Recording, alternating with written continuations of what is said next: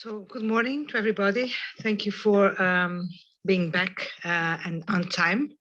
I hope that you had a good rest last night after the intense day and long day that we had yesterday.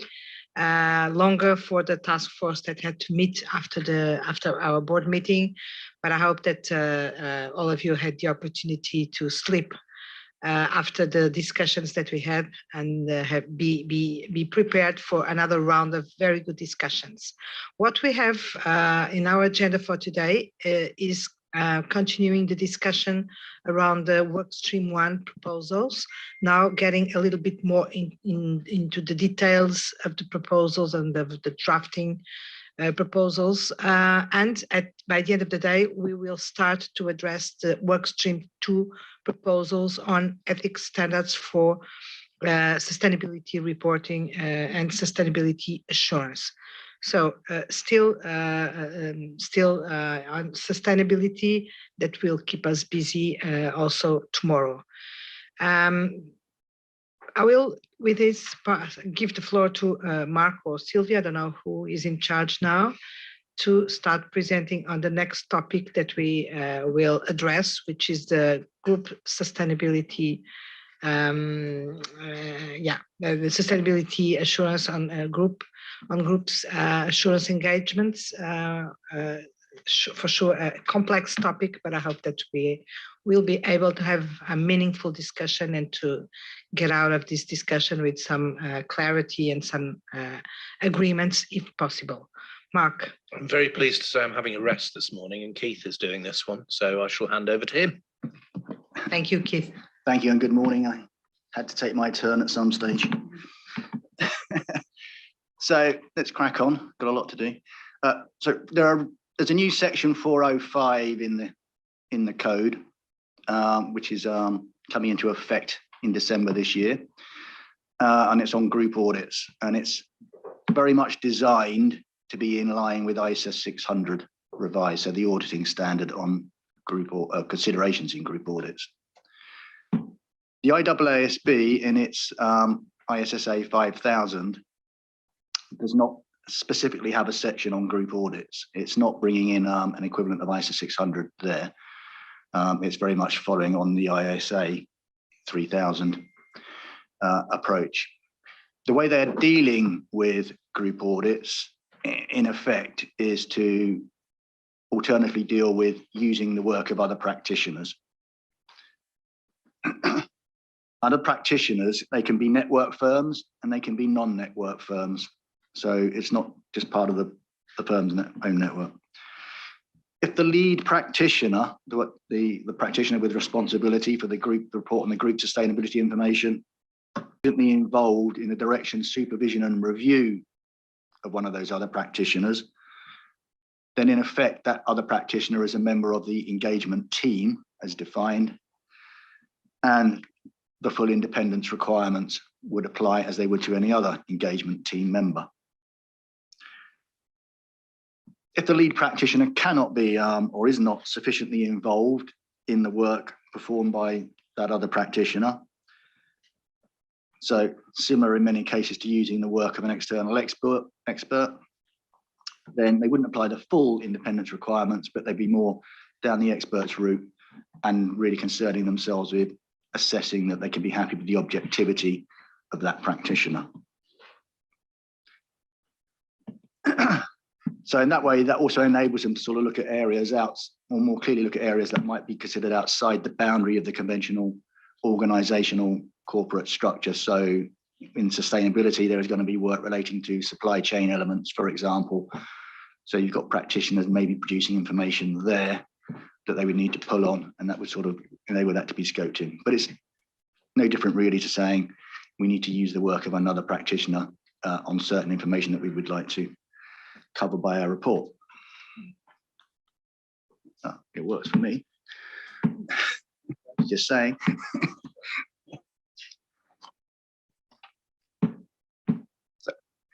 So sustainability insurance engagements, that will fall within the part 5.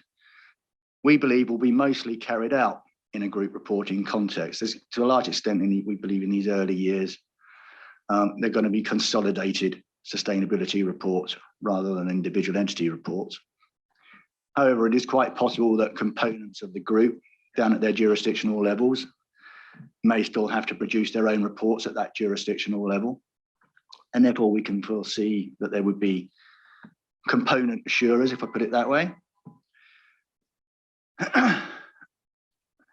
And so we are intending, as you will have seen from the papers, to address the independence of individuals and their firms very much by mirroring what's in 405 at the moment. So this is all in the interest of maintaining equivalence and comparability so that people can see, oh yes, I can see that sustainability is in line with the requirements for audit. I guess if we'd gone down the IESBA route, we could have had a section that was using the work of other practitioners, but that would then potentially cause some confusion if people are trying to compare to the existing code and its requirements for audit. So we believe that we can use the requirements in 405 adapted for sustainability assurance and the various parties involved in that. And so we're bringing in newly defined terms, which will be on the next slide, equivalent to those in group audit. So component auditor, component sustainability assurer, for example. The definitions are much the same, but just tweaked to apply to sustainability. We'll have requirements and application material in a section in part 5, which is equivalent to 405 in 4A.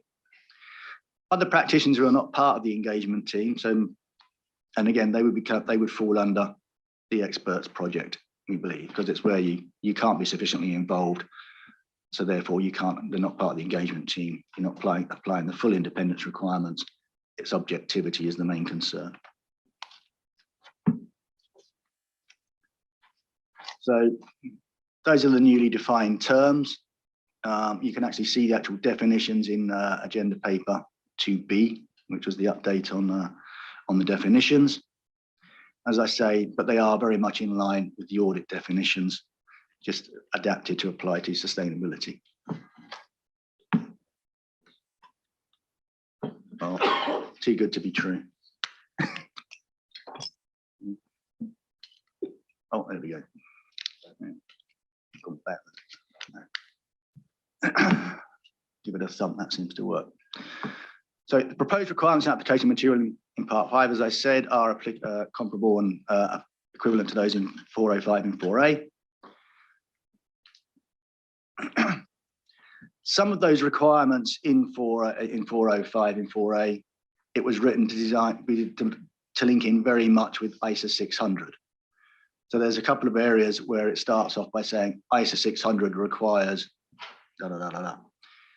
Clearly, we cannot refer to ISA 600 in this section, and we can't refer to ISSA 5000 either, because it doesn't have a sort of equivalent section within it. But actually, why would we want to refer to ISSA 5000 anyway? We are supposed to be framework neutral. Having looked at those areas within 405, where it says ISA 600 requires, when you actually look at them, they relate to matters such as making sure that the component assurance firm, for example, is aware of the independence requirements, where you're going to expect them to be compliant with those, and then confirming with them whether they understand those and whether they will actually comply with them. And if they won't comply with them, then obviously, much like an audit, you would be down the route of having to decide what else you want to do, whether that's try and get somebody else to do that work, go in and do the work yourself, and so on. But we believe that the way to address the ISA 600 point is simply remove the reference to ISA 600 and establish the requirement directly within this section of the code itself, and say the leading the group sustainability partner, not sorry, group sustainability leader, is responsible for communicating to the component assurers as appropriate. So that's how we're sort of keeping it equivalent to 405. I think that's pretty much what I wanted to say on groups. Can we just add one thing while Keith breaks the technology? And that is just to remind the board, the reason that we've developed this section is that we came to a view quite early on that if we didn't deal with the group question, we'd effectively be going out to consult with a code, with changes to the code that would age very quickly, because people would come back to us and say, hang on, you're not there with groups. We know the IESBA are going to do this as a future part of their work. And so therefore what we've done is we've followed a consistent approach as would be followed in a group audit. So we're not diverging from any sort of accepted practice, but we are doing it to make sure that we're not midway through a consultation and then we're having to change what we're proposing. So this is a way of sort of future-proofing the changes that we're proposing to make to the code, which is why we're putting them forward. Thank you, Mark. Yes, I should have made clear on that we are aware, or at least we believe the intent of the IESBA are to address possibly introducing a specific groups section into ISSA 5000, but that would be sort of like a phase 2 type element to their project. As I say, they're covering off by addressing other practitioners more generally. If I may as well, and this is an important issue that we ought to flag in the explanatory memorandum to the exposure draft as to why IESBA has gone forward and put in a section addressing group assurance engagements, whereas on the IESBA side, they don't quite, as of yet anyway, have an equivalent assurance standard addressing group engagements. And one of the important reasons I do believe we need to articulate in our explanations is that precisely that premise that we are going with the view that the standards that we're developing will be at the same level as for audits. In other words, that we have the same set of standards for group sustainability assurance engagements of heightened public interest, so to speak, that are almost equivalent, or so to speak, equivalent to those that apply to audits of financial statements. To put it another way, there would be a hole in the set of standards if we didn't have independence provisions addressing group sustainability assurance engagements, whereas on the audit side, yes, you would have independence requirements for group audit engagements.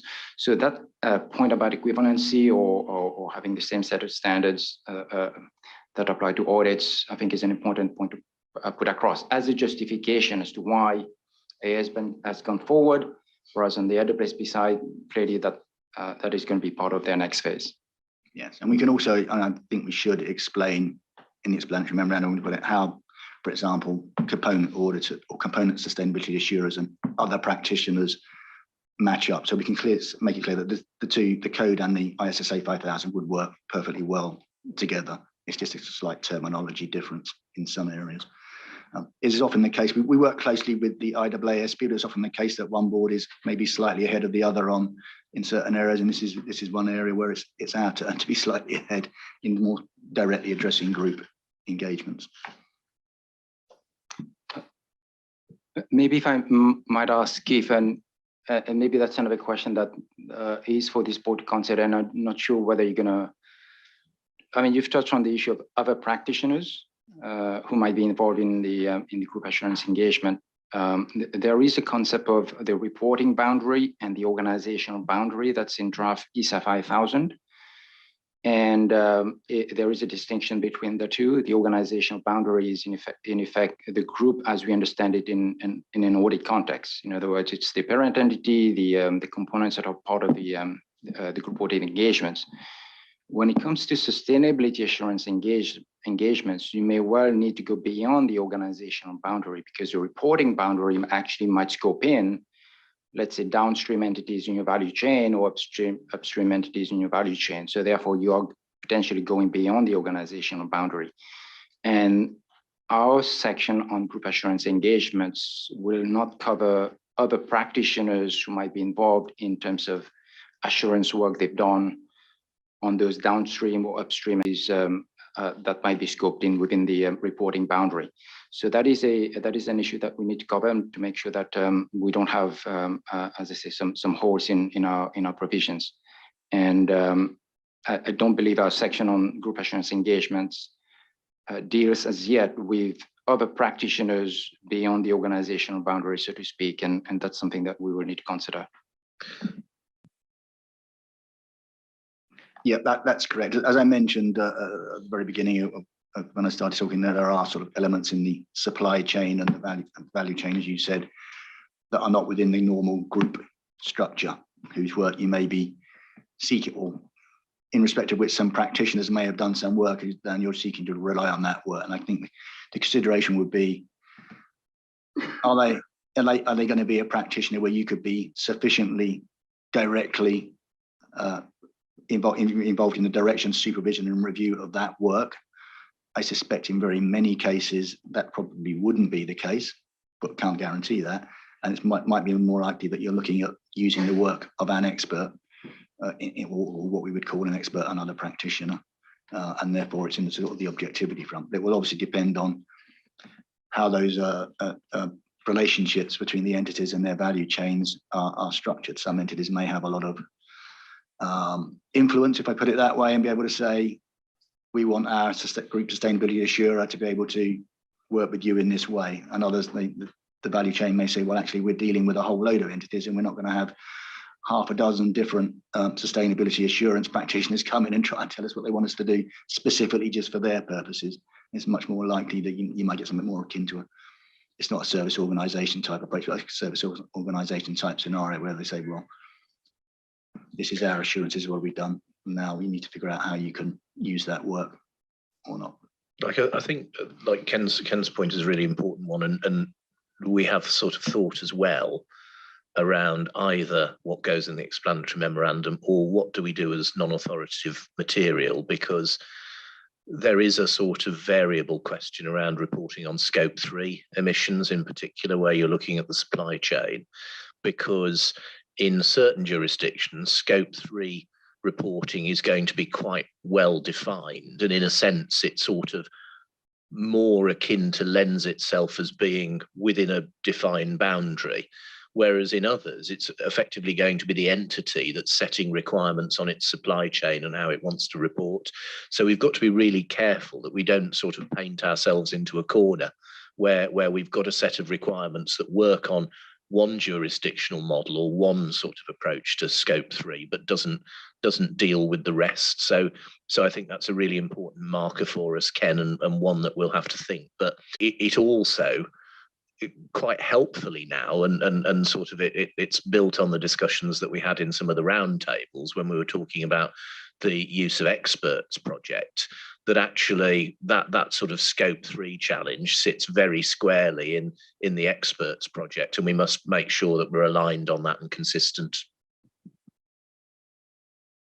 Absolutely agree. And I think we haven't got it yet, but I think we'll probably find it helpful to at least introduce a paragraph, if I put it that way, in 405, and maybe in the experts as well, that just acknowledges this sort of structural thing when it comes to sustainability assurance and where those would be covered off as appropriate.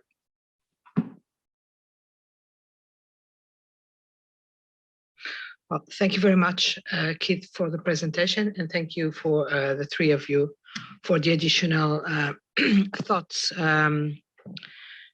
provided to feed the discussion. I will now open the floor. I mean, I must say that I fully agree with the inclusion. I shouldn't say that ahead of the discussion, but I think it's so evident that we had to do it. Otherwise, there would be a gap and an inconsistency about what we have in for assurance and sustainability assurance. But anyway, let's. That doesn't mean that you should not share your views. On the contrary, so I'm going to open the floor to listen to the board's comments on this proposal on group sustainability engagement.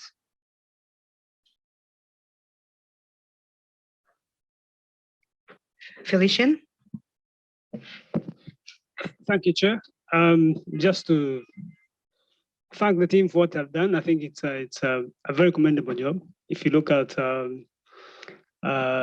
the previous version of the ETGA, which was Caroline did and the team, it mirrors exactly what has been produced in this context of sustainability assurance engagements, which I fully support, and I think it's a good way to go. And the material is very good. It's well thought out, and I can only say thank you to the team. Thank you. Thank you very much, Felician.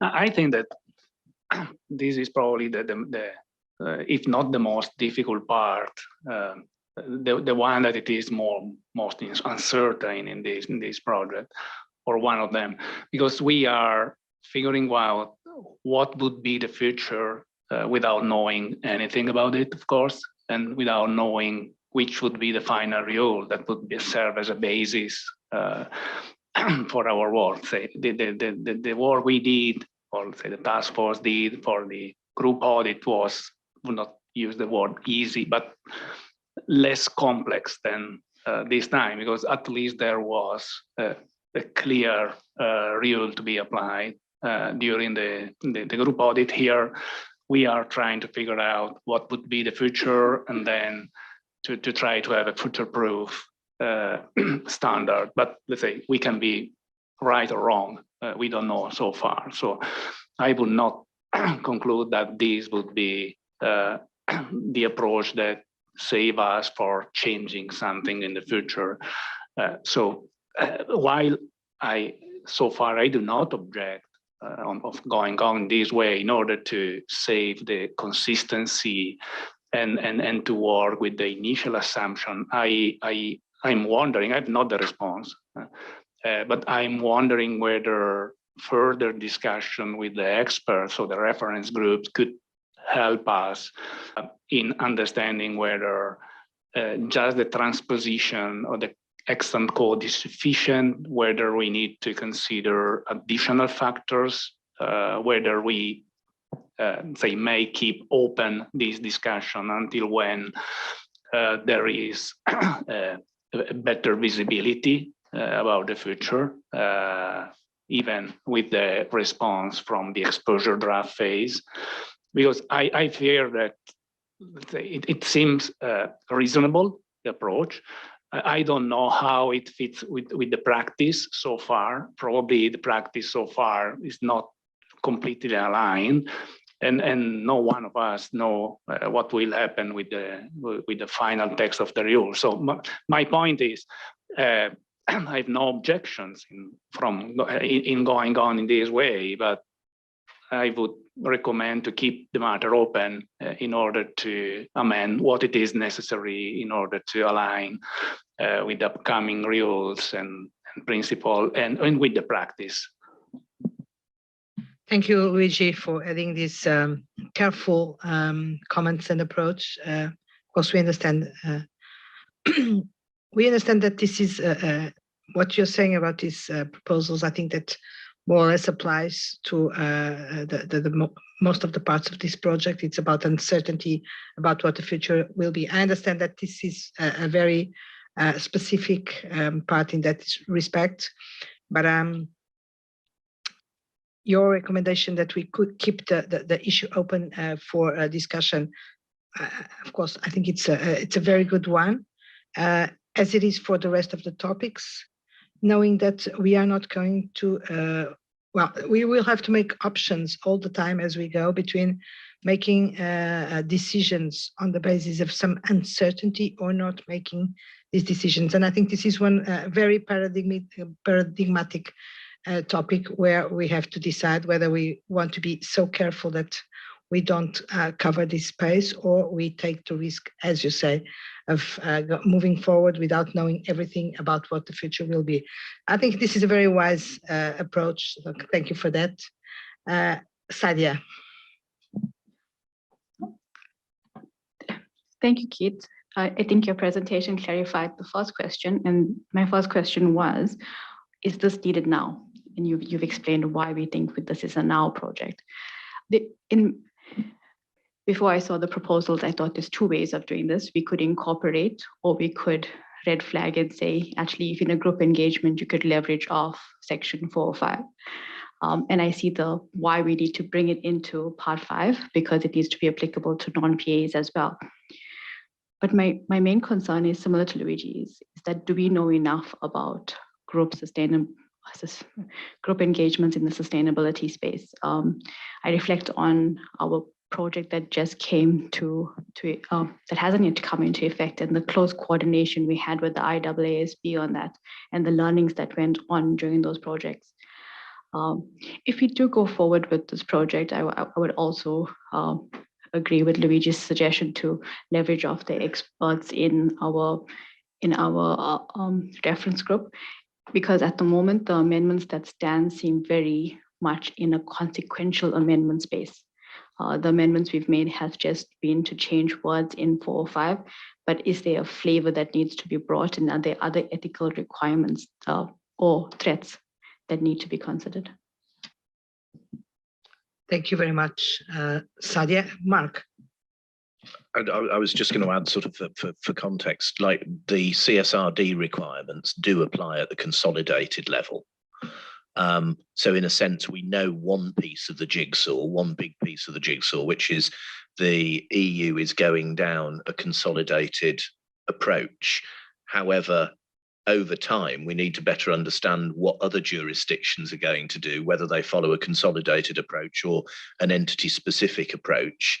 And then we've got to make sure that what we get to as a sort of final recommendation to the board is sufficiently flexible to deal with both and is not overly tied to one approach or the other. So we are beginning to see, you know, how this will be delivered, but we've still only got a little part of the picture, and we need to better understand more as we go along. Thank you, Mark. Chana, please. So I think what convinced me about including it now is that most jurisdictions are starting with the biggest listed companies, which are groups. So when jurisdictions are starting with the, you know, like say the Australian example, the proposal that they're talking about is the top 200. These are huge groups. And so it doesn't make sense to put out something that doesn't address the group scenario practically. And so for that reason, I think we could put it out for exposure and then see what sort of feedback comes back. But most jurisdictions are initially going to deal with the big companies, which are groups.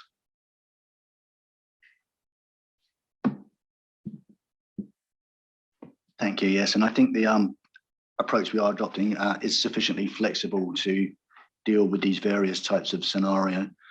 So the jurisdictions that are indeed requiring consolidated sustainability information to be presented. The question then might be, well, is all of that information, given its breadth and variety, covered by one assurer, or do they in fact say, well, actually, you know, different nature of this, different types of information, we'll have firm A assure that part of it, and we'll have firm B assure that part of it, because it's. But I think what we're doing actually covers that anyway. I think it provides the flexibility, because ultimately what will happen is if somebody has to do assurance on the information that's consolidated, they will need to they need to consider, are there other practitioners involved in this that we can use the work of? And it'll either be ones where, again, like an audit, it will be, you can be sufficiently involved in the direction, supervision and review of that work, and therefore they can be treated as though they were members of the engagement team. And we have the independence requirements accordingly, and that's covered off by 405. If you can't be sufficiently involved, then effectively you're down to using the work of another practitioner that I can't be sufficiently involved in, but can I nonetheless use their work? If I'm happy with their objectivity, that moves you over to the experts side of the equation.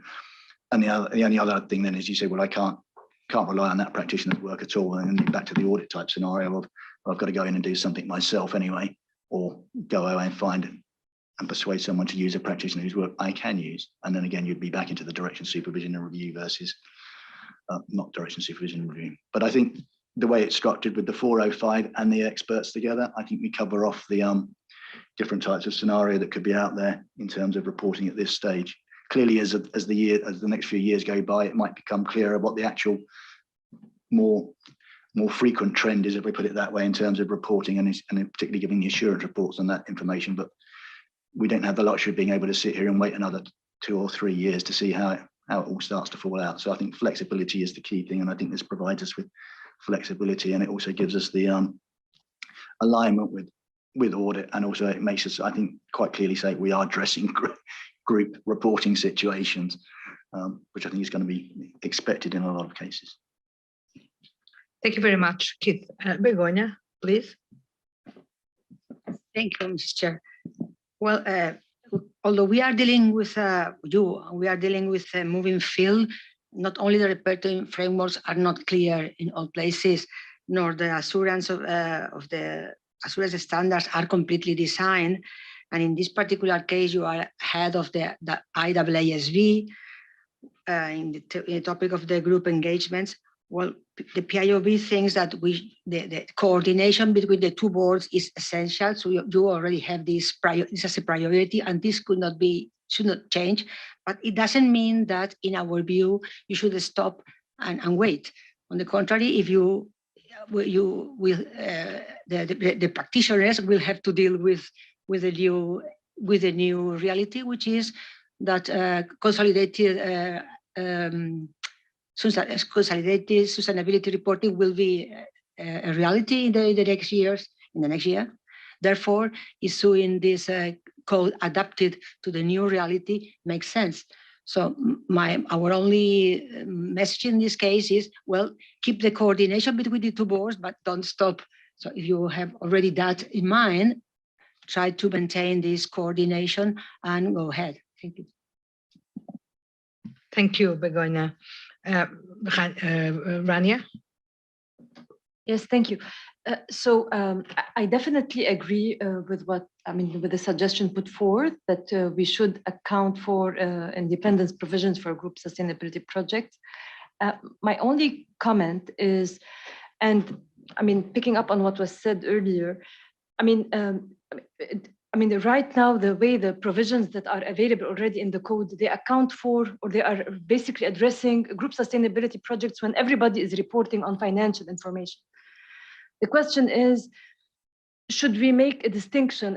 And I don't have the answer to this. I'm just thinking out loud. Should we make the distinction of when, for example, group sustainability projects where, let's say, one firm is reporting on, I don't know, climate, another one is perhaps reporting on inclusion or on social or on governance, or on, are these details that we should take into consideration? Because I think that the shape of group sustainability assurance engagements is going to be different from what we see for financial statement audits. And so I think there may be more details that we should account for as we move forward for this. And I think it's a very important topic, definitely. But we cannot just transplant everything from financial audits and take it into sustainability audits. There may be some, the devil is in the details, and I think we should be cognizant of that. Thank you. Thank you, Rania. Vania. Thank you, Gabriela. I think it is a very important topic, but regarding sustainability information and reporting, we are all learning. Those who are preparing the standards are still learning, so the uncertainty will be there for a long time yet. It's not as we have with the financial statements that we already have a context, we have a structure, we have definitions for doing that. So I agree with Begonia, we cannot hold on and wait until the definition is clear. The solution, I think, in my opinion, would be to take it as principle-based as possible. So it could be flexible enough to be used with what is decided in the short term. But there is no way we'll be avoiding some changes in the future. So we do not aim at to have fit for purpose for everything right now, because the level of uncertainty will be there for still some time, in my opinion. Thank you, Vania. Hector. Just briefly to mention that I think having the expert section as a complement of this group rules deal with most of the uncertainty. I think in most cases, when you have experts providing, I don't know, climate information, you will go to that section because the person in charge of the assurance on this will not be responsible for their work. There will be an expert provider that will provide a scenario under TCFD rules, and you will use that in your report, but you will follow the expert section on that. Solution seems to cover most of the scenarios. So it makes a lot of sense to go in that route. Thank you, Hector. Sanjeev, sorry. Thank you, Chair. I think very briefly, what Luigi said in the beginning and Satya and as Anya mentioned, future is uncertain on sustainability as to what all may come up. Maybe it is a good start to start with, but I think we need to have a word of caution as to, it's an ever evolving field. In group sustainability reporting, as Anya mentioned, some component may be reporting on X issue, someone on Y issue. How do you consolidate? What do you consolidate? So there would be questions, and I think there are no answers right now. But I think we need to be cautious about it. That's the only comment I have. Thank you. Thank you, Sanjeev. Sadia? Sorry, I have a new point. Should I wait until Harib? Okay. I have a question of clarification. In the slide, it says sustainability assurance engagements of heightened public interest are most likely to be carried out in a group reporting context. And I wondered if in that sentence, we were trying to add to the scope of part 5. You can delete of heightened public interest. We need to come back and scope around that. But what we'll do is when we feed back later this week on where the task force has gone in responding to the board's feedback, we'll explain how we're going to deal with that scoping question, which I also hope will deal with the point you rightly raise about this piece. It's just the fact that we haven't updated the rest of the slides for the discussions that we had yesterday. And my follow-up question, not to be debated now, would be if group engagements for sustainability doesn't fall squarely in part 5, do we have to make consequential amendments to part 4B? And it's debatable, but it's something to consider if you're going to have group in either one of those two.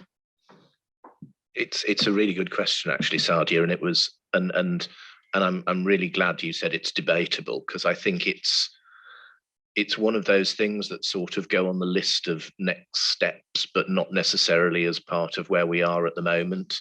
But I do think you're absolutely right that we shouldn't lose sight of it in where we go to with sort of trying to move forward on this project.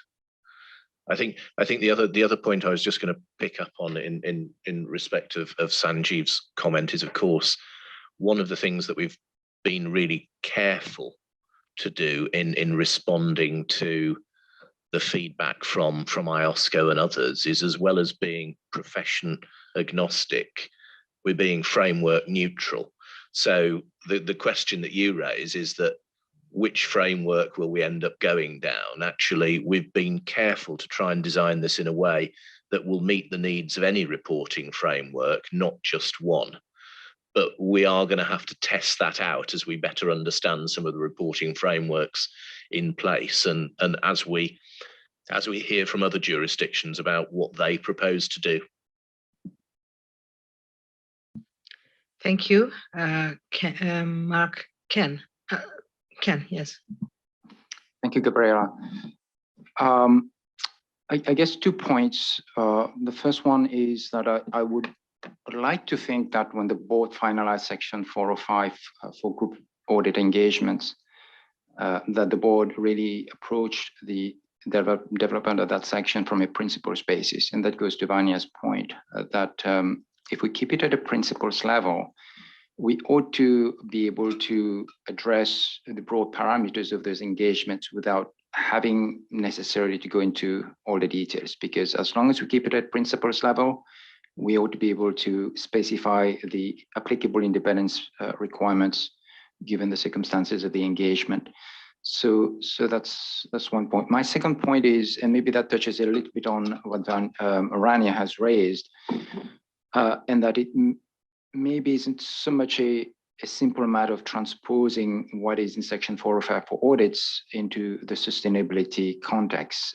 Yes, there will be different subject matters, but importantly, there may well be engagements that are what I would call composite engagements. And what I mean by that is that the assurance provider might be asked to express a reasonable assurance opinion on one aspect or one part of the sustainability information. And maybe that information is perhaps more quantitative in nature, maybe it's quantification of carbon emissions or whatever they might be. And then the same provider might be asked to express a limited assurance conclusion on another aspect of the sustainability information. And that part of the information might be more qualitative, perhaps more forward-looking, etc., and therefore more challenging in a way to come to a reasonable assurance conclusion. So with that sort of composite engagement, I would say we have to think carefully as to whether our section translate as well to that type of engagement, especially in terms of the use of terminology, because we use phrases like the information on which the firm expresses an opinion, and does this capture this that sort of category of engagement where actually you don't have just one opinion, but actually you may have two different types of opinion that are sitting together in the same report. So I think it just needs a little bit more thought about it, just to make it a bit more targeted and more tailored to the sustainability context. Thank you very much, Ken. Well, Chana, please. Just to add to the comments, I mean, when the task force was looking at this, we did go and look at some mining companies' financial reports, and this is not academic. They are already doing it, right? The big firms are already doing this at the consolidated level. So we looked at a few reports that week in Lisbon. So it's already occurring. So they must be dealing with it in some way with the components in the different jurisdictions. Thank you for that note, Chana, as well. So no more comments. Mark, back to you. I think that we can, or Keith, sorry, we can assume a reasonable comfort and agreement of the board. But my final words were just thank you all for the feedback. It's much appreciated. We have got all your points on board. Just to reassure Raya, the section is not financial information focused. It's quite capable of dealing with information of all types, and indeed in annual reports there's a lot of information that isn't financial based, so it's not focused on that. And to Ken's point, yes, I think it will help to have some material somewhere that just briefly explains the possible types of reporting scenario. But again, I think what we're really focusing on here is what do you need to be independent in order to be able to do the work. We're not getting into the detail of this is how you go away and assure all sorts of different types of information. That's luckily in IESB's bucket.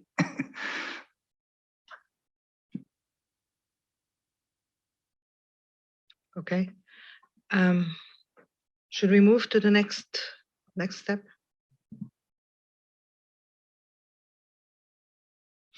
Okay, so thank you for that. We're going to move on now to consider some further independence matters that are relevant in the context of sustainability reporting and assurance, and again going through those issues that were in the board papers.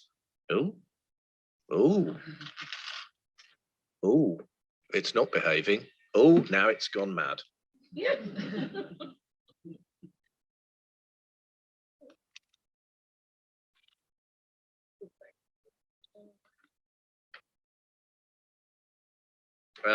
Can you go back to 29, please? Okay, so this is just really sort of reiterating a point around independence, which is obviously we've developed part 5 to be applicable in the context of all sustainability assurance practitioners. So regardless of whether or not you're the auditor.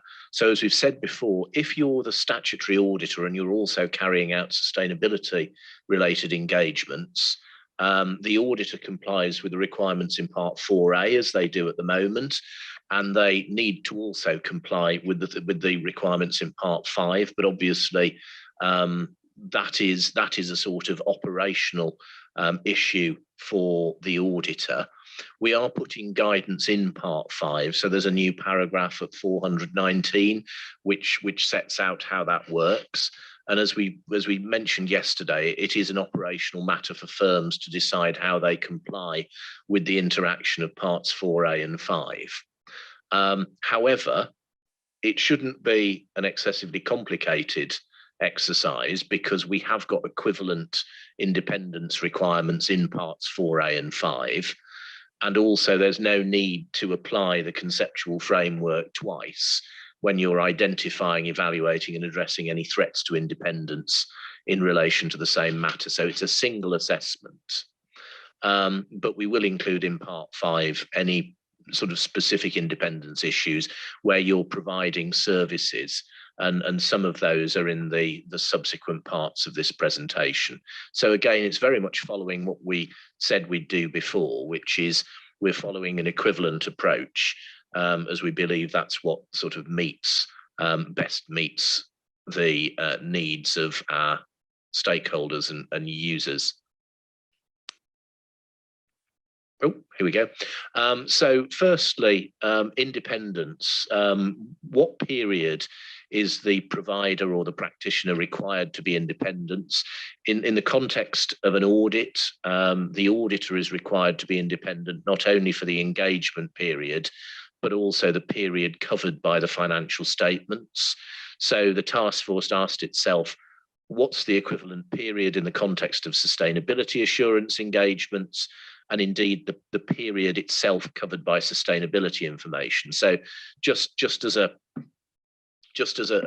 sort of example to illustrate that, we expect most sustainability information will be reported either by way of a company's annual report or a standalone sustainability report that covers the same reporting period as the financial statements.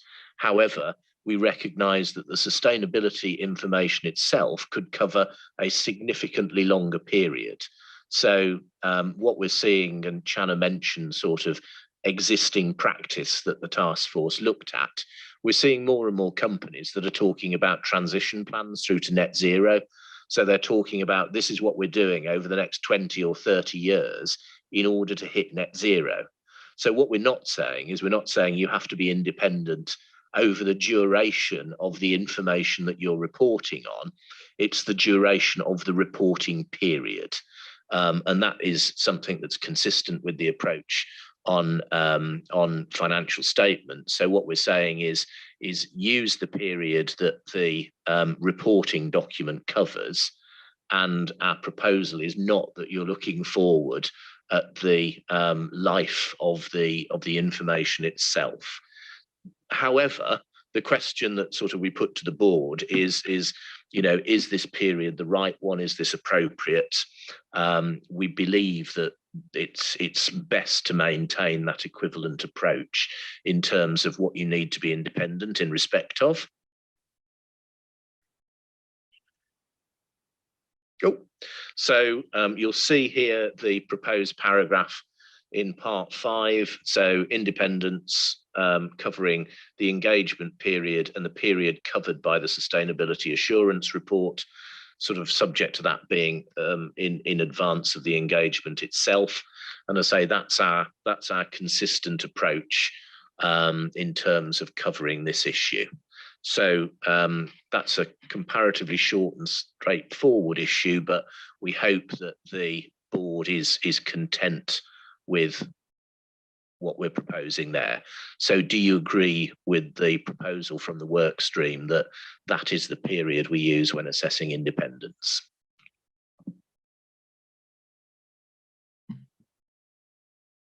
Thank you, Mark. Any comments? Sonam, please. I think my comment is at the clarification point.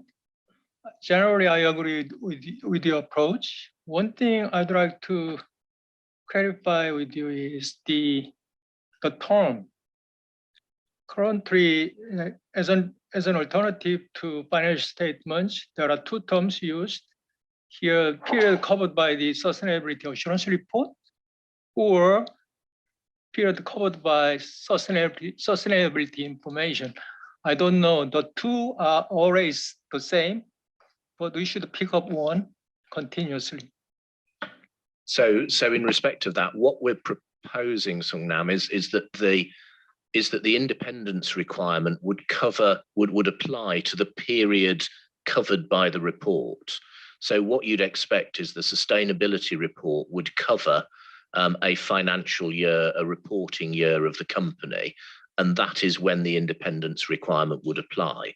What we're not proposing is that the independence requirement would apply to a much longer period, which would be the case if you said, for instance, you're providing assurance over a company's transition plan.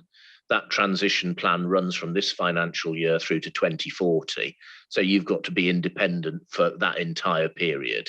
So what we're saying is that the term that will apply is the period covered by the sustainability report, not the period covered by the information. Yeah, I understand. Yeah, there are so deep understanding, deep knowledge. I understand. That makes sense from my perspective. Thank you, Sungnam and Mark. Rich, please. Yeah, Mark, correct me if I'm not wrong, but this is essentially the same as the audit period, right? And we're saying if you have to be independent for the period of sustainability engagement, and let's say you start planning it 2 months before that year, you have to be, that's part of the engagement period, so you'd be independent during that period also, correct? Thanks. Yeah, that's absolutely the case. And indeed, regardless of whether or not the statutory auditor is providing the assurance over sustainability information or someone else, the company would still want to say both of its assurance providers were independent for the period covered by the report and the period of the engagement. So absolutely right. And it's equivalent in that respect. Thank you, Mark, for this additional clarification. Luigi? Mark, I think it is a good solution, and I agree with that. As usual, I tested with various cases. It is not clear to me. Well, probably on the basis of your clarification now, I have the response, but I wanted to make sure what's happening if an auditor is engaged after, let's say, 2 years for assuring a certain period. Is this definition consistent with the fact that we do not need to check the independence for the entire 2 years after the period relating to the information, the assurance report? I don't know whether I was clear in my question. So in terms of the reporting periods, Luigi, the assurance provider or the auditor will be independent for that reporting period. I think we're probably coming on to your other question in the next section, which is looking at partner rotation requirements, where there is an issue over independence, for instance, where a sustainability assurance provider may have previously been the auditor, and you've got an independence requirement that you've got to consider, how long is it before engagement with an entity begins to have an impact on someone's independence. So hopefully that will cover it. But what we're doing is as sort of confirmed to Rich, is we are aligning with the requirement that would apply in an audit. So however you would apply it in an audit context, you'll apply it in the sustainability context. Can I say, no, if the principle is to apply the same rule for financial statement, I'm in agreement, absolutely. My point is that as it is written now, I read it in a different way as it is written now, but maybe I read it in a wrong way. Well, in that case, we will, in sort of picking up on this, just make sure that it is clear. Thank you for that, Mark. Yeah, Christelle, sorry.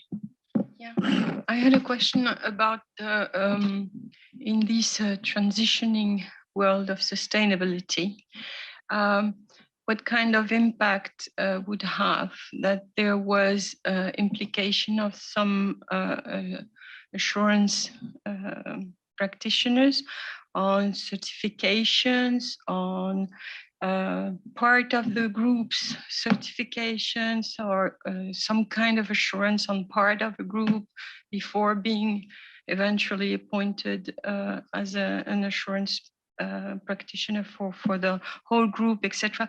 Does this transitioning situation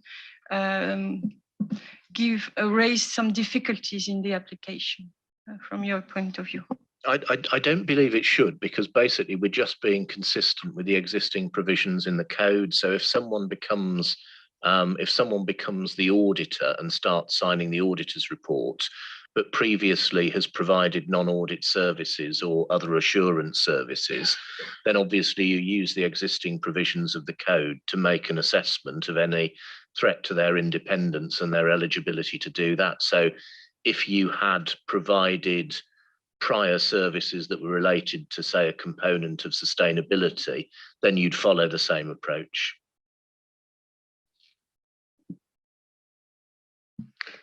Thank you. No more comments. Okay, Mark, do you want to, to move on? So next one is just looking at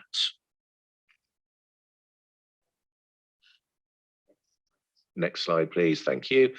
Is looking at the issue of partner rotation. So obviously, again, we're following an equivalent process in part 5 regarding the rotation of the engagement leader and other key sustainability assurance leaders. So those will be equivalent to the requirements in part 4 of the code. We asked the question when we met in Lisbon, can an individual serve as an engagement leader for 7 years in a sustainability type engagement? Because obviously we've got the existing provision in the code of 7 years where they've served as an engagement partner before. So we're looking at this through the long association lens. And we're saying that a threat arises from long association if an individual serves in a combination of audit and sustainability partner roles. So therefore, what we're proposing is that previous roles in the audit engagement be used to calculate your 7 years time on period for a sustainability assurance engagement. So what you couldn't have is somebody who was the engagement partner for an audit for 7 years, who then moves on to do 7 years as the sustainability assurance leader. It's 7 years in aggregate. So again, that would be consistent with what we have in the existing code. And if we can move on one more slide, please, Astu. You've got there the proposed paragraph in part 5 at 540.5 in terms of how that would work. But I say again, that is a consistent approach and an equivalent approach to what's in the code as is. So with that, if you can move on one more slide, please, Astu. Is the board happy with what we're proposing in terms of long association? Thank you, Mark. Hector. Sorry, just a question. And I know we're not changing other sections of the code, but in principle, this should work the other way around as well, right? Sorry, I should have made that clear. So it's basically 7 years in aggregate, be it as a sustainability assurance engagement leader or an audit engagement partner. You can't fiddle it by changing the order. Thank you, Mark and Hector. Christelle? Yeah, so my understanding from, Hector's proposition that there should be a confirming amendments in 4A. So to make clear. Yes, so we'll make sure that that's aligned, because at the moment it's it refers solely in the context of audit. So we'll also need to make sure that 4A reflects the fact that someone could have a qualifying period as the sustainability assurance engagement leader, which would also count towards the 7 years in part 4A. Thank you, Mark. Ken? Thank you, Gabrielle. Just one question, I suppose. When we refer to sustainability assurance engagement, do we have in mind those engagements that would be within the scope of Part 5, or do we contemplate the situation where the engagement leader or partner, whatever the case might be, might have performed a sustainability assurance engagement that wouldn't be within the scope of Part 5? So in other words, an engagement that isn't of heightened public interest as we labeled them before. So I think it's not entirely clear whether within our section dealing with wrong association, whether we're just referring to sustainability assurance engagements of heightened public interest, because that individual might well have been involved in, you know, the other category of sustainability assurance engagements, but still would be associated with the entity. So I think, Ken, we're being consistent because what we're looking at is periods where they've acted as an engagement leader. So that would just be consistent with the approach elsewhere in the code, and we would mirror the same requirements. So the fact that it doesn't follow Part 5 and it follows Part 4B means you'd be consistent where someone had led something that was consistent with 4B for the purposes of working out independence under the extant Part 4A of the code.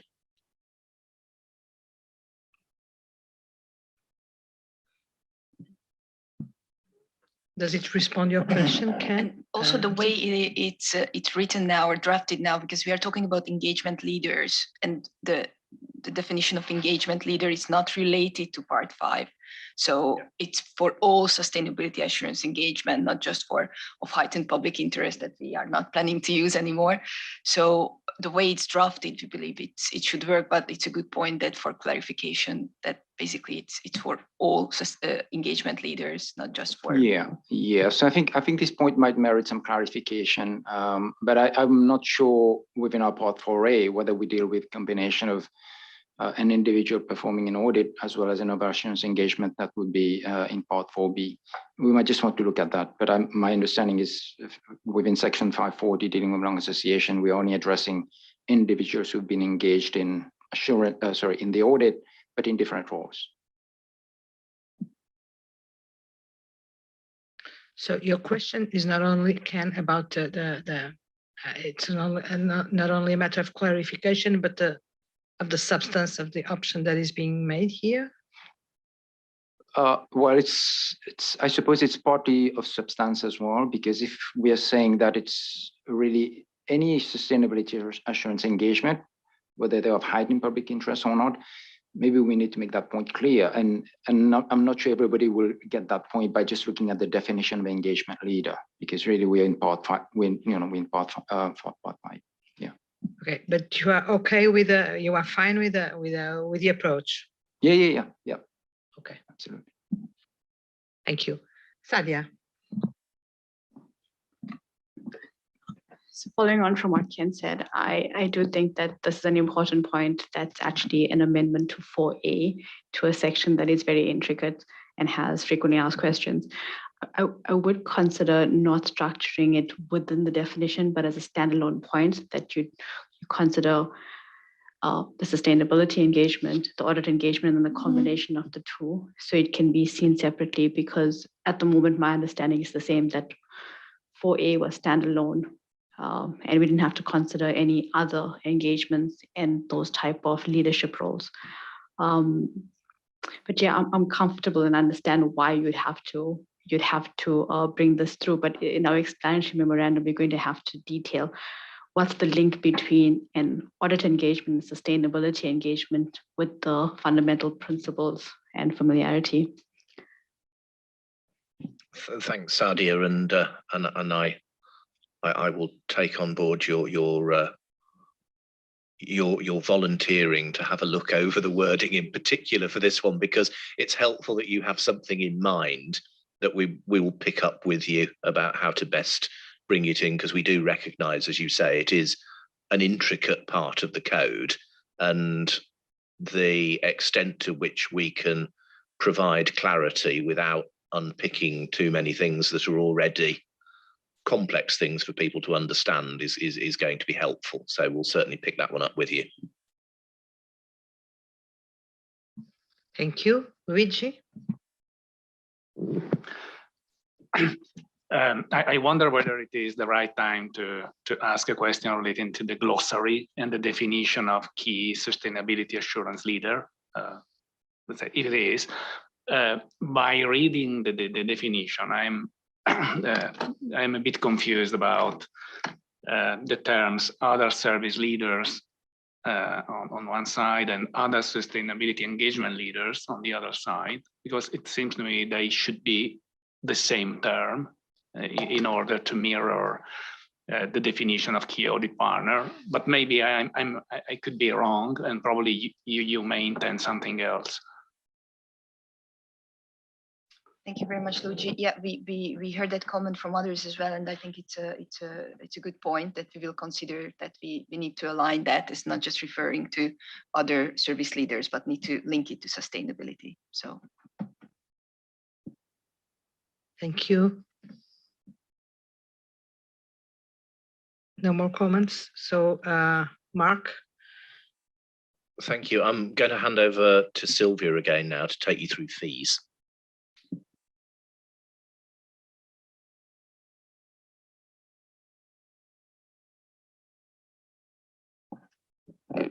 So the next issue we would like to discuss about is the fee related matters, particularly proportion of the fees.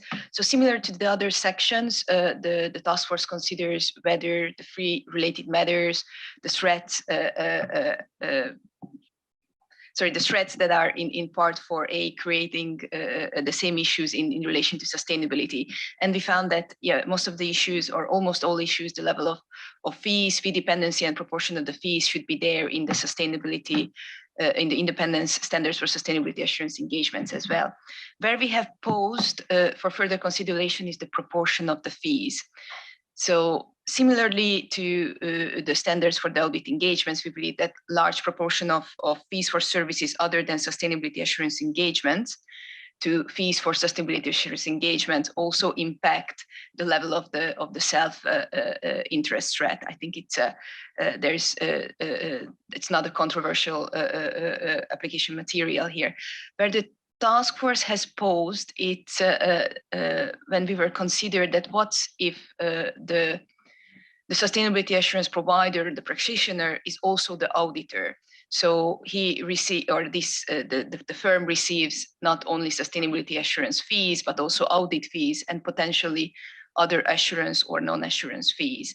And the question is that how the firm should evaluate or determine what would constitute a large proportion.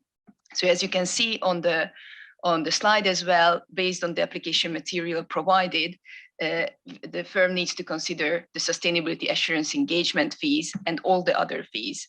And if case there is an audit fee, the question is whether this audit fee would fall under the bucket of all the other fees.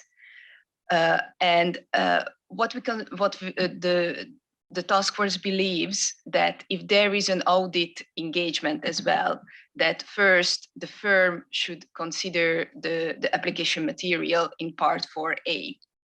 So regarding how we determine the proportion of the fees, if there is an audit fee, there will be the audit fee and all the other fees. However, if there is no audit fees involved, it would be the sustainability assurance fees and all the other fees. So it's really not about the concept of the application material, it's really what would form the basis of determination of what consists a large proportion. And on the next slide, we can see an example, so maybe it's easier to demonstrate what we are talking about. So as you can see on the left-hand side in the table, that if there is an audit fee, sustainability assurance fee, and other NAS.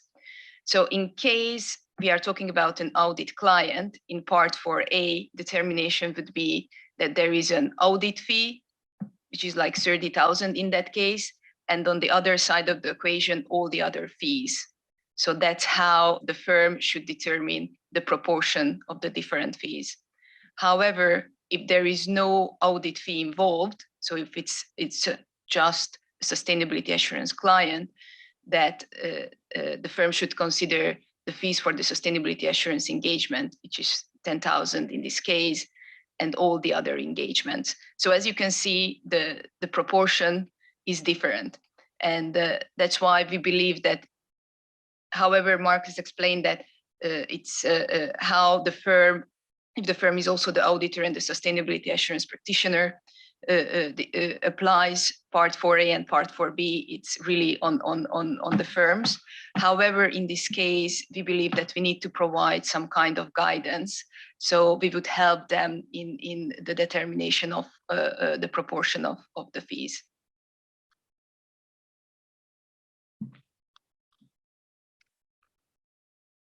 And I would pause here just to take some questions.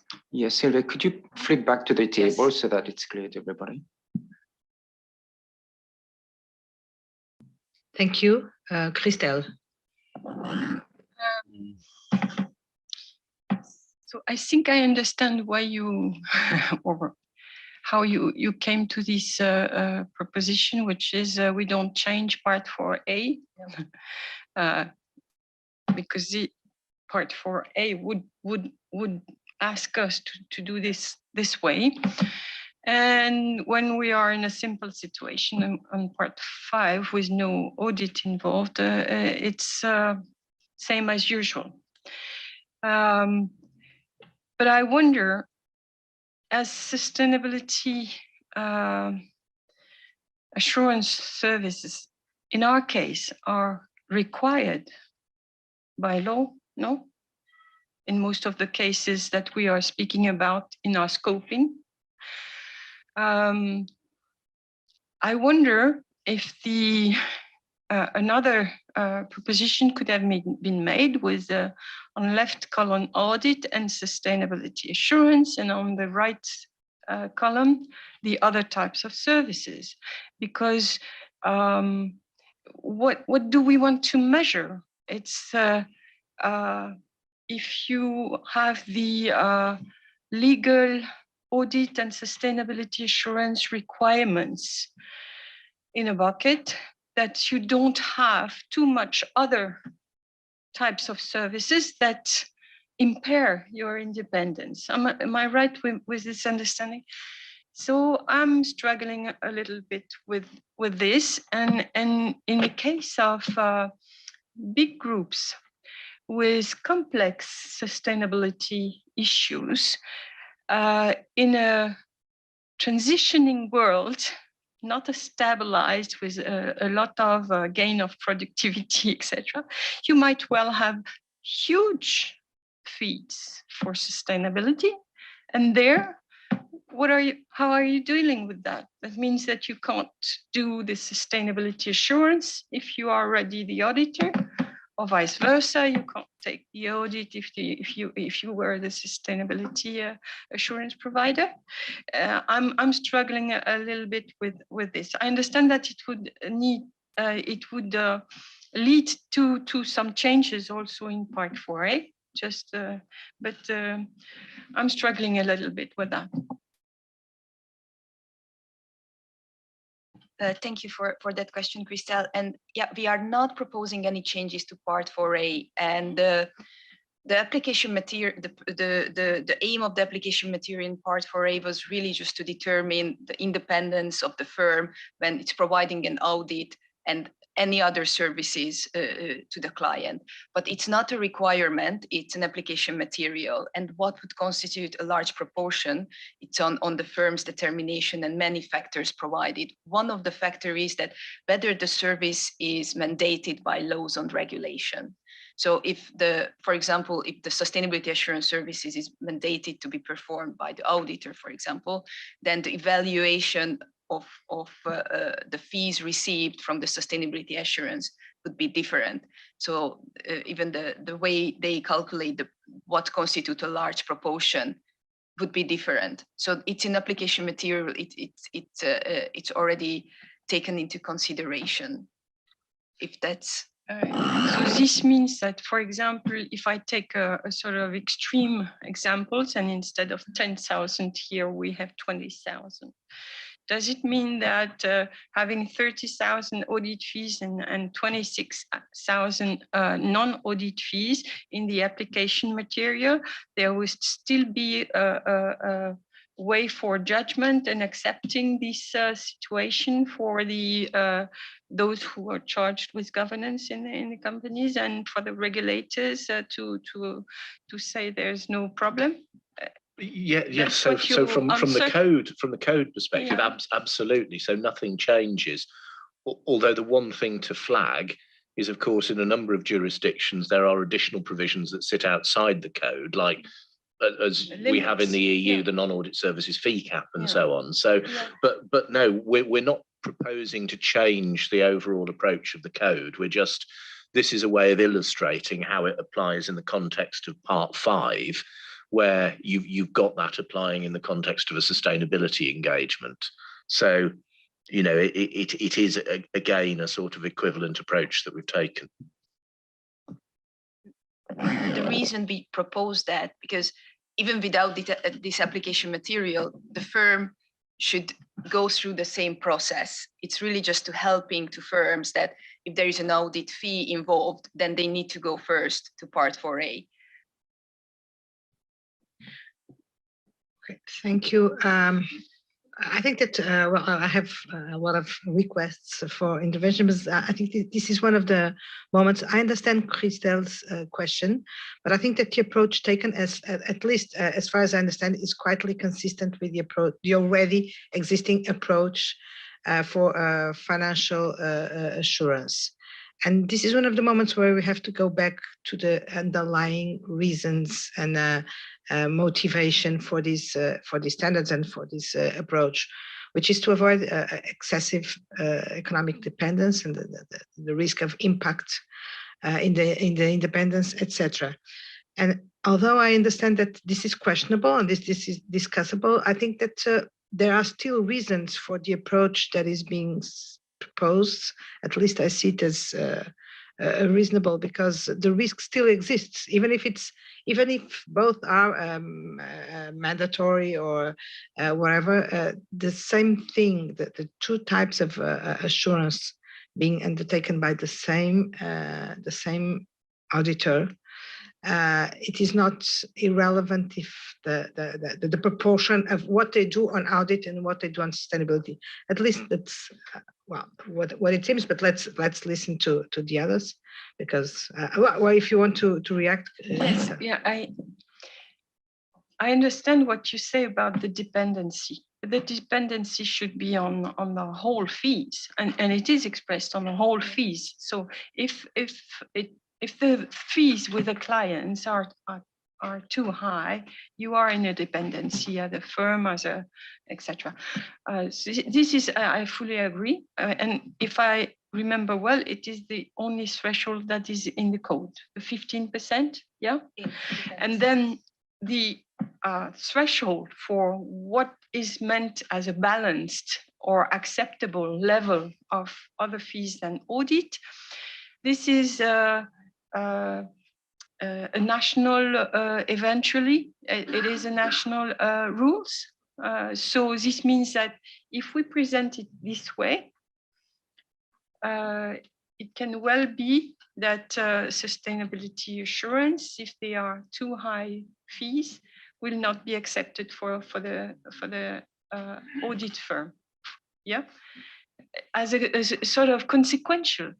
Is it really and if you compare that with another group where the audit fees are 50,000 in my example, and only a few other fees, this would be acceptable. But if the 50,000 is 30,000 audit and 20,000 sustainability, this would not be acceptable. I don't understand this reasoning. You see? I see your question, but before I will refrain from reacting now because we need to listen to the others. But let's see how the board sees this question. Luigi. And thank you for providing this information. I'm fine with, let's say, the part 5 analysis. I'm still struggling to understand part 4A because basically we are applying the provision that were prepared before changing the code.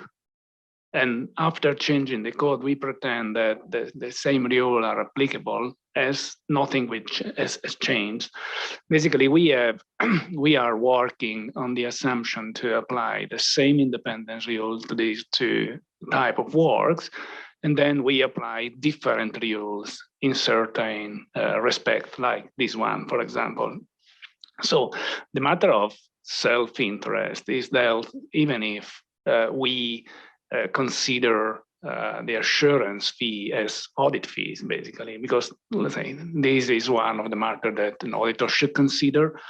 The point that is that I don't think we can qualify an activity with an independence level which is equal to audit as non-audit, which it is counter let's say, it is something I cannot understand.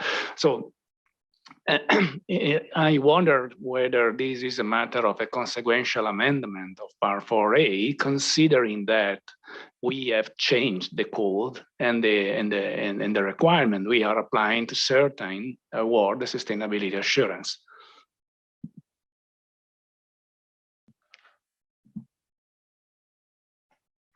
I just wanted to clarify one more point. I'm not sure this responding to your question, Luigi, but just so what the application material we have for Part 4A that was adopted by the FEES project is really it's providing a guidance how to evaluate or the threats created by the proportion of the fees, and that, as I mentioned, it provides factors that the firm needs to consider, whether the fees is mandated by laws or regulation or the provision of the services, and also the type of services.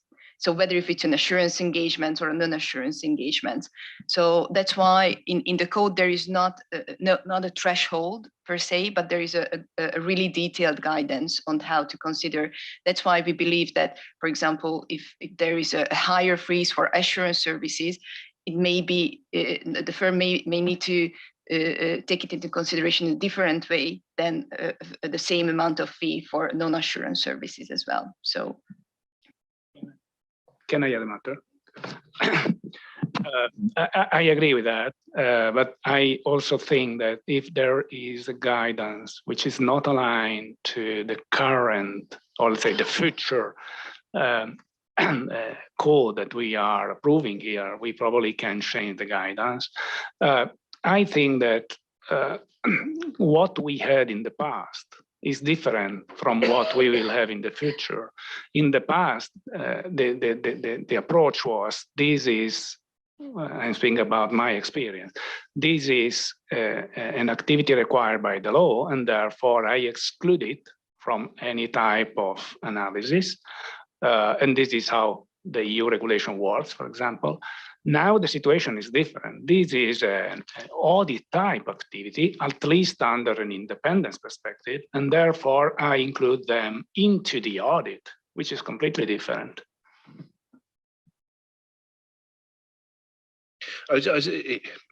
Again, it only goes to show the sort of slightly sort of arcane levels of detail that we go into on this. But, you know, although, for instance, services required by law or regulation are in the EU context exempt for the purposes of the cap, they still have to be considered for the purposes of any threat to independence, because you could still have a fee that was so significant that it might require safeguarding or impacted on independence. So I take the point that we've got to be very careful in terms of how we develop guidance that supports this, but I still think the underpinning approach has to be one of we're demonstrating that we've got an equivalent approach to that applies in the context of an audit, because that's in a sense, that's the sort of benchmark that we've taken all the way through on this.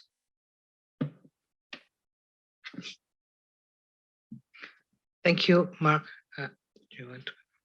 Well, I don't know if board members want to come in on this issue. If so, please, but because I do want to come in as well. But I'll keep board members. Okay, so let's go. Thank you. Luigi, do you still want to speak? Because thank you, Felician.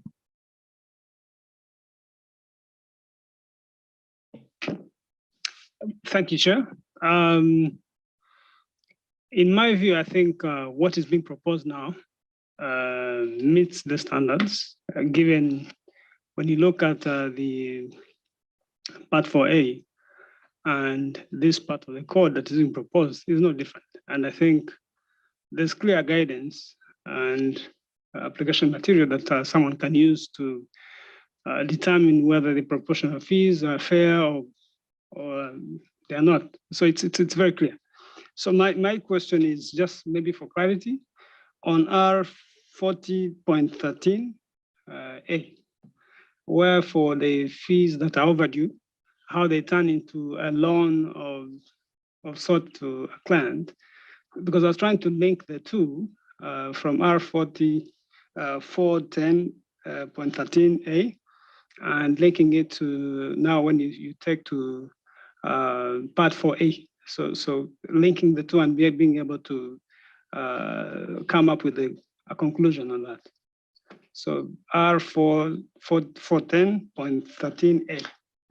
Yeah, so Felicia, forgive me, please. I don't know if this is connected to this issue or it's a different question. No, for the fees, still for the fees, but No, but is it connected to the proportion issue? Yes, not proportion, but for. Well, could we come back to your question Okay, then? no Because problem. I think we are trying to get a resolution on the proportion issue. Thank you. Thank you. Rich, please. Yeah, I have 2 points. I think building off of Luigi, in the example here in 4A, if the audit is a group audit and the sustainability audit engagement is also for the group, and the same party is doing it, I don't know why you wouldn't consider that all part of audit fees for purposes of consideration of relationships. But I think the comments that have been made about considering the application material that Sylvia pointed out is important to remember, both in this context and also in what I'm about to ask about. And I think maybe pointing that out might be something we need to put in the explanatory memorandum when we go out with an ED, that reminding people that that's not a requirement, but rather application material. On part 5, if the provider of the assurance engagement is not the group auditor, financial statement auditor, and is an organization that does a variety of other things besides just provide assurance sustainability, presumably everything that organization provides, sells, delivers to the sustainability assurance client will be in that right-hand column, right?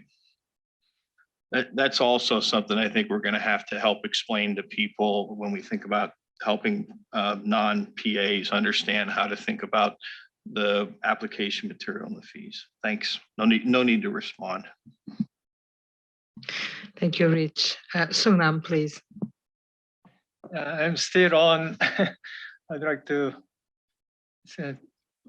have a clear understanding and rationale in connection with 10,000 sustainability assurance fee treating as a non-audit. I understand this approach, and also this is in accordance with Part 4A.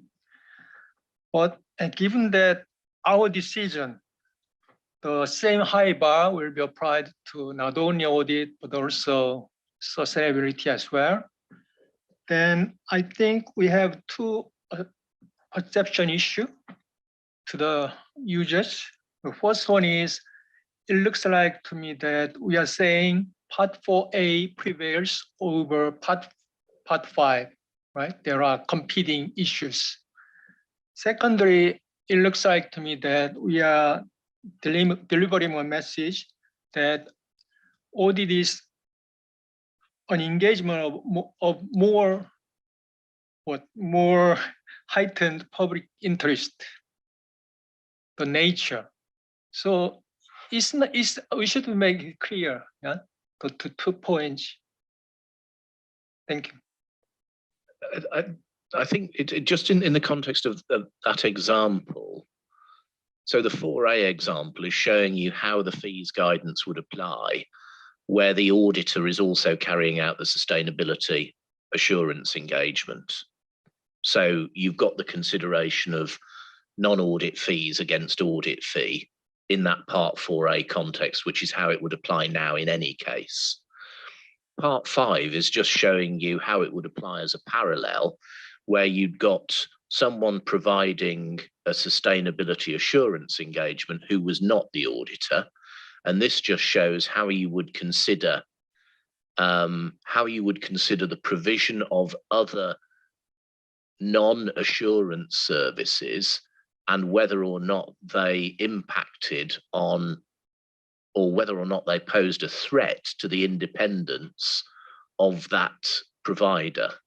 So in a sense, we're just following the same approach, but the illustration in part 5 for the purposes of this table is it just shows what happens when you have someone who is not the auditor providing the sustainability assurance engagement. So I don't think we've got anything different there. Like in terms of your sort of question about hierarchy, Sungnam, it's in a sense like there is almost a hierarchy because audit is the regulated activity and the provision of a sustainability assurance engagement is an assurance engagement. It may be that in years to come, sustainability becomes part of the audit engagement, but at the moment, that's not the case in the vast majority of jurisdictions, although it could be at some point in the future, in which case we still have a principles-based approach that would take account of that, because for the purposes of part 4A, if sustainability assurance was part of the audit, you wouldn't have 30, you just have 40 as the audit fee. And then you just show your non-audit services in the context. So you'd have 40 and 6 rather than 30 and 16. So I think it is one, but I do recognize, just because of the nature of the discussion that we have here, that we've got to be careful in terms of the guidance that we have to explain how the application material works in all types of different circumstances.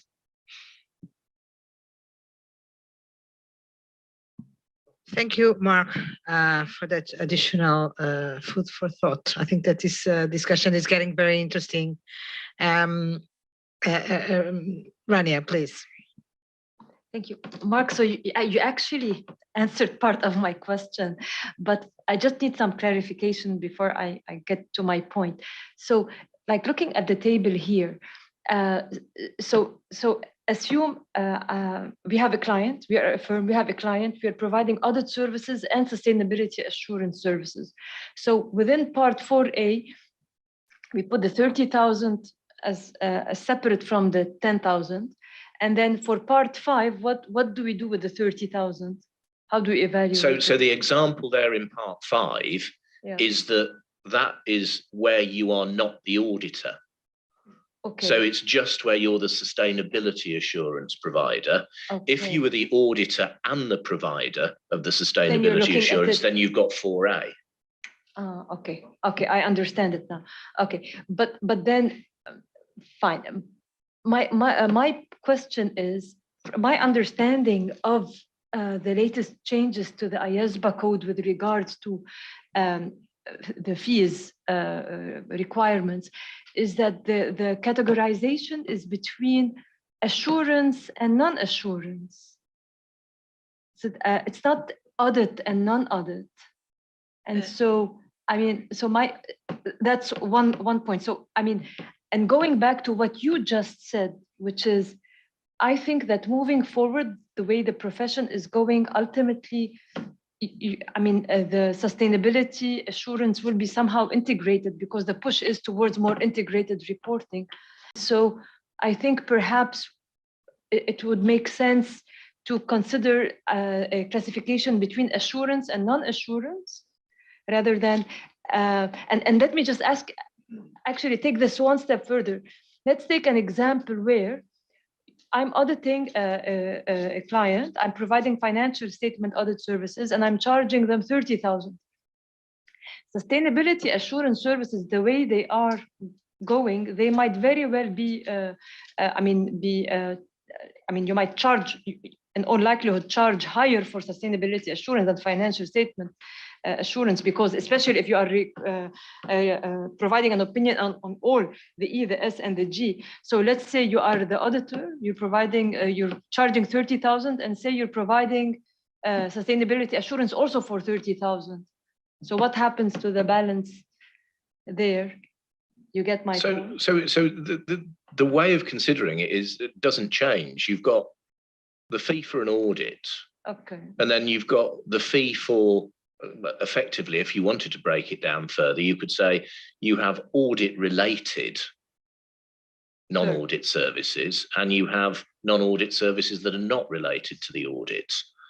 But effectively the consideration remains exactly the same. Now, I absolutely understand the problem that you're trying to address, but the problem you're trying to address is that we're dealing with badly drafted and badly thought out law that doesn't actually take account of the way in which these engagements are actually delivered.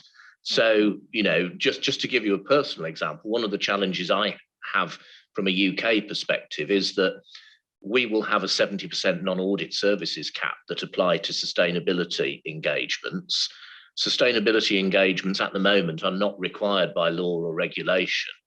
So if the company wants to commission assurance, it can only do so if the cost of that is less than 70% of the audit fee. So if it's more than 70% of the audit fee, the auditor can't do it. They've got to get someone else to do it.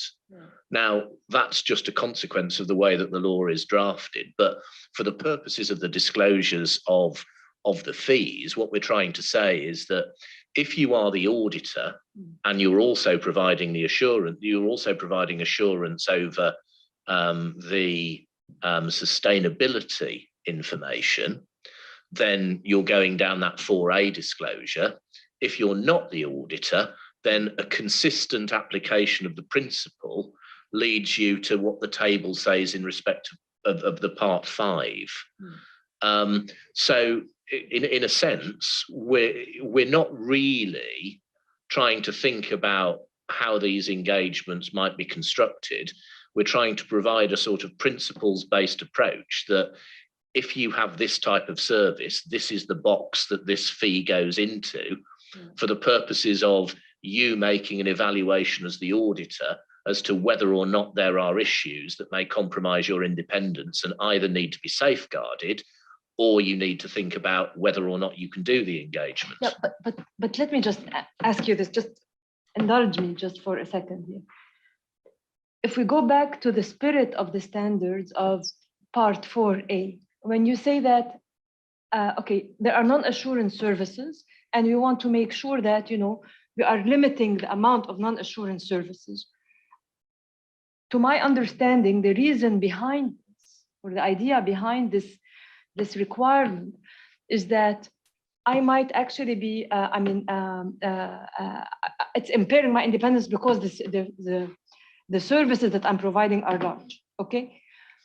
The point is, with sustainability assurance, it also requires independence. Yeah, so I'm really not seeing the distinction. Going back to Christelle's point, it's like if it's one big engagement, it's one big engagement, and if you're looking at the proportions, assuming they are equal, then for an audit purpose, you cannot be doing the sustainability assurance because it's too large, and for the sustainability assurance, it's impairing. You get my point? It's like, I appreciate that we're trying to be consistent, but I think perhaps there are certain areas where we should consider, some, deviating from the past practice, because I think now things are changing and it's all part of assurance. I mean, when you're providing assurance on financial statements, you don't break it down, it's one assurance engagement. And especially that if we want to be, as you said earlier, like future proofing, we should really be looking very soon. I mean, couple of years down the road, you're probably going to have engagements where the two are combined, where perhaps sustainability assurance or climate related information is somehow being factored into the finances. And so how do you break it down? So well, I think it's I think it's services that are assurance versus non-assurance, services that require independence versus those that are. It's it's an like the issue is it's not one big engagement. There is an audit of financial statements, and then there are other engagements over the assurance of information, and at the moment, assurance of sustainability information is not part of an audit. Yeah. So in an audit of financial statements, the annual report might contain sustainability information, but the auditor's obligations in respect of that are only in respect of other information under ISA 720. So they're not being audited. They're actually being reported on in accordance with ISA 720. And there's nothing to say that will change quickly, because it would fundamentally require the rethinking of what an audit of a set of financial statements is. However, companies are reporting on sustainability information and they're asking for assurance of that information. But it's not part of the audit, it's a separate assurance engagement.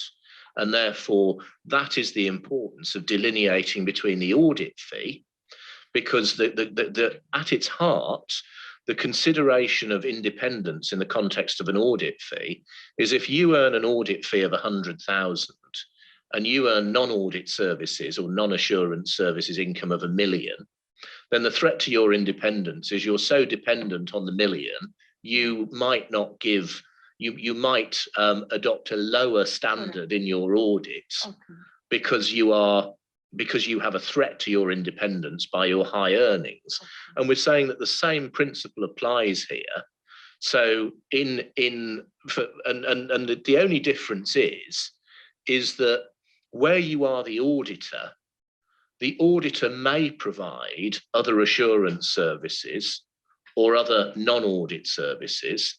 Some of those services may be required by law or regulation, and therefore that is a factor that you consider in whether or not it impacts on your independence. And that, I think, is probably clearest in the context of US filers, because in the SEC rules, you have certain services that the auditor is expected to provide, and the SEC rules allow that. And therefore, you may have, particularly where you've got an entity that is undergoing a transaction or a business change, those could be a multiple of the audit fee itself. But the same principle still applies, that you consider it from the perspective of what's your audit fee, what are you earning from other engagements? Of those other engagements, are any of them required by law or regulation? Are they voluntary? And that is the assessment process that you're going through when you're evaluating whether or not there is a threat to your independence that either requires you to safeguard it or requires you to consider whether or not you can carry on with the engagement. And so what are the thresholds? So there aren't thresholds. No, I mean, like, for example, I understood that 15%. No, that's only dependence on one client. So the only threshold is that you as an audit firm cannot earn more than 15% of your income in total from one client. Assurance and non-assurance services. Yeah, so anything in aggregate, you can't get more than 15% of your money from one client. However, the assessment of the threat to your independence You know, we are setting out a framework, and the auditor makes an evaluation based on the requirements in the code and the application material in the code as to whether or not the level of non-assurance, non-audit fees is sufficiently high that it forms a threat to their independence as a whole. Now, in the UK, we have a requirement where there's an explicit consideration if non-audit fees are more than the audit fee. So there's a specific requirement that we have to consult with the ethics partner in the firm. But generally, the assessment in the code is a principles-based assessment where you are looking at the level of services and the type of services to evaluate whether there's a threat. Okay, so just one last question. So effectively, what you're doing, you're precluding a situation, you're prohibiting to have, let's say, a firm that is providing audit services that it would, let's assume in this example, charge $30,000 for, and let's say provide a sustainability assurance service that it would also, let's say, charge $30,000 for. If it is not, if the law does not require it to perform that other service, then it has to choose. It's not going to be able to do the two at the same time. Well, we don't have a prohibition in the code, but we have effectively a flag in the code that the provider then considers whether or not there's a threat to their independence that either they need to safeguard or in extremis they can't safeguard. So we don't currently have anything in the code that says if you're earning 30,000 for your audit fee, if you earn 60 from something else, you can't do it. There's no prohibition in that respect. Yeah. But there are a series of criteria really sort of embedded in the fundamental principles, which is you are required to identify threats to your independence as a result of your high earnings from non-audit services. And you say, is this something that I can safeguard, or is this something that requires me to safeguard it? Or is this actually something I can't safeguard and therefore it risks making me no longer independent? But there are no sort of hard lines in the code. It is a principles-based assessment. So the only hard line is, as you said, the 15%, which is you can't earn more than 15% of your income from a single client. Thank you for this wonderful discussion. And before we move forward with all the others that want to speak, let me just share that I was anticipating that this could be one of the most tricky questions that we had to discuss today, because it goes into the core of the substance of the existing standards and the standards that we want to have with respect to independence. And I really think that listening to you, and thank you all for raising all these very good comments. I think that Mark explained it very well, and thank you for that as well, Mark, because at the end, there is one question that we have to respond, which is there a risk that if the same the auditor who is providing audit services and is also providing sustainability assurance services can be impacted in its independence by the fact that the fees that are being received, that it receives from sustainability assurance, is there a risk that there is an impact in its independence by this fact? I think this is really what we should be discussing, and not that much if it is consistent with what we have. I mean, then this is the consequence. Or if it is conceptually right to have the boxes and etc. It's really that we have to address this question. And you are right, Rania, I would say, when you say probably in the future we will have an integrated reporting and this will be the same, but it's not the same nowadays. That is also for sure. So again, as we have been concluding many times here, this is a moving field, and most probably in 3 years, 5 years, 10 years, we'll have to go back to what we have decided. But the reality now is that these are two different animals for the time being. And the question is, and I'm not giving an answer, whether we should consider these different animals for the purposes with respect to the consequences that each one of them may have on the other in terms of independence or not, which is at the end applying the same rationale of the existing standards to the audit and sustainability assurance. So yeah, let's keep on discussing, but this is really a very strategic discussion, and we should make sure that we touch upon the right and the most essential elements of this discussion. Chana, please. Thanks, Gabriela. So I like to go back to one of Mark's points that this is a regulated activity, audit, right? And the part that we are forgetting is generally most countries, the Corporations Act and accounting standards mandate the disclosure of the audit fee. So that's what we have at the moment. Disclose the audit fee. They are not talking about sustainability or anything. The laws might change in time, but at the moment, the focus is on the audit fee, and this achieves that. And if you want to address, sort of think about independence, like Mark said, we add the audit fee and the sustainability assurance, the 40,000, and compare it against the non-assurance fee. So, I mean, the other option is, Mark, whether we say that if law or regulation requires the assurance engagement, then that could be another category. But I think for the moment, this works. But in time, if law or regulation comes in and says that that is equivalent, sustainability is equivalent to the audit, then we might have to change.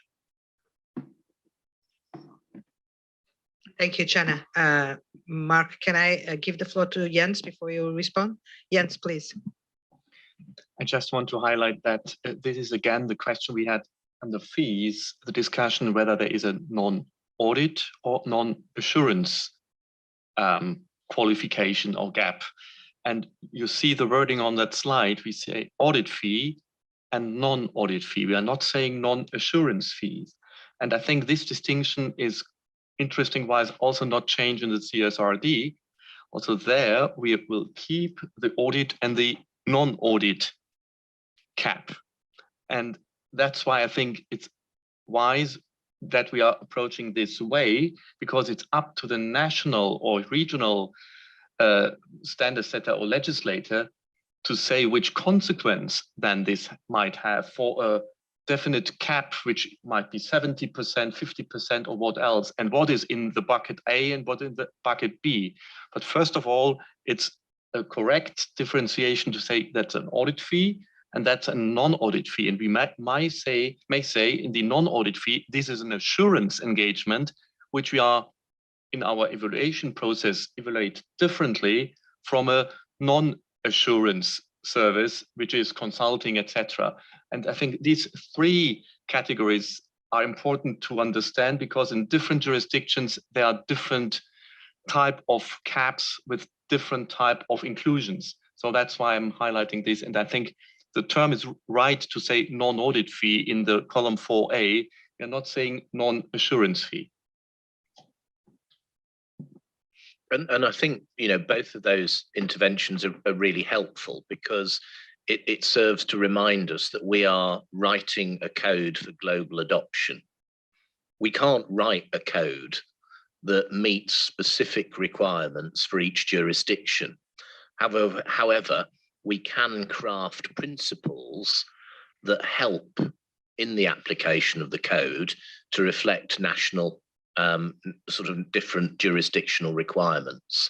And I think that's what we've sought to do. So in a sense, it comes with a series of judgments, but I would very much caution against this. Don't let sort of perfect get in the way of good, because we could over specify what we're looking for, and actually what we need are a series of principles that help to deal with the existing fees provisions, which actually work well in terms of protecting auditor independence and can be employed in the same way to protect assurance provider independence in the context of sustainability.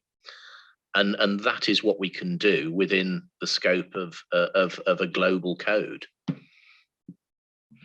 Thank you very much. Sadia. So I actually think that the working group found the best construct. I think if I didn't have the papers in front of me, I would have naturally gone to that thinking that you go to 4A, and then you have to think, if you're not the auditor, you're in 5. I do appreciate that fees is an intricate subject, and that's probably the reason why we're getting a lot of questions on the understandability. I also just want to remind the board that the fees provisions are only effective for the last 6 months. So the adoption of fees is new. And we also have a post-implementation review of fees in a few years' time. So there are interesting questions about whether they should be seen together, and challenges on how fees should be looked at holistically. And I think those are valid, but maybe it goes onto that list that the working groups are keeping on things to look in the future on further considerations. Today, I had to go back to the frequently asked questions, and I think that there's valuable information in understanding the fee provisions and what they're getting at, and that might help in being lifted and putting into the explanatory memorandum in reading these provisions. Thank you. Thank you very much, Sadia. Paul, please. Thanks so much. I think that this is where the not being the accountant in the room comes with challenges. But just going back to Jens's point, I think was so clear on that. Should there be 3 blocks of audit, assurance, and then non-audit, non-assurance components?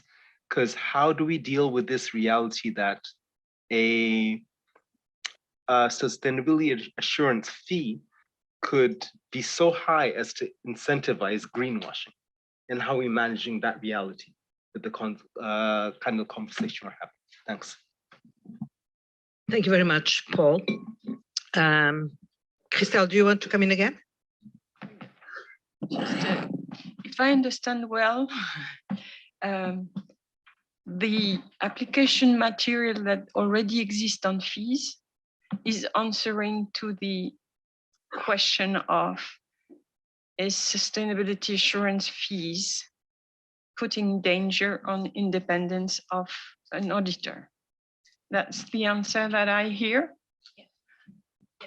And the only, not enemy, but the only tricky things is when a regulation is a little bit blunt and too much of an automatic thinking, and that might impair the capacity of auditors of making sustainability assurance missions, because they would go over a specific threshold. But this is not the code to address that thing. That's how I understand the situation. Also, because this is principles based again, and then there is room, I think, and flexibility to adjust as needed when we have concrete situations where jurisdictions have certain options, which might make this complicated. But I think that I'm anticipating the response, but I think that the response to the Christelle's question is yes, the application material applies. Yes, exactly. So it's if we don't have a part 5, and then what we have now in part 4A would address the sustainability assurance fees, because now we are just using the concept that has been approved as part of the fees project and just effective for, as Sadia mentions, for 6 months. So basically, there is no changes to part 4A. And just to respond to Paul's question as well, in the slide we have the audit fees and non-audit fees, because that's the main comparison. But as Jens mentioned, that when we are developed the application material, we really build in that there are different type of fees, and the nature of the fees need to be taken into consideration when evaluating the large proportion. So I could put on more columns in that sense, but the main determination is between the audit fees and non-audit fees. But that doesn't matter that whatever is in the non-audit fees blocks would have the same would fall under the same evaluation, if it makes. Okay, Begonia, Ken, who comes first? Begonia, please. Thank you. Well, I've been doubting to take the floor or not, because sometimes I thought I understood, sometimes I got completely lost. So I must confess the discussion has been very interesting, but at the same time, I have many doubts about, or some doubts about what you are really saying with this. We are talking about independence. We were talking about rotation before, and I am not sure if, depending on if the sustainability engagement is in 4A or in 5, the solution is different. I understood that when you talk about rotation, doesn't matter if the engagement is in 4A or 5, then it counts for the 7 years. Yeah, but here, when we talk about fees, it seems it's not the same. And then if the engagement is in 4A, then it is considered as NES, different to audit, right? While if you are talking about part B, the engagement then goes in which column? Assuming the same individual, the same practitioner does the audit and the sustainability engagement. In that case, which is not here. No, I understood that this table doesn't consider that. This table considers that part 5 is when the provider is another practitioner. But in the assumption that the provider is an accountant, a public accountant, an auditor, then my question is, how do you consider these fees obtained with the sustainability engagement? Is part of the audit or is in the column of non-audit? And in that case, so I think I don't completely understand. If we are talking about principal ideas, I perceive there is an inconsistency in this. So maybe I'm wrong perhaps, but I'm a bit confused about it. Thank you. Hopefully. Okay, let me try to help. So on the 4A side, the overriding consideration is the auditor independent to give their audit opinion? So from a fees perspective, what could impact on the auditor's independence? It is other fees that they earn from that client. So therefore, what you're doing is you're looking at the audit fee, and the lens against that is all of the other fees that they earn, and you're seeing whether or not that threatens their independence. So where you're not the auditor, the most important thing you're being asked to do is give your conclusion or give your report on the sustainability information. So we're saying, what could threaten your ability or your independence to give that conclusion? What could undermine it? And the answer is the same. It's other money that you earn from that client that could undermine your independence. So the only difference between part 4 and part 5 is in part 5, you don't earn a fee for the audit. But the consideration is, do your other fees risk undermining your independence to give an opinion or a conclusion on your sustainability assurance engagement? And it's just that in the context of an audit, that the primary consideration is, do the other fees you earn threaten your independence to give an audit opinion? I think Jens is going to add to this. Thank you. I just want to clarify that in this example, part 5, it is relevant for an PA and for a non-PA. But the only difference to the left-hand part is that there is no audit engagement on the financial. There is no in this by the same practitioner. And that's why you are in part 5. But as soon as the provider is also the auditor, you are automatically in 4A. So that's why there is no contradiction and there is no gap, just to clarify.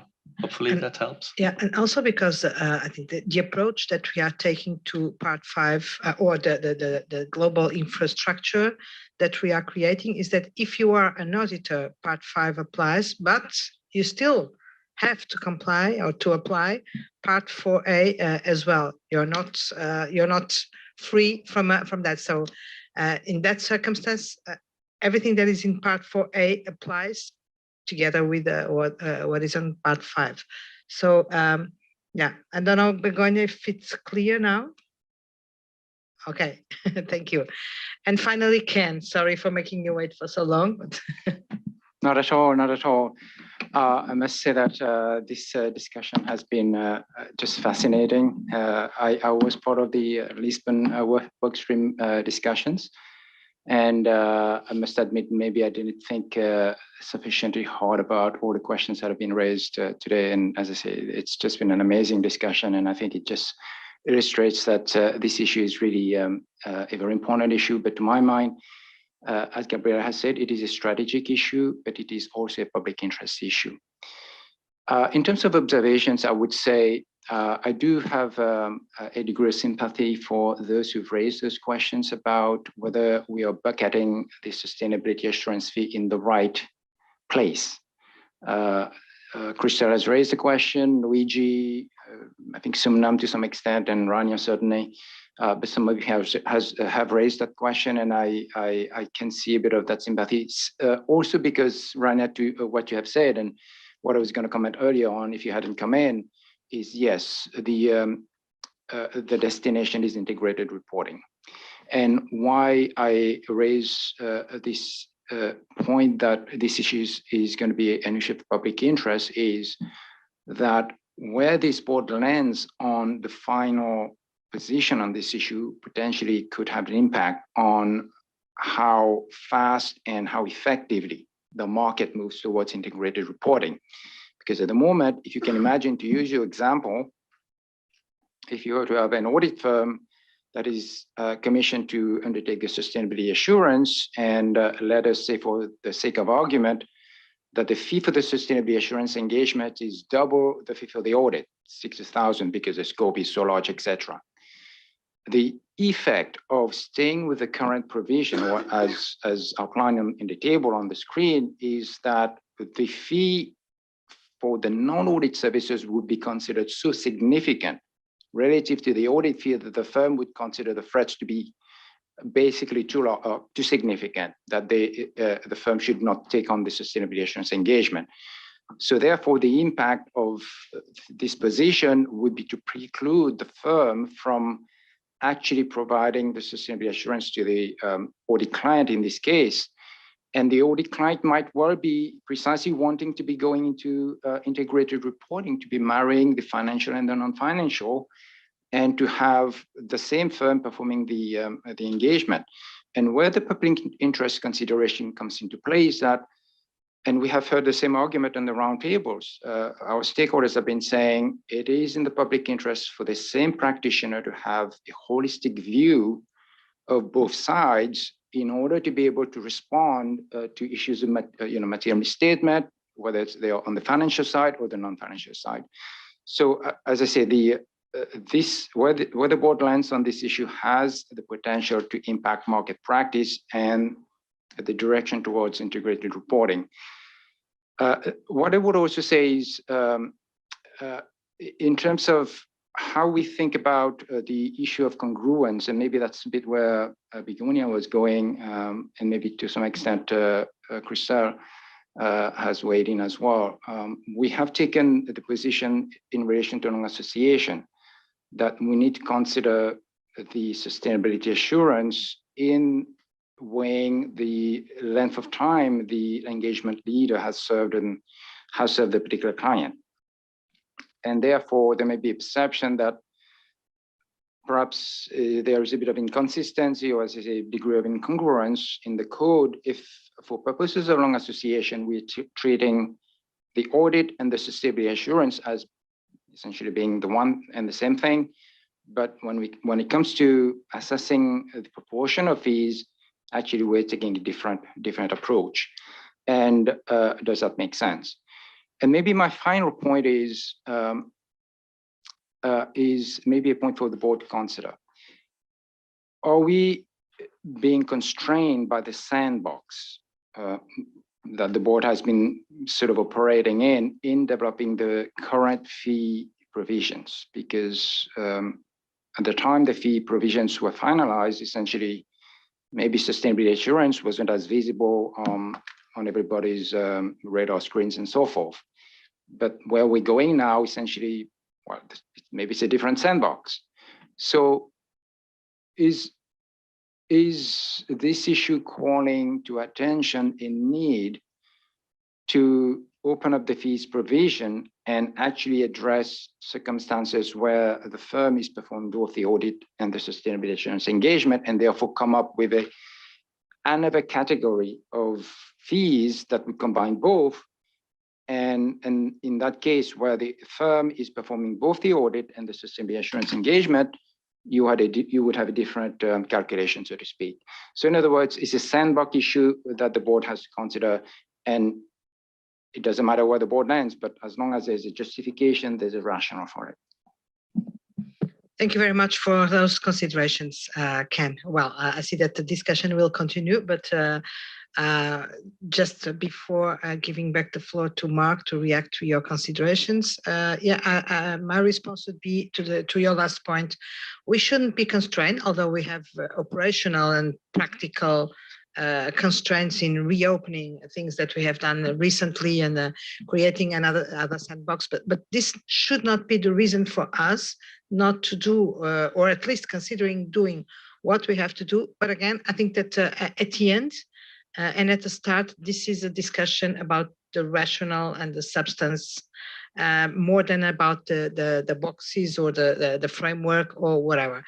It's about how we see an auditor providing sustainability assurance services, and how we see or not that these two different services, at least as they are now, can, or the fact that the auditor is providing the two different types of services can impact its independence when providing audit services. I think this is the question. And then we have, of course, and thank you very much for raising those topics. We have all these constraints ahead of us, but I think that we should start by responding to this question, because if we think that this is one and the same thing, and that there is no risk for the in terms of independence, then we should go down that road and see what we can do. Otherwise, I think that this framework, I think, is fine is fit for purpose, and we should accept it. But still, an open discussion as far as I see from what's being said around the table. So, Mark. Thank you. So I think that's a really helpful explanation, Ken, but I'd make a couple of comments, and I think I'd strongly recommend that colleagues consider them. Firstly, I'm very mindful of Sadia's earlier intervention, which is the fees provisions themselves are recent. And therefore, are we on a burning platform that require us to unpick the fees provisions? I think no. Because although there is a direction of travel in respect of sustainability engagements and how they will change, many of those changes that would require us to revisit the fees provisions are matters for law and regulation. And law or regulation moves a lot slower than all of us think it will move. And therefore, if there's a need, that need might not come up for quite a long time. We have an effective principles-based framework which reflects where audit sits and reflects where other assurance engagements sit. And I think we have to look at this in the context of the digestibility of what we're asking people to deal with as changes to the code. We've got some really big changes already in the pipeline. Sustainability will be another very significant change in the pipeline. And I'm not persuaded, unless there's a burning platform, which I do not see, that we should be unpicking what we already have. And actually, if there is a point at which we have to look again at the fees provisions, it's on the back of the post-implementation review that we've already committed to carry out. Thank you. Thank you, Mark. Sadia. I just want to caution, but I want to go back to the point about long association versus fees and whether we're using the same construct. I think that the working group has taken the position to either maintain the stringentness of the code or increase the stringentness of the code. In relation to fees, if we go down the road of considering whether sustainability assurance and audit should be considered the same, in this paragraph that we're looking at, that's 410.11A1, we're actually watering down that requirement. And I would be against that because that's not in the public interest. Thank you. Thank you, Sadia. Hector. Sorry, I told you yesterday that I would ask for your patience because I'm new and here I think I'm going to exercise that right. I had to regulate in my country the fees section of auditors, and we were always thinking about other fees, tax that could undermine independence, because the audit fee was decided by shareholders and usually by presentation of competitive offers.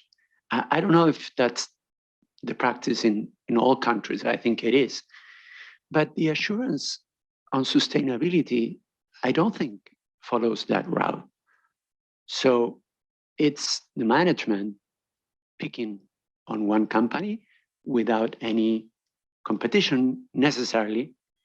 And I don't know if that should be a consideration for independence that makes it different than in the audit context.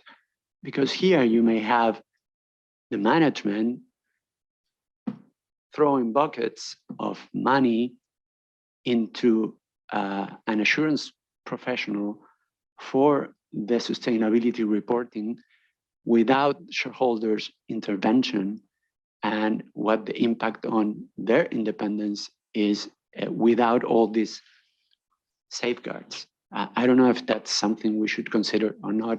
And sorry if this derails a little bit the discussion, but thinking from my experience, the absence of shareholder intervention in the selection of the assurance professionals might be something that maybe we should address.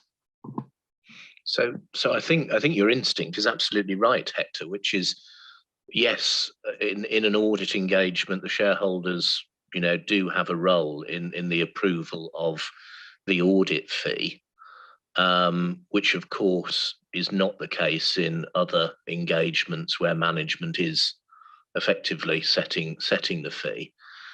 We also, and I think it goes back to the earlier point that Channa made, which is where the auditor is providing those additional services, we do have transparency because there's a requirement to disclose the audit fee and other fees that are earned by the auditor providing other services. So the shareholder does have visibility of that information and is able to challenge that if they feel it's an unjustified amount.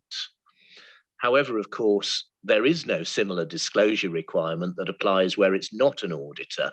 And so therefore that's what makes the requirements that we have around fees in the code of such importance, because it tries to provide a similar level of transparency and openness that would align with a situation where the auditor is providing those services. So actually, I think it's a very important point to consider, and that what we're trying to do is through disclosure and through consideration of these sorts of matters, provide a similar lens to consider some of these things through. Thank you, Mark. Yes, Hector, please. Just to make sure, would if we fall in part 5 because it's not an auditor providing the assurance services, would the current drafting of part 5 provide for that disclosure to shareholders? Well, the disclosure requirement comes in many countries through, well, as Channa said, in Australia through, I think, the Corporations Act, and in our case through the Companies Act, which has a disclosure obligation on certain fees. But what tends to happen is the fees that are paid to the auditor are subject to an enhanced disclosure, and then any other fees that are paid for other assurance or non-audit services work are shown together in aggregate, but they're not broken out by provider. The thing is that if you are thinking about the public interest and we want to provide independence and ethics of other people in part 5 that are not necessary PAs, my question is whether we should recommend that this is disclosed in a similar way as, maybe it's not the role of the code, but would make sense to have a similar level of transparency. So the challenge that we'd have there is that we don't have any ability through the code to mandate that disclosure, because the disclosure requirement sits on the company that is commissioning the service, not on the provider of that service. However, there are requirements that you can have, for instance, over transparency, whereby the fees are reported to the audit committee of the entity. You know, there's disclosure to those charged with governance. So things like that are worthy of consideration, but they wouldn't achieve public disclosure in the same way that reporting in the financial statements exists. Sylvia, do you want to add? Yeah, because in the code, we also have the public disclosure. We call it the public disclosure requirement. It's not the requirement for the entity, but there is an encouragement for the entity to disclose this information. And in case the entity doesn't disclose that, there is a requirement for the firm to find an appropriate way to make it available for the public. So in that sense, as Mark mentioned, we cannot require the client, but there is an encouragement and there is a default, it's not the right word, but there is an obligation for the firm to seek ways to make it publicly available. And just to be clear, Hector, this is a disclosure provision in our code for public interest entities. So it does address your question. There is already a provision that addresses disclosure, but after consideration of any requirement under law or regulation. And if there aren't any of those requirements, then it will fall back onto the audit firm to make that disclosure. Thank you. And finally, Rania, Hector, is it okay? Thank you, Chair, for giving me the floor. I know I've spoken a lot. I just want to make 3 final points. So honestly, I've been listening to the discussion, and I can really appreciate the position that the task force has at this point, and I'm honestly almost convinced. But let me just play the devil's advocate one more time, okay, and tell you this. So right now, if we keep, as Ken referred to it, a bucketing issue, if we keep the categorization the way it is, okay, I recognize that. I mean, when it was audit versus non-audit, there were several threats that the code was trying to preempt. One of them is the self-review threat, and the other one is the fact that, you know, the fees would be too large from one particular and economic dependency or financial dependency on a given client. So this is understandable. But I think when, in this case, we're talking about audit versus sustainability assurance, I don't think the self-review threat is there. I think it's no longer there. So that leaves us with one threat, which is basically the issue of financial dependency, which I think would be covered by the 15% threshold. So no, the 15% threshold is a different issue. It's what you're addressing, Rania, if you will forgive me, is a self-interest threat. Okay. And it is a consideration of that self-interest threat in the context of applying the conceptual framework. So it is a consideration of the threats. It's not a fixed threshold where a prohibition will kick in. Okay, okay, but I mean, it's there. It is there. That's what I'm saying.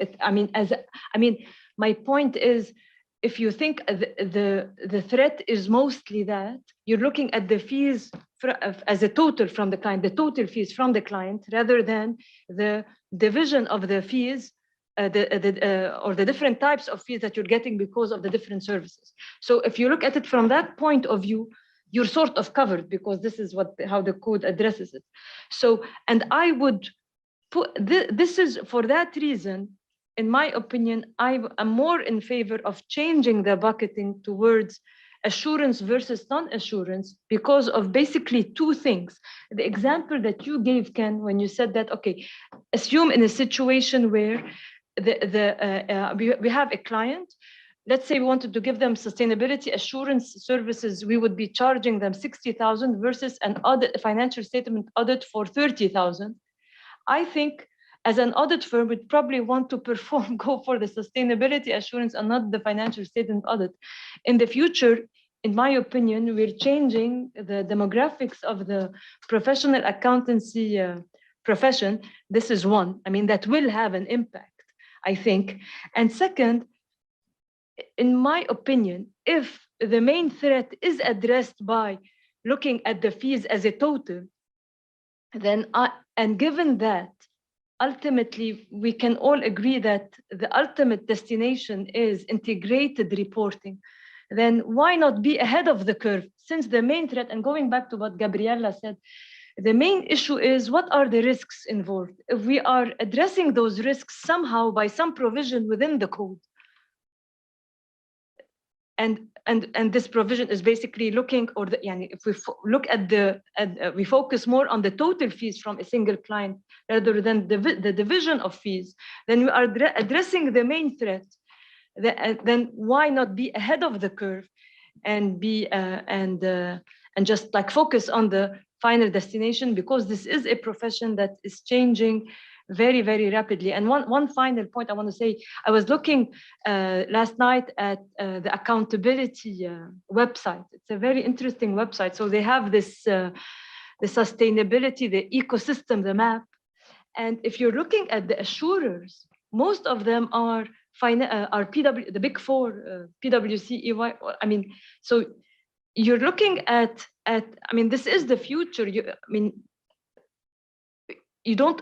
Ultimately, I think the decisions we make today might very well have an impact on the shape of the profession, the demographic of the profession. And I think we have a responsibility to factor this in. Of course, the main thing is the risk. If it's covered, then why not address other issues as well? Thank you very much.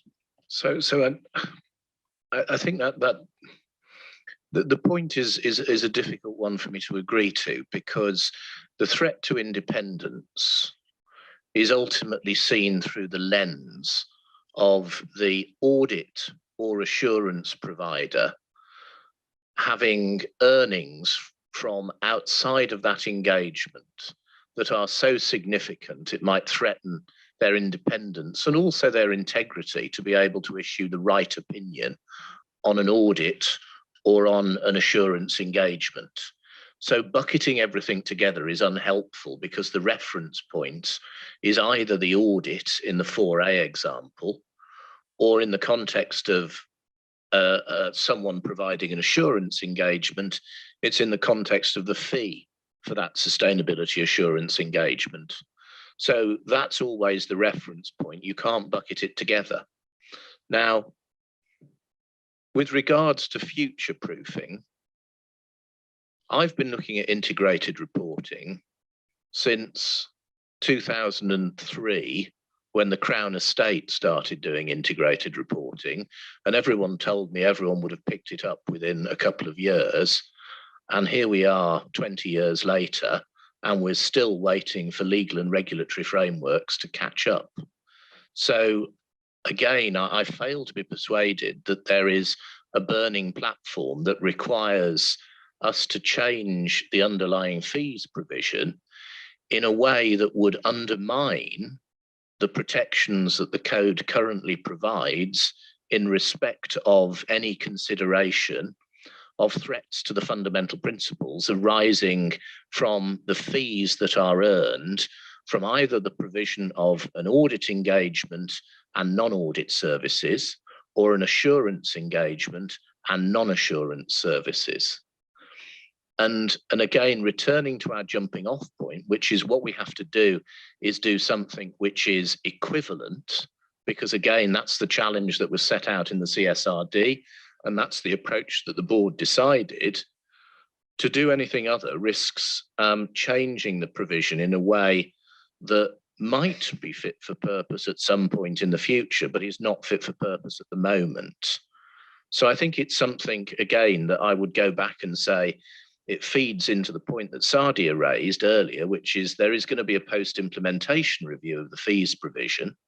And these questions are all relevant to feed into that post-implementation review. But it's not about changing an underlying principle, which is about how to evaluate the threats to independence from different types of fees earned, whether you are an auditor or an assurance provider, being either a PA or not a PA. Thank you very much. Mark, Ken, do you still want to? Yeah, I am very conscious we're way over time in terms of our time allocated for at least this part of the workstream 1 discussion. But if I may suggest a way forward, Gabriela, and that is that we will put this question out for consultation and ask for stakeholders' input in terms of how they would see the way forward on this issue. So whether it would be appropriate to stay with the current trajectory on the proportion of the issue, or whether the board should, in fact, address basically the treatment of the audit and sustainability assurance engagement as being, in effect, one and the same type of engagement, and therefore considering the fee as one part. So it is a matter that I would put forward to the board, that the board need not make a decision today, but going out to market and soliciting stakeholders' views on this issue with the proviso that workstream 1 will set out very clearly its articulation of its rationale for why it is proposing to stay with the current approach. Yeah, Ken, that's exactly what I was going to add. I'm fine with consulting on this topic and not deciding it here around the table. Again, I was anticipating that this was going to be probably the most difficult topic that we would have to address. It goes into the core of the rationale of the standards, but it goes into the pockets as well. Very clearly. So, I mean, and that's also what we are speaking about. So it's there is a lot of considerations here that will have to be taken on board. Considerations, the rationale and the public interests at the start and at the end.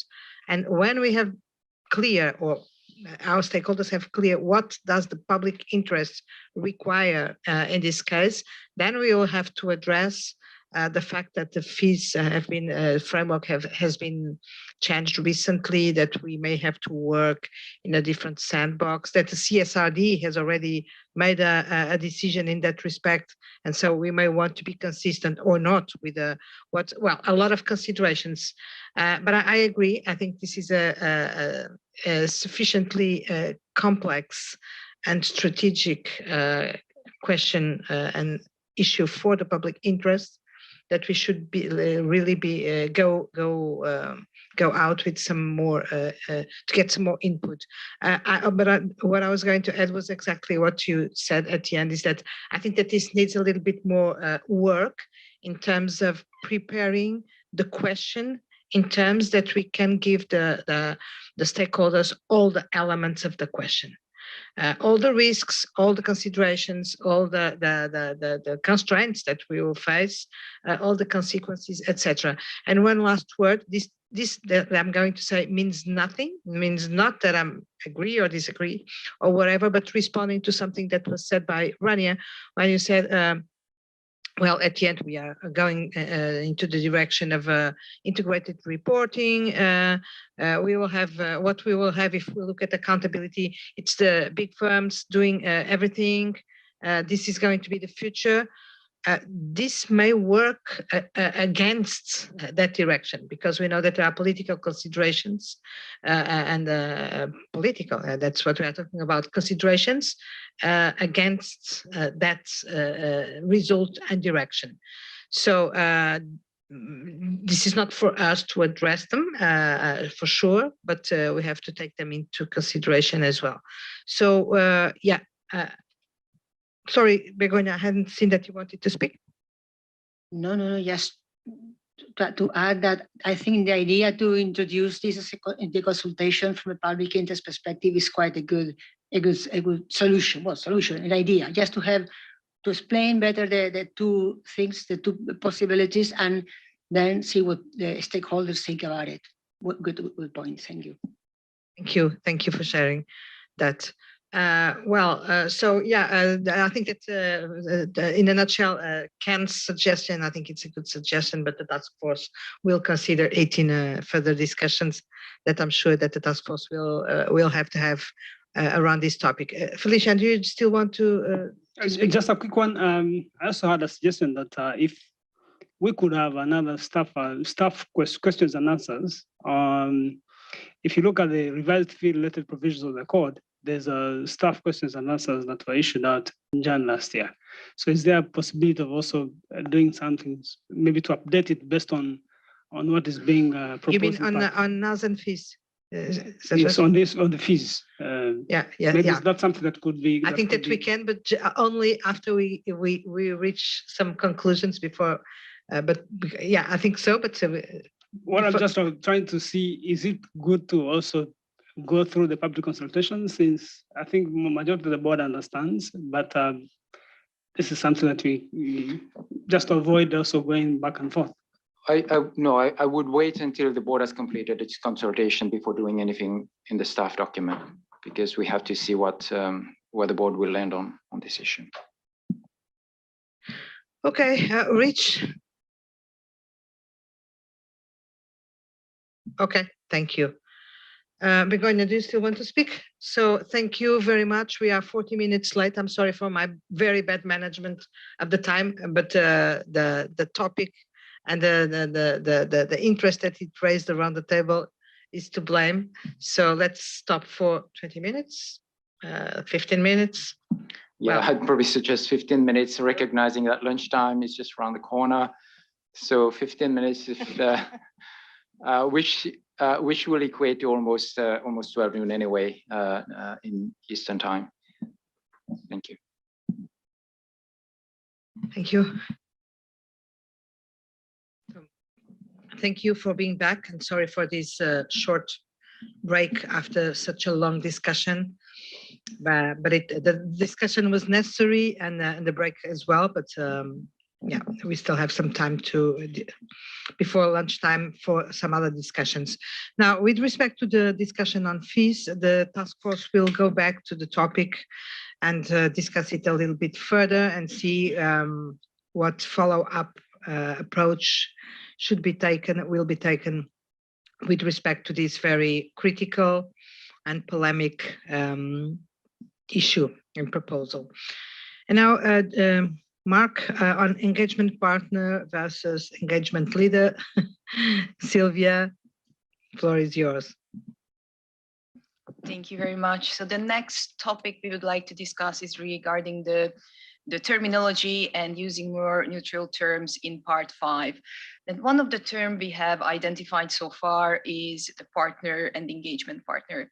So in the context of the audit engagement, part 4A sets out independence provisions both to the engagement partner and also for other partners in the firm.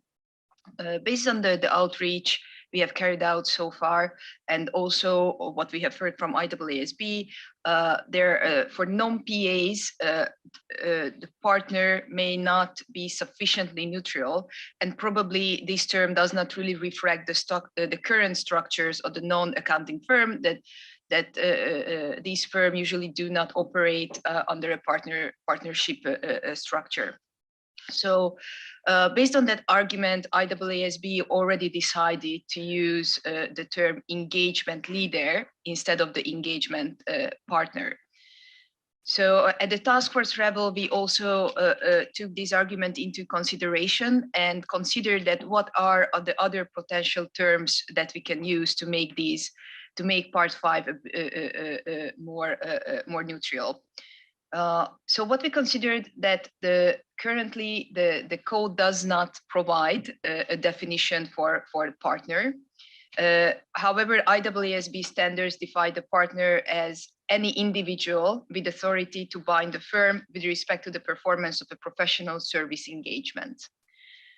So what we considered that basically we would like to find something that it's equivalent to this partner engagement partner. So we don't want to change the circle of the individuals they are covering. Really, the objective is to find a better description, a better term for indicating these individuals.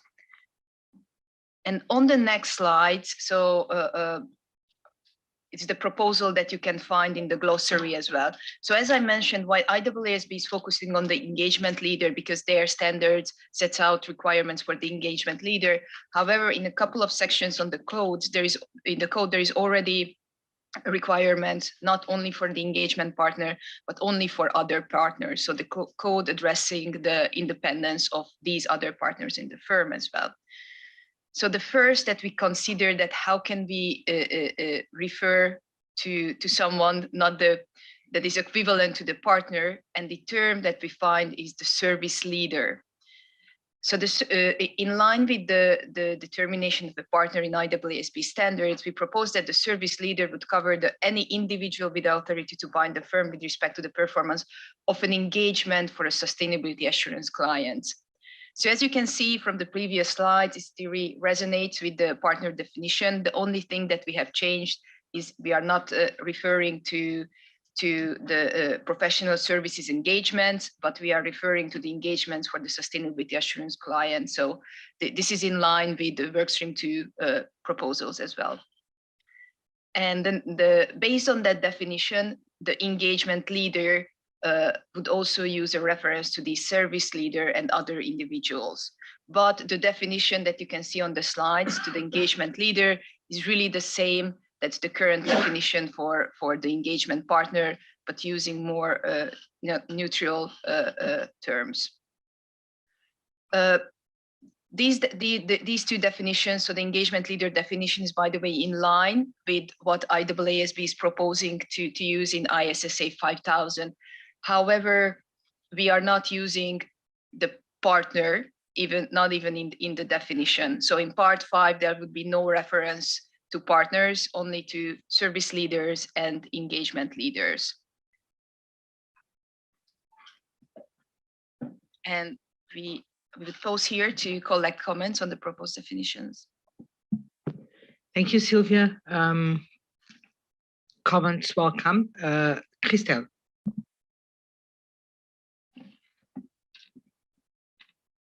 So when I read this service leader definition, if I put myself into the business world outside of PA firms, this means that an executive that has power to engage its company is a service leader here, yeah? Be it because in his company, he's selling some goods, some other types of services, etc. He will be concerned by, he will be a service leader in the code, right? While the engagement leader, I understand what it is, and it is purely attached to the assurance spectrum. So just for me to understand that if we agree that this is a very large definition as service leader. What kind of requirements, obligation are you putting on the service leader? So that I understand if I might, what Christelle, the consequence is. The service leader is anyone within the firm who has the authority to bind the firm with respect to the performance of an engagement for sustainability. No, here it's the assurance client. But if you sell goods to this client, then you are an executive that is empowered to sell goods to this client, you are concerned. Am I right? Maybe it's not the intent, but that's how I read it. So what the thinking was with this, Christelle, is that effectively it's trying to say what is the parallel to a partner in a sustainability assurance engagement without using the term partner, because non-PAs, as you say, in a business context won't do it. So normally the hook in the IESBA definition is basically this thing of binding the firm is that if you were doing this engagement, who's the person who would sign the report and sign the engagement letter? And this is intended to be the same. So that individual gets treated as a partner for the purposes of the code. However, if it was, say, somebody in the business development part of that business who was going around just to have conversations about, you know, do you want to buy our sustainability services, then it wouldn't bind them in the same way. It would only apply where you've got an individual who's signing the engagement letter or signing the report.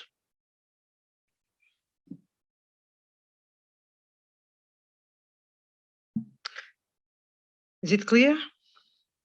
I'm still struggling with the difference between the concept that we want to introduce or translate and the concept I read, which is with respect to the performance of an engagement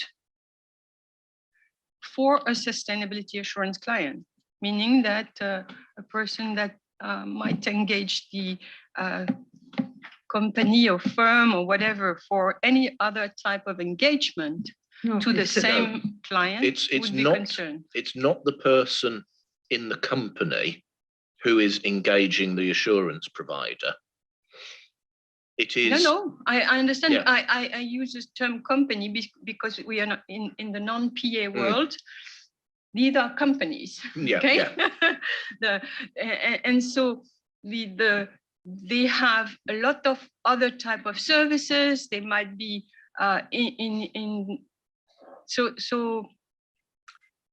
the notion of partnership in the audit is something quite homogeneous, yes, in terms of it is addressing the world of audit and other assurance services. We know that we are struggling with the notion of a firm within outside of the PA world, and if we use terms that could be interpreted on a very large understanding, we might go beyond what we intend to do. That's my only.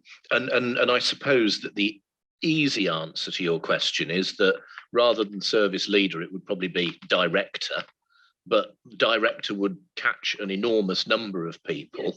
And what we're actually trying to do is to say, who is responsible for delivering this assurance engagement? So who is the person who leads the team that delivers your sustainability assurance engagement in a non-PA firm? Now, I can guarantee you that nowhere on the globe will you find that person being called service leader.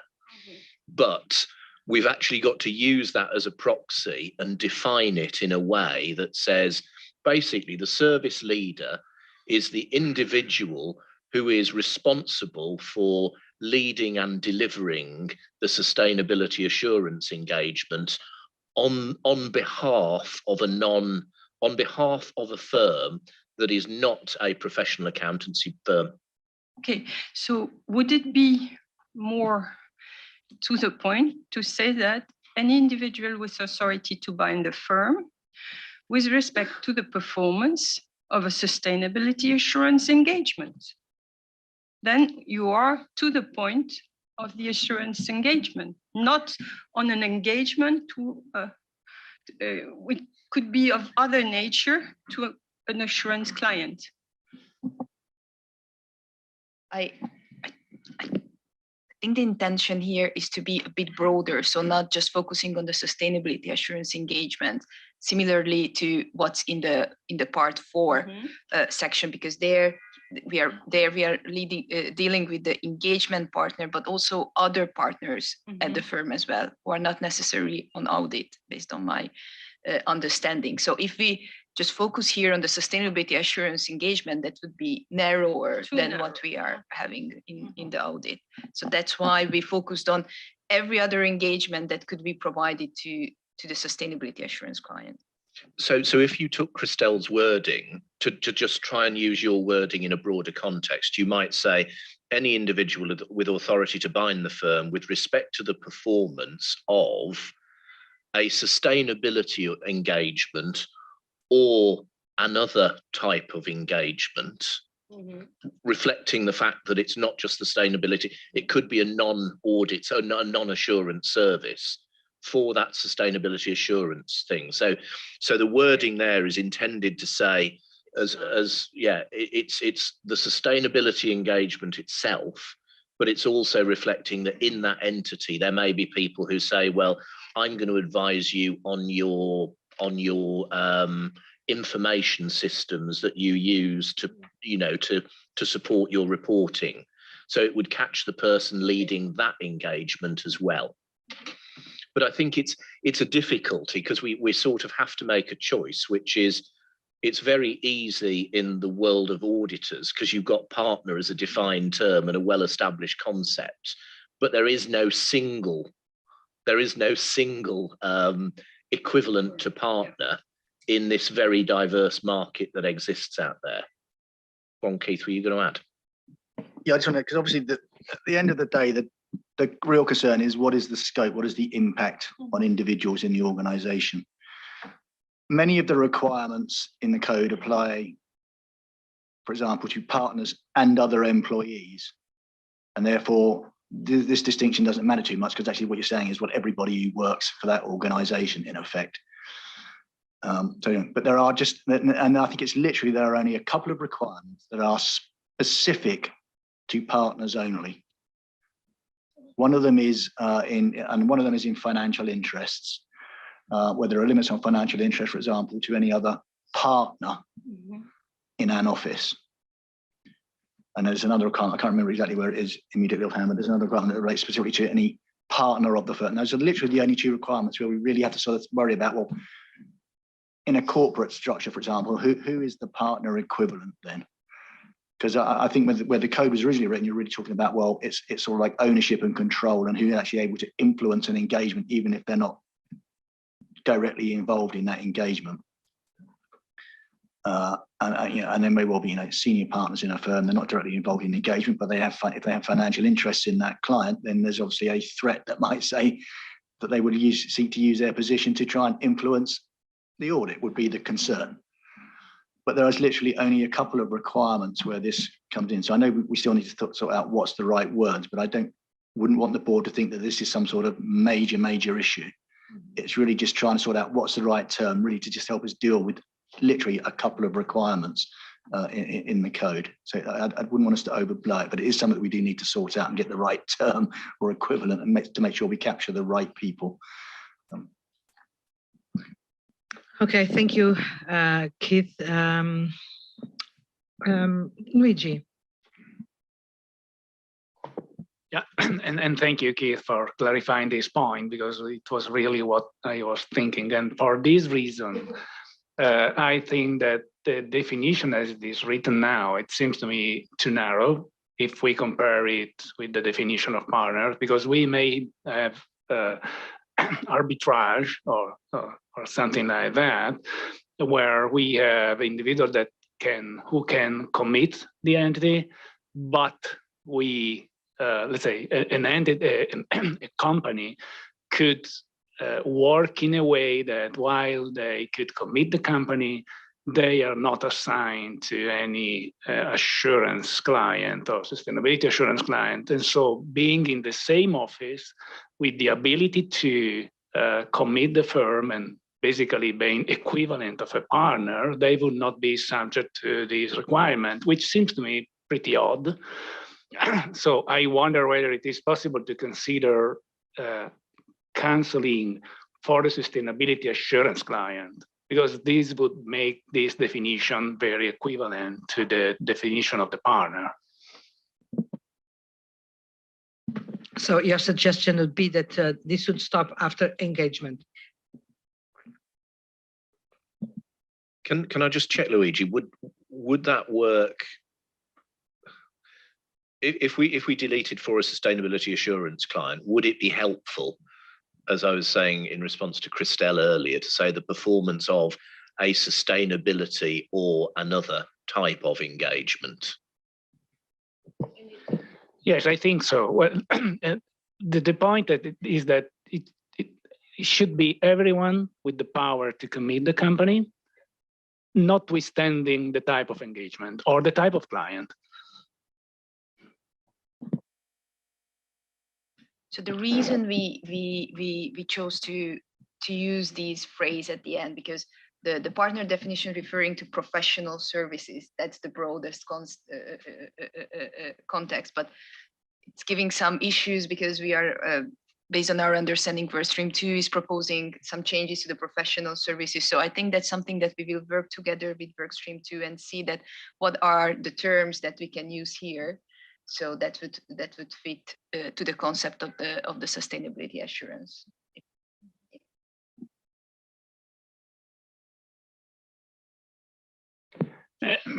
Yeah, it is up to you to find a solution. My point is that if we would like the two terms to be equivalent, we need to identify all those that have the role of partner, even in a war where there is no partner. And so basically, if someone has the power to commit a company in delivering services, whichever they are, and to any client, they are in fact partners. In the sense that partner is used so far in the extant code. It could be different for products. I don't know whether we would like to explore even this difference, but at least for engagement, I think that the equivalence would be an easy job to reach. Thank you, Luigi. Hector. Again, just a question to make sure I understand. I assume that in audit firms, it's sales fall on the shoulders of partners. It's a partner selling to a client. In other non-PA firms, you may have a salesperson that is able to commit because there are some products and some services that you are selling, and this person will be only doing marketing and trying to collect clients, but has no intervention whatsoever in the services that are going to be rendered. Maybe doesn't even know how they're done. It's just a really good salesperson. And this definition, the way I read it, and I felt like what Christelle was saying, could make it as a partner to somebody that it's only selling services, maybe for a finder's fee, and not really having any participation in the assurance service. So I'm not sure if this makes sense for the purpose of the definition and the reason why we have it. Thank you, Hector. I don't know if Sylvia or Mark want to respond. No, only to say that you are right, Hector, that in the context of the audit, yes, it does fall on the partner. And the reason that the IESBA use this ability to bind the firm is that, as Keith said, as a partner, you're subject to certain personal financial independence requirements. What this does is it avoids a situation where you say, okay, well, in that case, I'll get a director to sign the engagement letter and they're not subject to the personal fund, but they can still bind the firm. So that's why it works in that way. as you say, in this market, you may have people who have a different purpose, where their role is not to deliver the engagement, it's actually to go out and find work and market work. And therefore, as I said, what we have is a proxy. It may not be a good proxy. And one of the things that we will have to do, probably through the reference group, and probably also ultimately, when we're setting out the basis for our consultation, is say, well, we've used this term as a proxy. Is there a better proxy that we could use? But because we're not talking about a regulated industry in the same way, we don't have a sort of partner equivalent. And Thank you, Mark. Sorry, just one more thing, that based on that comment, I think we will have a look at the independence provisions that includes, and see whether there is a need to involve these individuals, because as Keith mentioned, in some of the requirements, it's not just for partners but for employees, so they should be involved. So we will have a look at it and see if if it's in the public interest for these individuals to be involved at all. I've just checked back on my notes, and the areas where there's sort of a requirement specific to partners, wherever they are in the firm, whether or not they're involved in the engagement, but just if you happen to be a partner, but not other employees, is in relation to financial interests and employment with a client. Most of the other requirements that involve partners also tie in all other employees as well. So that's not really a specific issue in terms of scoping. It's just those two areas of financial interest and employment with a client where you think, who is it we're actually trying to impose these requirements on, and why? And I guess having viewed a different structure of a non-partnership. Thank you. Keith. Christelle? No. Yeah, just to warn that in the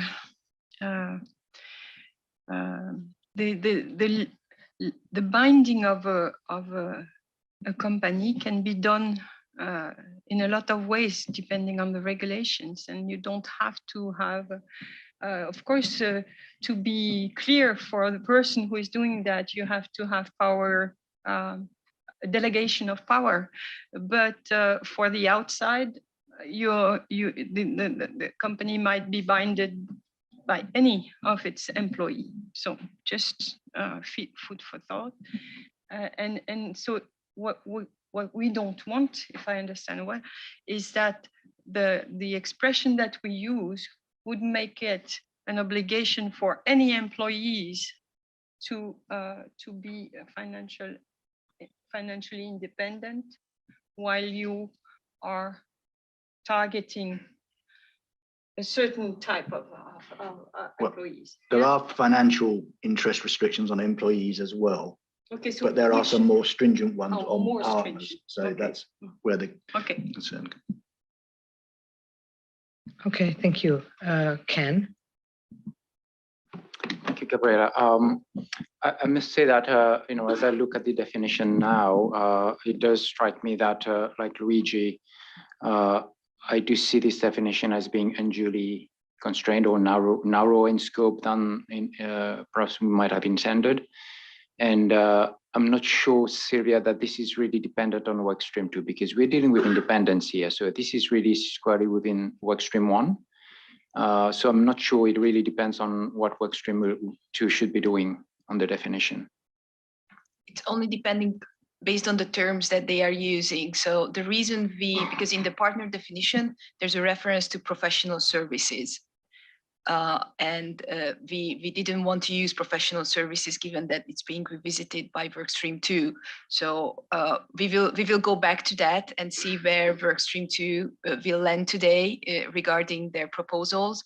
And we understand the intent that probably it's a bit more or too narrow. So we will come up with a better term for that. But it wasn't the intention to narrow it down. It's just simply we used a different term because we believe that we cannot use the professional services. And clearly this term is not the right one, but Mark has articulated an approach that, to my mind, would work, basically focusing on the performance of an engagement.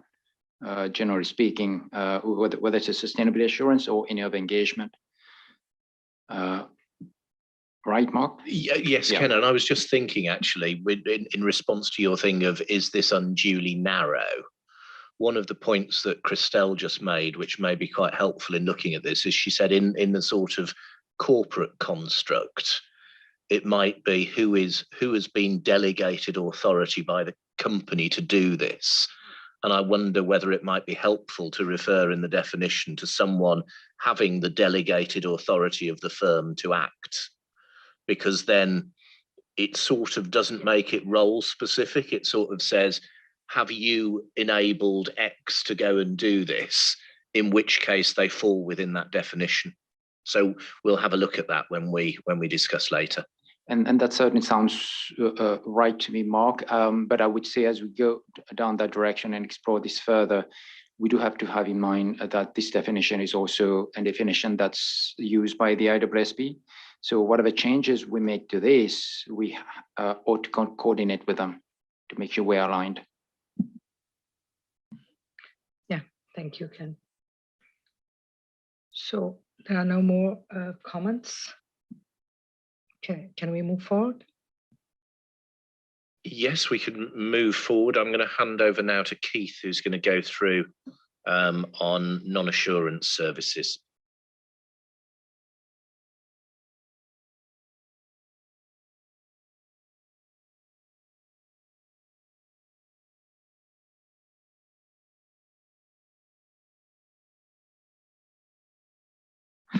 Something's happened. Right, there we are. So non-assurance services, these are dealt with in section 600 in the part 4A. And of course, there's also a lot of subsections dealing with various specific types of non-assurance service. There are, within the sort of opening bit of section 600 as it on its own, there are a number sort of like deals with the general principles and threats, particularly of concern in this sort of area are the risks of assuming some sort of management responsibility, and also particularly the risks of doing something which creates a self-review threat. There are other threats as well, but those are I would say those are the two main ones, but they are all covered. Now, the belief is that those threats apply equally to sustainability assurance environment. And so, you know, you have self-review threats if you're producing sustainability information for the client that you're then going to try and, or might be asked to assure, which would probably be unacceptable. So in that area, we're introducing minor changes really just to make sure that we do fit the characteristics of sustainability assurance rather than audit, and looking to change the example, for example, from being financial statement related type examples to sustainability assurance examples. When we get into the various subsections, in some areas there's an outright prohibition, but in some areas there's a sort of there is a materiality consideration. So that's important to have regard to materiality in doing is. Now, what the code is definitely not doing, or we're not as seeking to set out, is a definition of materiality. It's not the place for the code to do that, and it doesn't do it in relation to audit, and we're not proposing to do that in relation to sustainability assurance either. But it is nonetheless helpful to have some sort of discussion or explanation about materiality, because otherwise people just simply say, what do you mean? And so what we've done is we've taken the description that's in there for audit and we've adapted it to apply for sustainability assurance. And there's two main changes are in the existing part 4A, it refers to ISO 320, the audit standard on materiality. Doesn't give a definition, but it talks about the sorts of principles that are involved in determining materiality, exercise of judgment, qualitative and quantitative factors, and so on, but it doesn't give a precise definition. It doesn't say like materiality is 5% of whatever. The other thing we've introduced, so we can't refer to ISO 320 clearly. So we're referring to ISSA 5000, the equivalent, because that standard does, like ISO 320, have a discussion of what is materiality and what does it mean. Again, it doesn't give a precise definition, but it talks about the general principle. And we think that works, although some people might say, well, that's not framework neutral, is it, if you're just picking on one standard in its explanation, but actually we think it does work okay, because those explanations that are given in 320 and in ISSA 5000 are quite generic. They're broadly in line with the sorts of discussions of materiality that they're given in all sorts of frameworks and standards and so on. They're not very framework specific. The other sort of area of materiality that gets mentioned quite a lot is recently in relation to sustainability, of course, is double materiality. And we thought, did we need to get into that or not? There were views that we should just be silent and not do it because it's framework specific. Not all frameworks will have the concept of double materiality. But we thought, given it's sort of just appears to come up so often, we thought it would be helpful to at least just have a reference to it. And that's what we've given at the end of this paragraph, to say that some frameworks may explain what's material and considerations and looking at impact as well as financial materiality, i.e.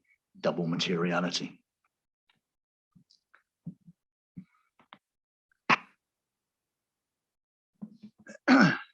One area, we'll come on to the other areas, subsections of 600 in a minute, because we think, or we believe they are all generally applicable.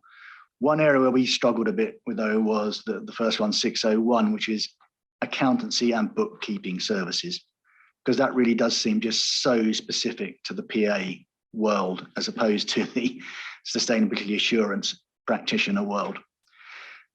The initial thought that I had anyway was, I know from reviewing that these consultancies that are not professional accounting consultancies nonetheless provide an awful lot of these services. They provide, some of them provide pretty much all of the services that are currently in section 600. And even if they don't now, there's a chance that they may well do in the future as entities develop and people invest and build up different multidisciplinary firms. So we think they're all relevant. But this one, 601, accounting and bookkeeping, it just seemed so odd.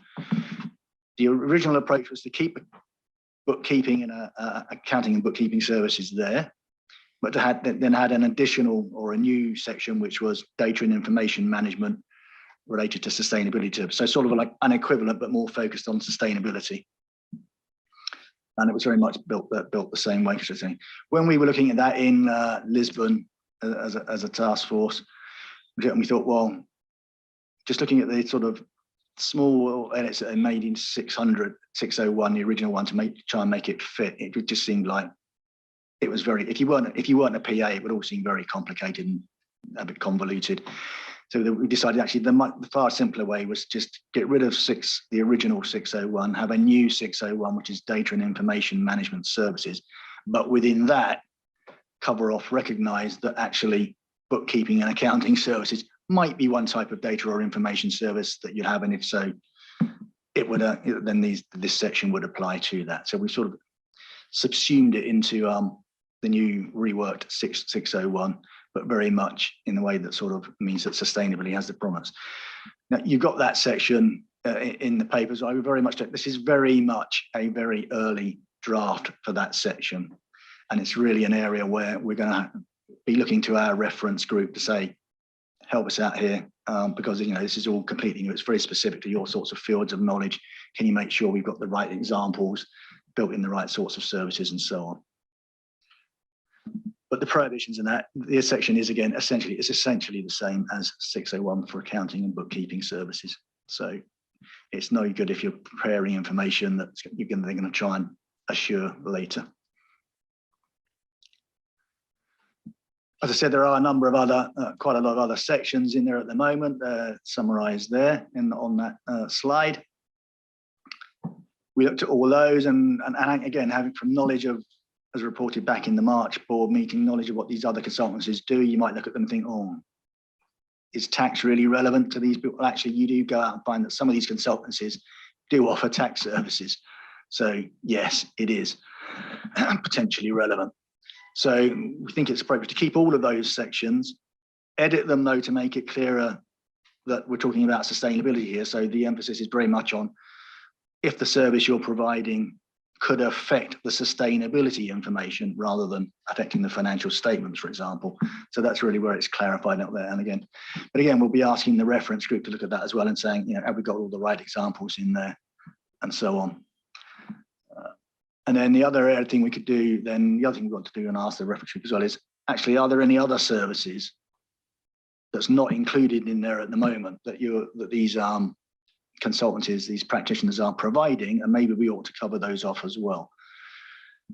It's hard to think of any initially specifically. Again, if you look at their websites, you can see there's huge numbers of services they provide. But actually, if I go away and look at the websites of the big accountancy firms, move outside of the audit bit and move into their consultancy bits, there's a whole load of services there as well that are provided that we don't cover off specifically in section 600.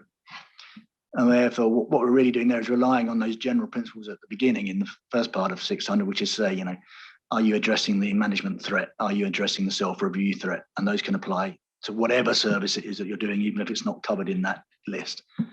But we will nonetheless ask the reference group if there is any other specific services that really stand out that we think ought to come in.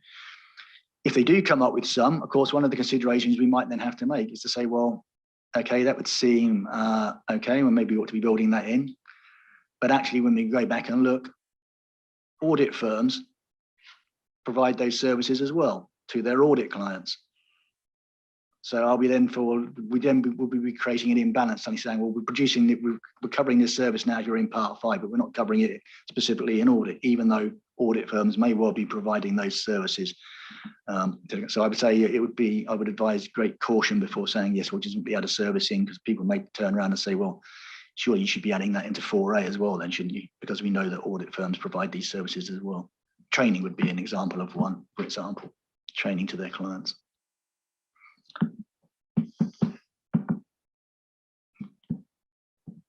So that's very much it. Quickly, as I say, this is we're not going through. You've had some examples of the sections there. In fact, you've got all of them in the reference papers. But this is really much more sort of an area where we'll be going into more detail in September, after we've had a chance to properly have the input from the reference group and make sure that we've got it all tweaked and up to date there. So I wouldn't want to get too focused on the detailed drafting at this stage, recognizing that the reference group may well come along and say, well, you can have some better examples here and there and so on, and say, no point in taking you through it once and saying, well, ignore what you looked at last time because we've changed it all for this. But you may well have comments of principle at the moment. So those are the questions there. I hand it over to the board. Thank you very much, Keith. Let's see what comments we have, but it's clear that this section will be of particular relevance for non-professional accountants. If we think about what we heard yesterday, for instance, about what accountability does, from their response, it seems that they are aware of possible conflicts of interest and they are already managing it in some ways, but it can be quite different with others. So they will be particularly attentive, I would say, to this section, and it's a good suggestion that we bring it to the reference group for comments. Christelle, please. So I appreciate what Keith said about the fact that it's still work ongoing on the drafting of that, because I was a little bit puzzled with the way it was presented,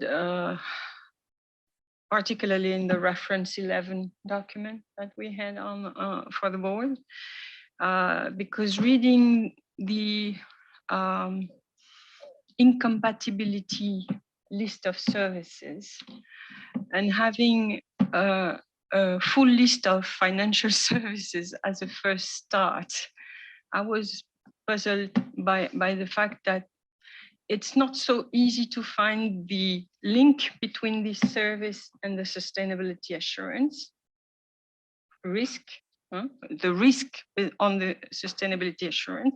So I would recommend that somewhere this link is more expressed if we keep in detail a financial service listed in there.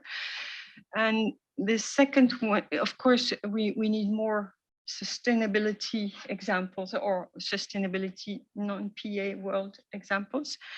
And also, I was lacking a little bit examples that would address the fact that in the sustainability assurance world, we will have intricate aspect with the value chain. information? And what if there is some kind of services on the value chain production of data that is used by the company, etc.? I think this would be interesting illustrative examples that we could make, because those the question of double materiality or value chain information, etc., is not of the same issue than in financial, because if you have a financial position with your value chain, to some extent, it becomes a financial of your entity, a financial component of your entity. While here, it's just because some reporting standards are asking to introduce the value chain data in your statements.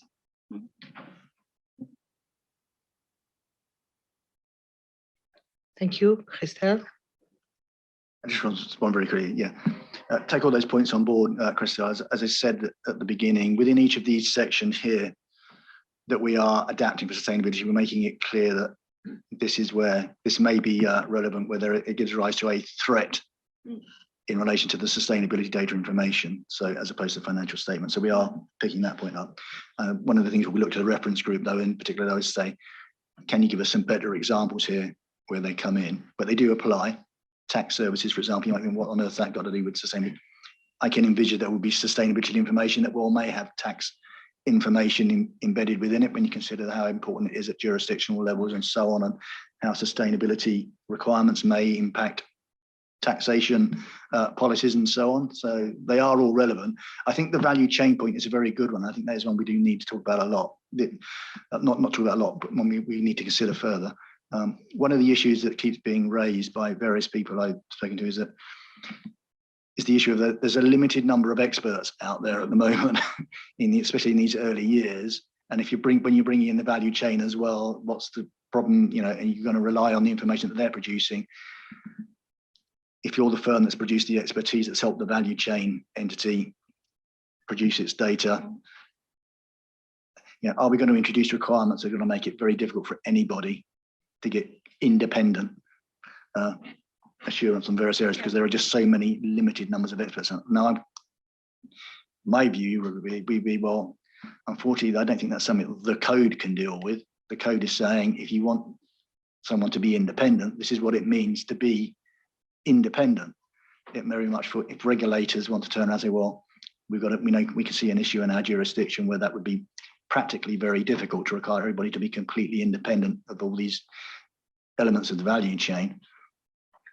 That's a regulatory decision they can make to say, well, we'll accept a lesser level of independence or no independence at all. And possibly maybe the answer there is you have transparency and say, we're not independent under the code, but we think it's okay to use this work because. It's a bit like when you have breaches of the code. Sometimes when you disclose breaches and whether you still think that it's impacted your work or not.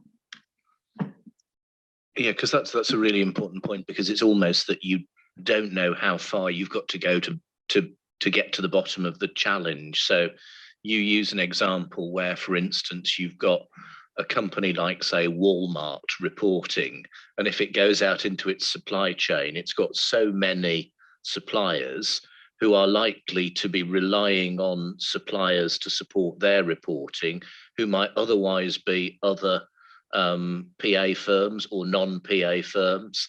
And, if you were going through the if you're going through the threats and safeguards process, that might take you quite a long time to get to the bottom of it. So I think the sort of supply chain and also the scope 3 question is going to be a really quite challenging one for us to land. And one of those is, as Keith says, being very transparent over the level to which we can go. And it just recognises that some of these will be extremely complicated sort of arrangements that support the provision of information. Thank you. Rania, please. Just could you go back to the book, the the caption on bookkeeping and accounting. So no, the slide before this. Yeah, so I definitely agree, Keith, with the suggested wording. The management of information or information management services or information management. But I think what you would need to add in there as well would be the design or assistance or support in the design of policies and procedures. Because, for example, we talk about the management of information when it comes to, let's say, sustainability that pertains, for instance, to climate. But if you're talking about compliance or anti-bribery, then it's basically the assurance will be on whether certain, procedures have been, properly designed and maintained, and so on. And so if these procedures are adequate, they are proportionate to certain, let's say, corruption risks, and so on and so forth. And so I think here the design of policies and procedures is very important. Same, for example, for inclusion. So if you want to, let's say, gender diversity, you want some information on, let's say, the proportion of gender or women or men or whatever, but you also want, let's say, recruitment information on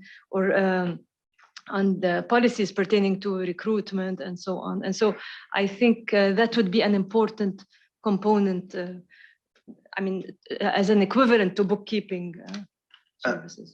I absolutely agree, Ron. I think thank you for that. I think that's an area where we can try and clarify that those types of activities would be included within the scope of that section as well. Thank you so much. Sadia.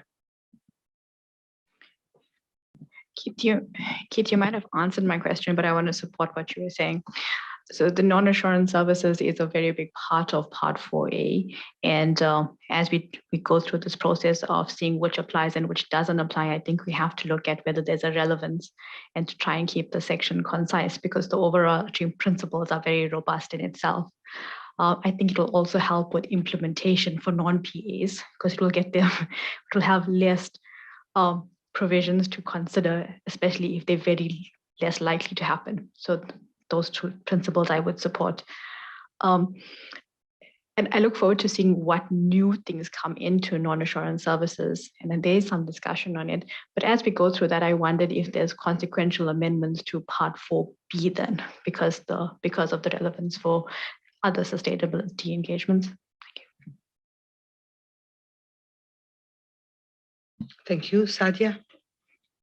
Begonia, please. Thank you. I have a comment on the proposed definition for the materiality. And if you are, can you please go? Yeah, thank you. As you are introducing here, there's other frameworks on the double materiality. I'm thinking about the CSRD.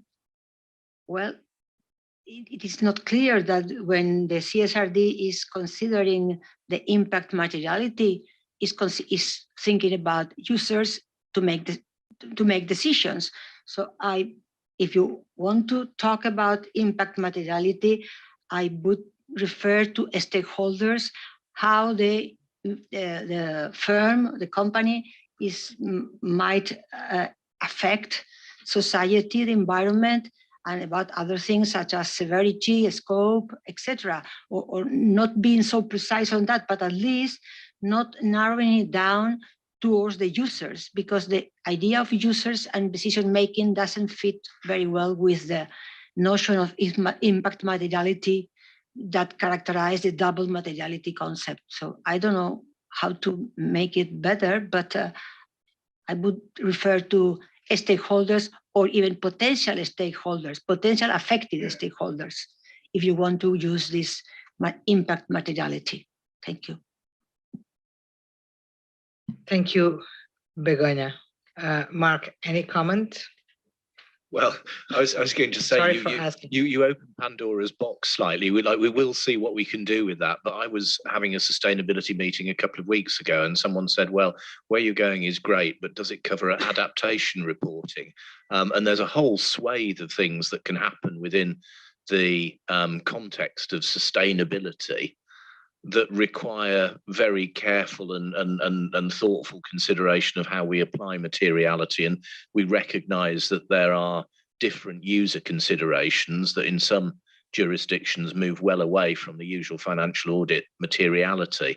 So I think it is something that we'll need to look at in more detail about how we develop that application material, but we might also need to think about, reluctant though I am to add ever more to our list of non-authoritative material to help with the use of this. But your question does sort of inevitably push us in that direction, because there are such a broad range of different considerations to make here, and we can set out the principles in the context of the code, but I think people are going to need some careful support and steering to get there. Thank you, Mark. One more issue to reflect upon. Ken, please. Thank you, Gabriela. And I know that I'm probably the last one between you and lunch. One more slide, okay.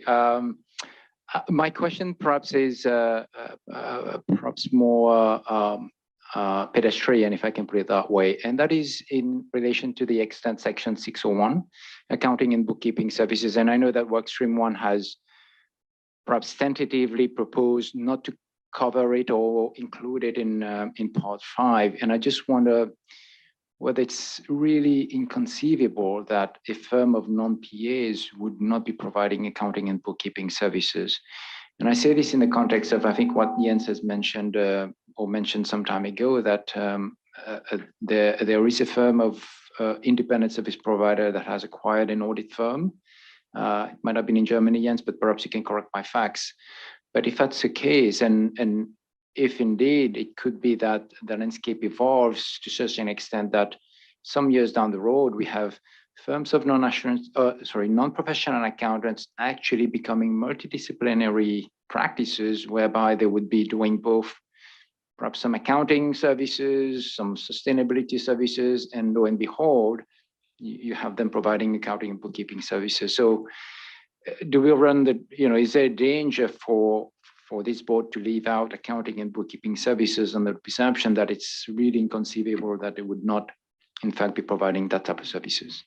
Just to be clear, Ken, as I said when I talked about that section, we're not leaving out accounting and bookkeeping services, but we thought the way to deal with them was to actually write the new section 601 on information and data management, but include within that accounting and bookkeeping service. And we do, it's specifically in there as a specific example of one of the types of services that might fall under that heading. So it is, accounting and bookkeeping services has not been thrown out the window or ignored. It is in there. It's in the new section 601 as an example of a type of service that might be addressed or provided. And the rest of that section is very much in line with the way the existing 601 is set out in terms of threats and safeguards and so on. So I think accounting and bookkeeping services is covered. Obviously, there is a question as to say, well, do we need to cover it in as much detail as the existing 601?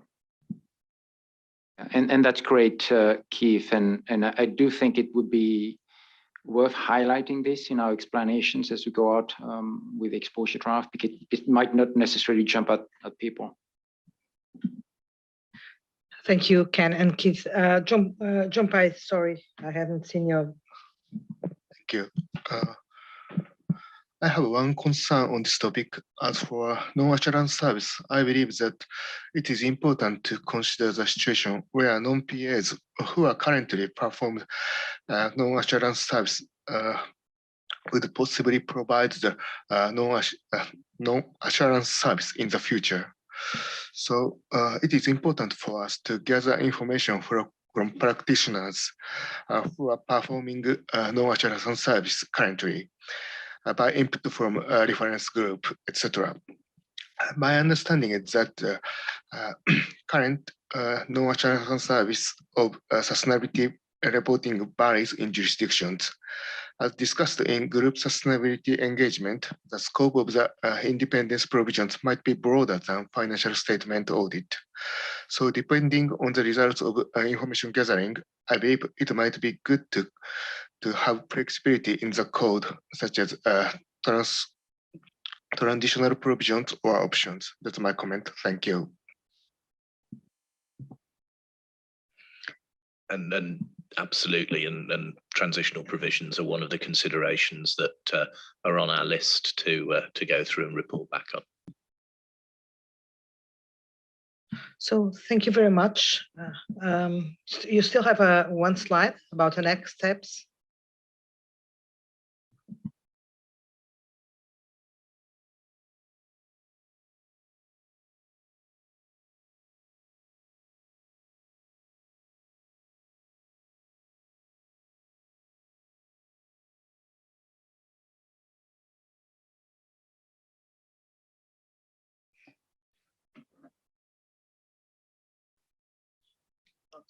Oh, there we go. We do have some next steps. Well, as you can see from the discussion of the last day and a half, we've nearly finished.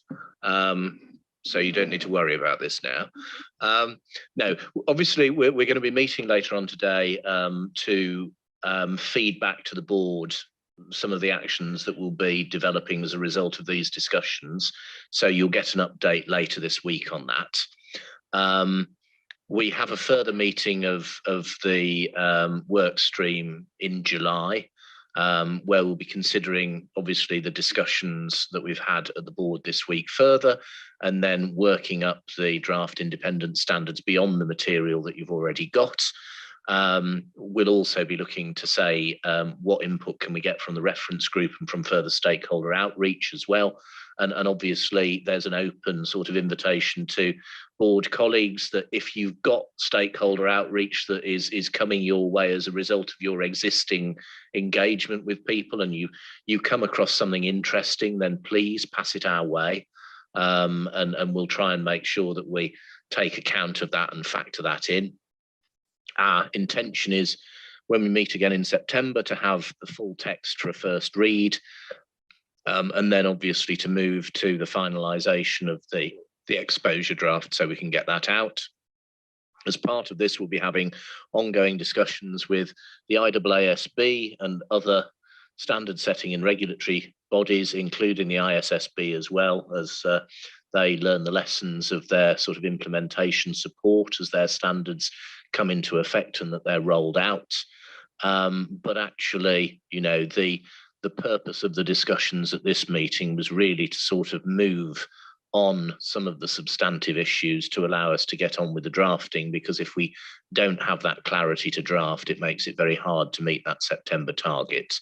But one of the things that we will also think about and engage with Ken and Gabriella, but also perhaps for a discussion at the planning committee, is what comes out of our July work stream meeting that we might want to share with the board ahead of September. And the reason for that is we do recognise that you've had a very significant amount of information to digest for this meeting, and you're going to get even more significant amount of information to digest for the next meeting. I did think we could tease Hector and say it was a light board pack for his first meeting, but I resisted the temptation. But we will think about how we actually provide you with material in advance of September. And if there are things perhaps where we've got specific questions or are looking for particular input from board members, so we can move forward on those things ahead of our meeting in September, then we'll look to try and do so. But thank you to everyone for all of the questions and all of the input. Obviously, we will reflect on that when we meet as a work stream later, and we'll give further thought as to how we obviously carry on with the important work here of how do we best protect the public interest in revising the code in respect of independence for sustainability reporting and sustainability assurance engagements. So I hope that's been a useful substantive discussion, and obviously it has been quite significant in terms of the scope of things that we've covered in the code, but it's been a very useful session for us, and a reflection of the fact that for the most part our discussions in Lisbon have borne fruit, which has actually given the board some really good material to be able to work with and provide feedback on.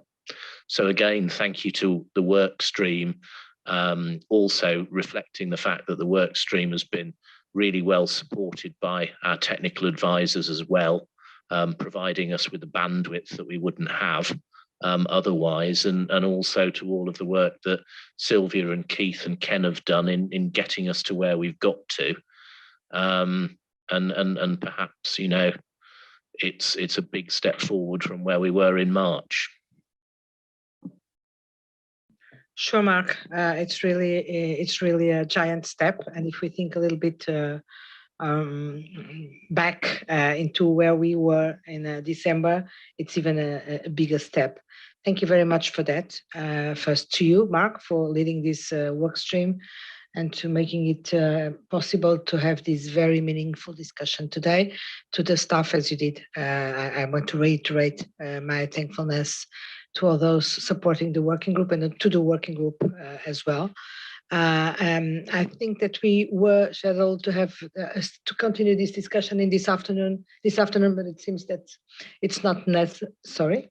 Yeah, it's not necessary. So we are good, but that doesn't mean that discussion hasn't been substantive, useful, and really strategic. I think that we got it. We are getting it right and doing the right thing. I'm also thankful to the board for the commitment with these discussions, and for the very open and frank conversation around the table, which is not only desired but absolutely necessary to make sure that whatever decisions we make and whatever directions we take, we do it on the basis of robust discussions and discovery. This is really a discovery process, and that's what we are doing, because each time each one of you adds a comment or a question, we conclude that we hadn't seen the whole picture.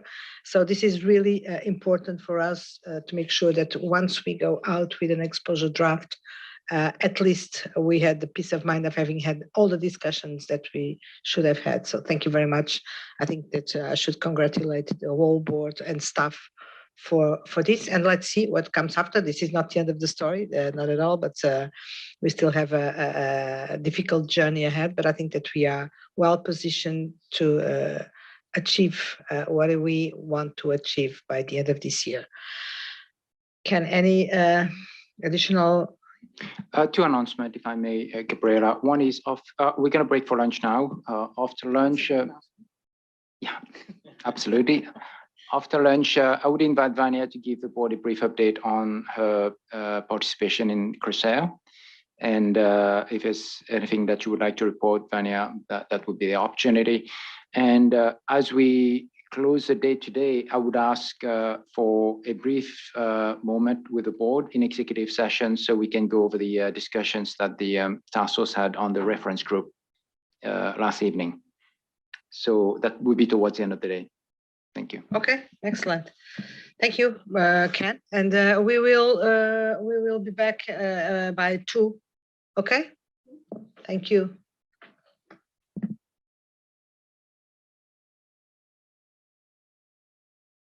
Well, good afternoon. We are still missing a couple of board members, but I think that we should make a start. And while we wait for them to join us, I'd just like to say 1 or 2 words before I give the floor to Christelle and Laura and Jeff. Oh, okay. Sorry.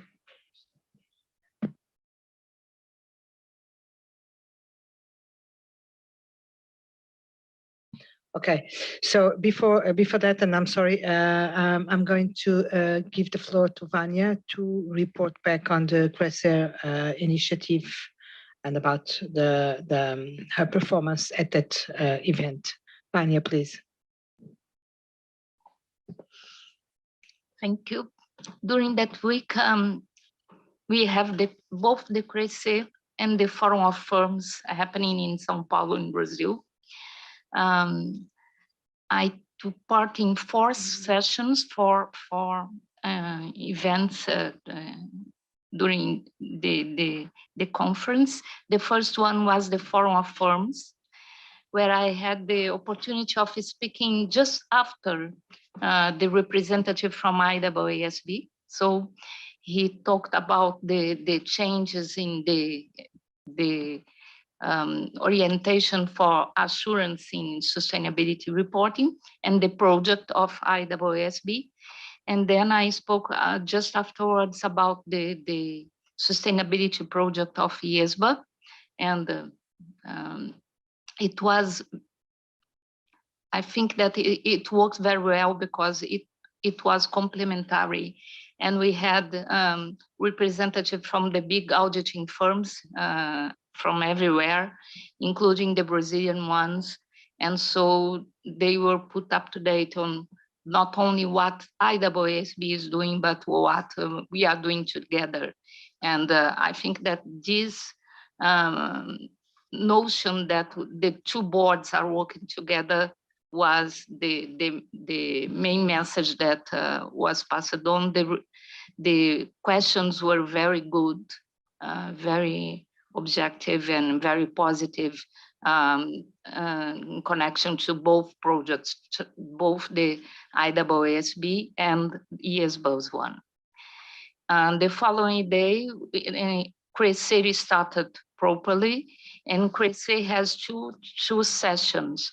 One that is closed, just you can take part just by invitation.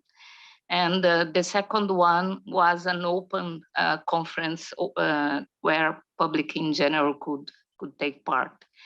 In the morning of the first day, which was a portion of the closed event, we had a very interesting panel that David Madden was the one to organize, that had the representative of the four boards, IESB, IESBA, that deals with standard for the public sector, IESB, Tom was there, and I was representing IESBA. And the objective of this panel was exactly to bring the message that the standard setters were working together and there was no risk of inconsistencies among between the standards that one will be generating in comparison to the other, so that the communication among us was strong and intentionally in order to provide robust standards for reporting sustainability. IESBA has already embarked in that, and the idea is initially to use ISSBs as well. So according to David, it was the first ever opportunity to have the four standard setters displaying their projects and also the interoperability among each other, which was very well received by everyone. And another very good opportunity that we had during CRECE conference was that as we were all there, we had very strategic meetings. For example, Anne-Marie from the IPAI of IFAC was there to discuss about accountancy education and what should change when we are adding sustainability to the corporate reporting. And then David Manuel Arias and she asked me to organize some meetings with strategic institutions in Brazil that deal with education. And so we are able to meet with the Federation of Auditors, of the accountants, of the listed companies, and representative from the main business institutions that are dedicated to education of professionals in Brazil in order to discuss what's happening and what they should be prepared to do as well. But some of these meetings were also in connection to ISSB. Verity Chegar, which is who is a board member of ISSB, was there, and we met with the same institutions, sometimes together with IPAI, sometimes in individual sessions. And we also had the opportunity to go to the Brazilian Stock and Exchange and make a presentation, IESB, and I spoke in the name of IESBA about the project for sustainability reporting.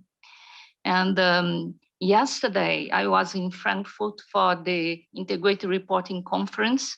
IESB asked me to go there to more or less repeat the presentation given in Brazil. And it was part of the initiative that they are conducting in order to launch both S1 and S2 on June the 26th. And it was a very well attended conference. Even the chair of the monitoring group of IFRS Foundation was there, which is a Japanese financial authority. Very well attended. Emmanuel Faber made a conference where he made reference to the unity and communication among the standard setters that is something that he thinks is essential for the quality of the final standards to be released.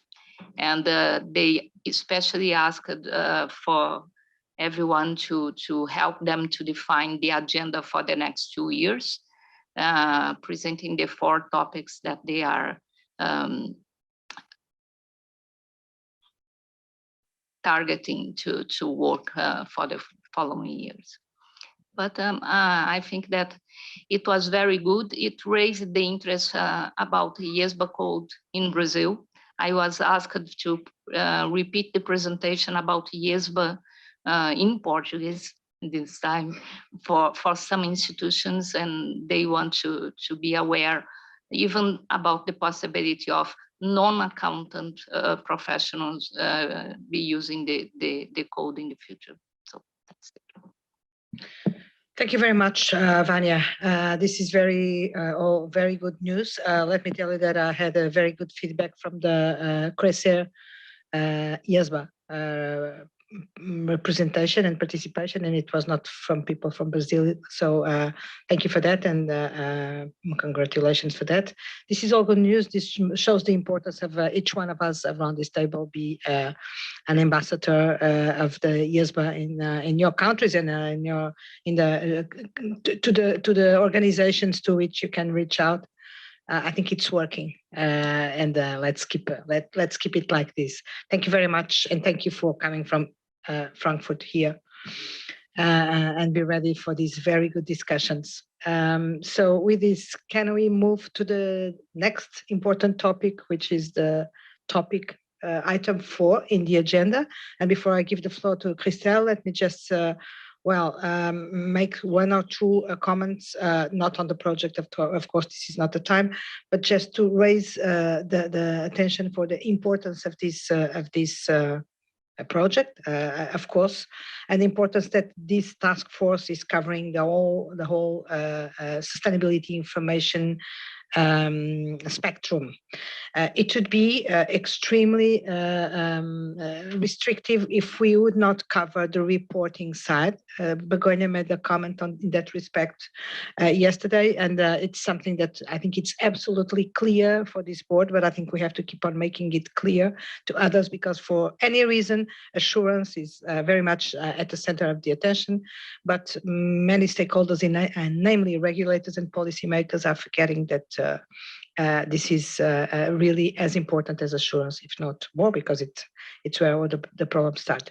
I'd like also to remind or recall the discussion, the wonderful discussion that we had on this item in Abu Dhabi.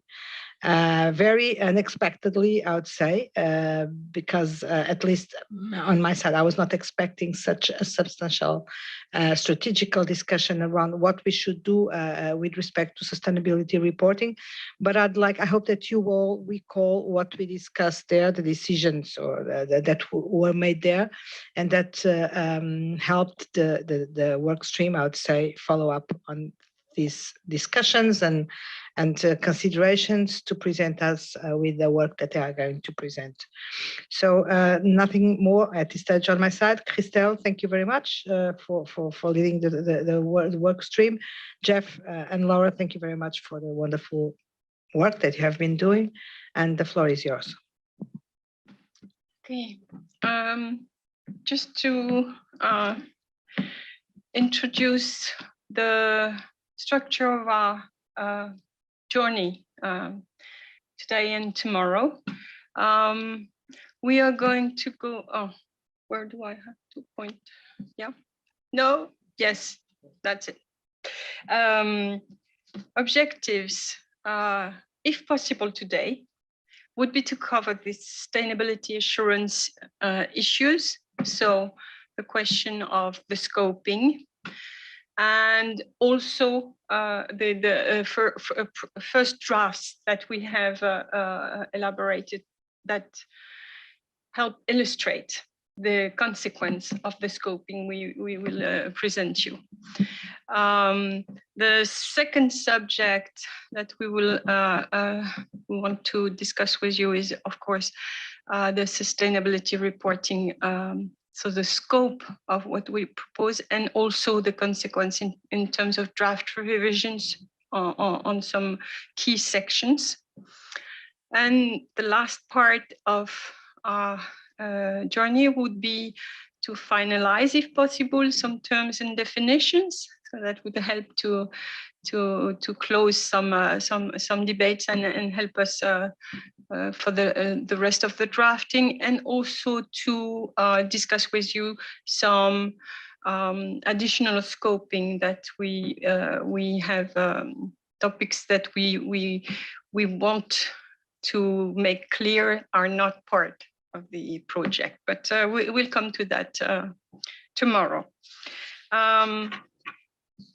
Before leaving the floor to Laura and Jeff on this issue of the scoping of the ethics standard for sustainability assurance, I would like to take this opportunity to thank the Workstream 2 board members, Rich, Vanya, and Sungnam, technical advisors, which are Kristen, Bruno, and Claude, and of course, Laura and Jeff, for the huge work they have been doing to reach the proposition we are articulating today.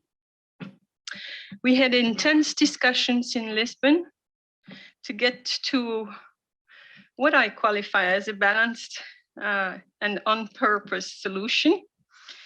And I hope that, at least for the sake of the timetable of our project, you will validate it. But I'm looking forward anyhow on your wise inputs to make it stronger if necessary. So I leave the floor to Laura. Thank you, Christelle.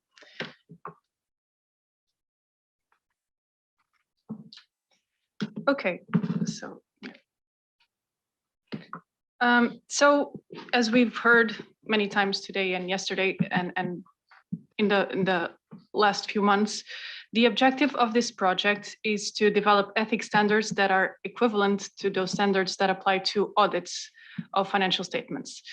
So this means that the starting point for Workstream 2 was the extant code, and more specifically parts 1 and 3 of the extant code, which set ethics standards for auditors of financial statements. But the first thing, when we are looking to draft equivalent standards and equivalent parts 1 and 3, we look at the IESBA code, and we see that it is focused on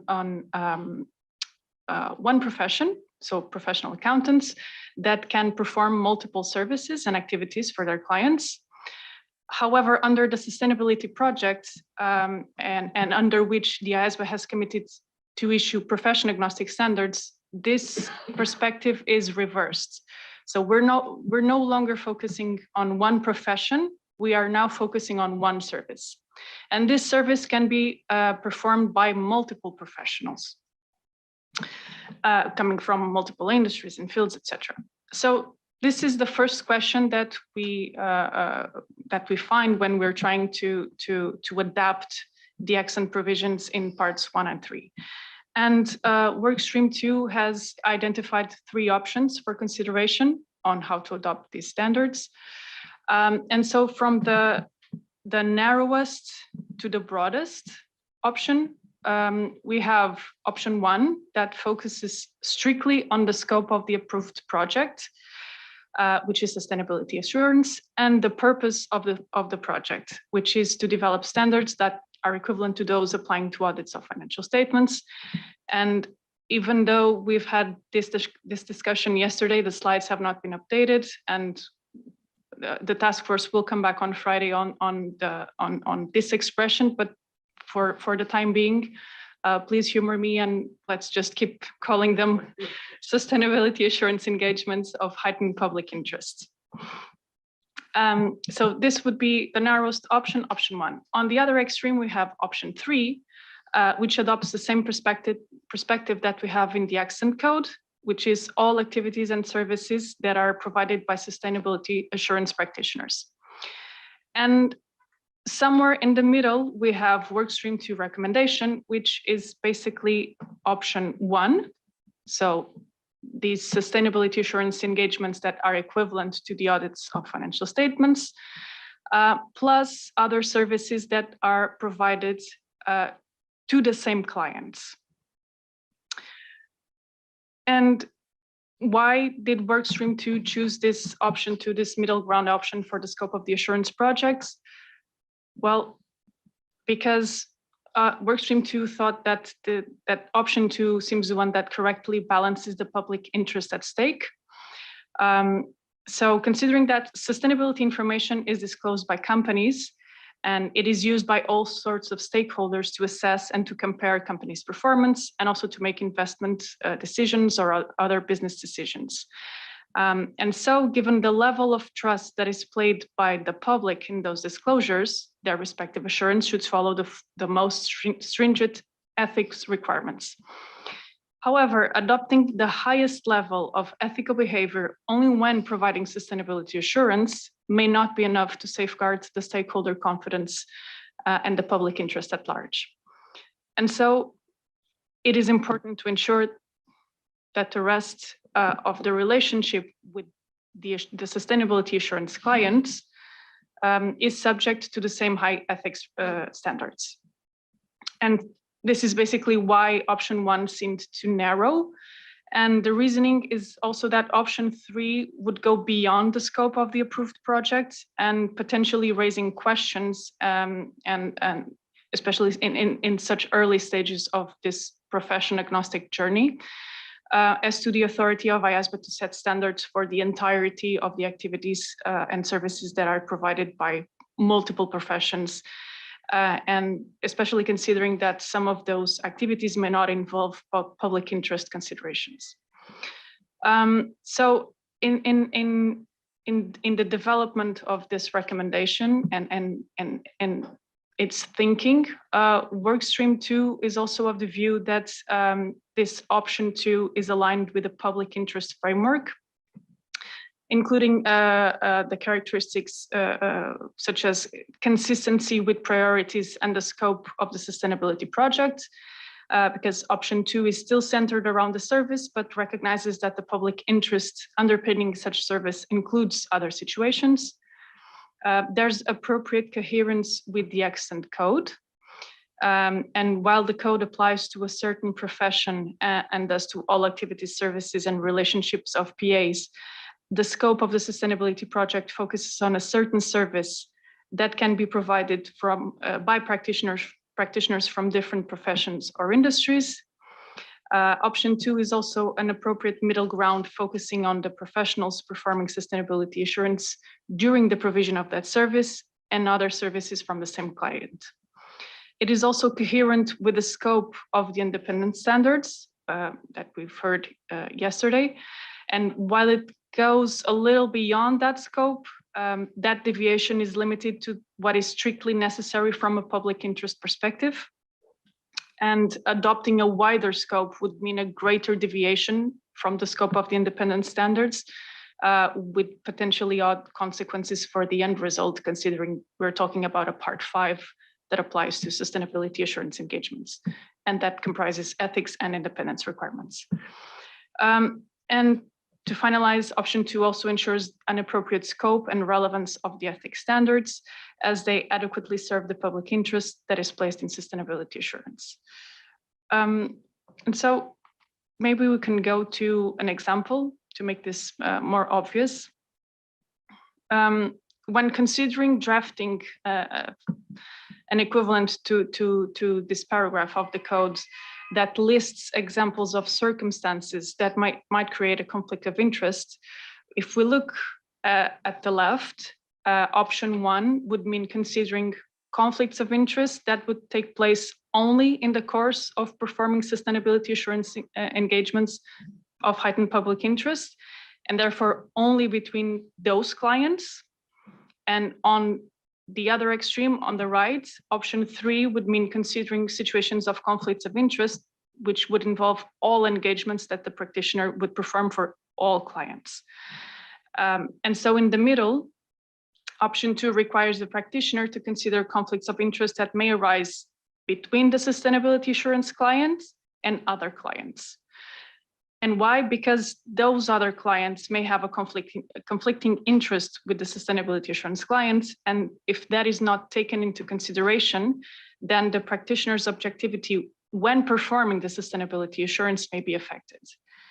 And if we look at the drafting, and if we look at this last bullet on the screen, it refers to representing clients in the same matter who are in a legal dispute with each other.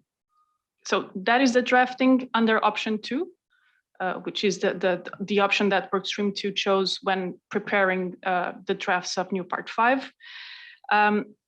If we look at that bullet and thought about what it would look like under option 1, that bullet would say representing 2 sustainability assurance clients in the same matter who are in a legal dispute with each other.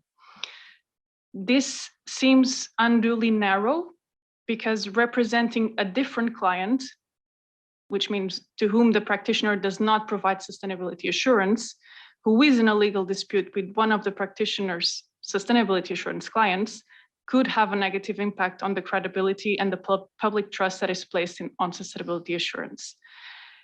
And under option 3, that same example would say basically what the extant code says today, which is representing 2 clients in the same matter who are in a legal dispute with each other. However, this seems unduly wide, as those clients or the matters that they are in a legal dispute about could have no relevance in terms of sustainability assurance, and therefore no impact for the public interest, no relevance for the public interest. So the example on the screen is option 2, a conflict between a sustainability assurance client and another client. So this is basically the rationale and the explanation for Workstream 2 to recommend option 2. However, Workstream 2 recognizes that applying high ethics standards in situations that transcend option 2 is also important, because we have 2 situations there. If the sustainability assurance practitioner is a PA, then the rest of the code comes to play. And Workstream 2 is proposing to include in the introductory paragraphs of Part 5 an explicit reminder to PAs that parts 1 to 4b of the code continue to apply in all situations that are not covered by Part 5. And for those practitioners who are not PAs, the proposal is to have wording again in the introductory paragraphs of Part 5, encouraging them to adopt high standards of ethical behavior in all situations that are not covered by Part 5. Again, this is because those other aspects of the conduct of the practitioner may contribute or impair the credibility and the public trust that is placed in sustainability assurance. So when Workstream 2 drafted that encouragement for non-PAs, it made sure to include some examples of situations not covered by Part 5, but where high ethical behavior is also important. And these these examples make reference also to the relationship with between the practitioner and other clients, and also with a firm. And we have some examples, for instance, pressure from colleagues to breach the fundamental principles, or suspected suspected non-compliance with laws and regulations by the management of the firm. We have here basically an explanation of the summary of Workstream 2 recommendations. This is applying to the ethics standards again, so it's not covering independence, but only focusing on the ethics standards.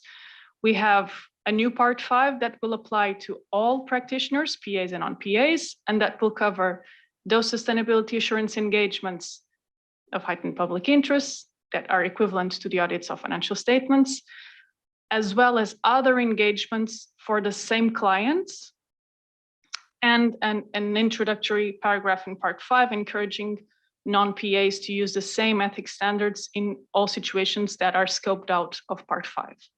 And when would we go back to the extant code, so parts 1, 2, and 3 of the code, for PAs only, because if they're non-PAs, then the extant code does not apply, but for PAs only, and it would apply for other sustainability assurance engagements that are not of heightened public interest in their relationship with other clients, and also for the details of the relationship with the firm, which is basically part 2. So this is the same information, but in a diagram format. Let me also briefly tell you about the feedback that we received from the National Standard Setters meeting last week. The participants were supportive of this option 2. We, of course, received some requests for clarification regarding how part 5 would work in terms of fundamental principles and conceptual framework. Would it be the same? Would it be different? So since part 5 is built on equivalent parts 1 and 3 for the ethics standards, it's the same fundamental principles, it's the same conceptual framework. The requirements are meant to be the same to avoid interpretation issues, especially from the PA perspective, who will be applying part 5 and also the extant code for whatever is not scoped in part 5. And as mentioned earlier by Workstream 1, there were also some questions regarding what is the difference between of heightened public interest and the concept of PIEs. Maybe we could look at the drafting proposed by Workstream 2 regarding this issue of the scope. So the equivalent, let me just briefly say, this is 100.2, but for the sake of clarity, we're using the same numbering that as the extant code to make it clear that which paragraph is being equivalent to which. But of course, in the definitive numbering of part 5, we will not use 100.2. We will use a different numbering to be discussed and decided together with Workstream 1. So this equivalent of 100.2 would define the scope of part 5, basically. And we have in letter A, the scope of the ethics standards. So sustainability assurance engagements of heightened public interest, or however we will call it, and other engagements performed by these practitioners for the same clients. And in letter B, we would have the scope of the independent standards for sustainability assurance engagements of heightened public interest in accordance with the criteria set out in paragraph X. So this is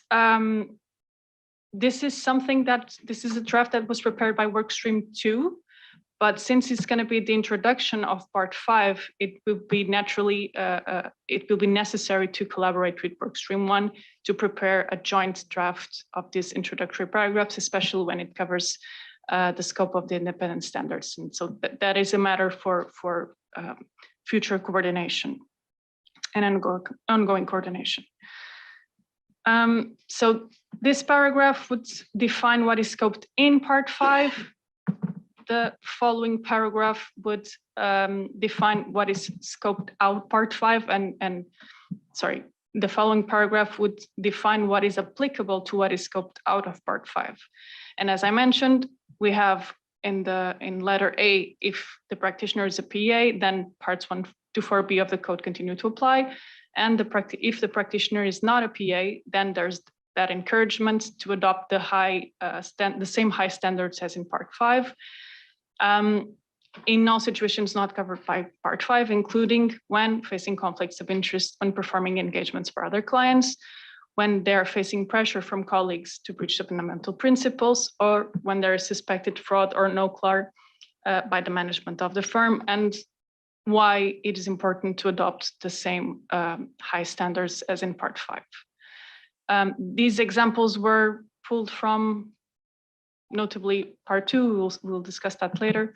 But I would pause here maybe to ask the board if they are their initial views regarding the recommended scope for part 2, for option 2, I'm sorry, and this would be initial views, since we are going afterwards into a little more detail into what is part 2, option 2 in action. Thanks, Laura. I just want to add a couple of things, and thanks for the explanation. Just to give a little bit more context, when we were in Lisbon, the workstream 2 worked really hard on the scoping part of what we're doing, because that conceptually is quite a challenging piece to work through. And no doubt, as Laura explained, as you read the issues paper, you would notice that conceptually is quite challenging. So workstream 2 spent quite a bit of time thinking through that. And we started off really, I think workstream 2 we started off with the most narrow interpretation. You're really just focusing on the sustainability assurance engagement. But very quickly, as we walk through some of the provisions in part 3, we recognize that it really did not work and could not work, because if you just focus on the engagement itself, when you're looking for things like conflicts of interest, there's nothing else to look at. There's very few things that you can really address in that sense.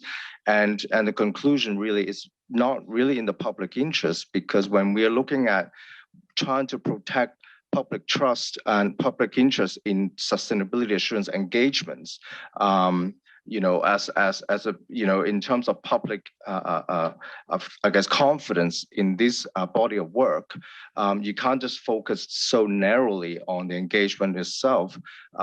So when you think about what the workstream 2 has landed, essentially is we have landed on, in terms of the relationship with the sustainability assurance clients.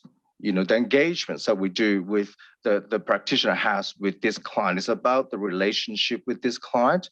So we moved away from the very narrow about just the sustainability assurance engagement itself to the relationship with the sustainability assurance client. So it's a bit broader, but we have not gone as broad as every client that this practitioner has. So that's the middle approach, or somewhere sort of along that spectrum, in sort of more in the middle of that spectrum.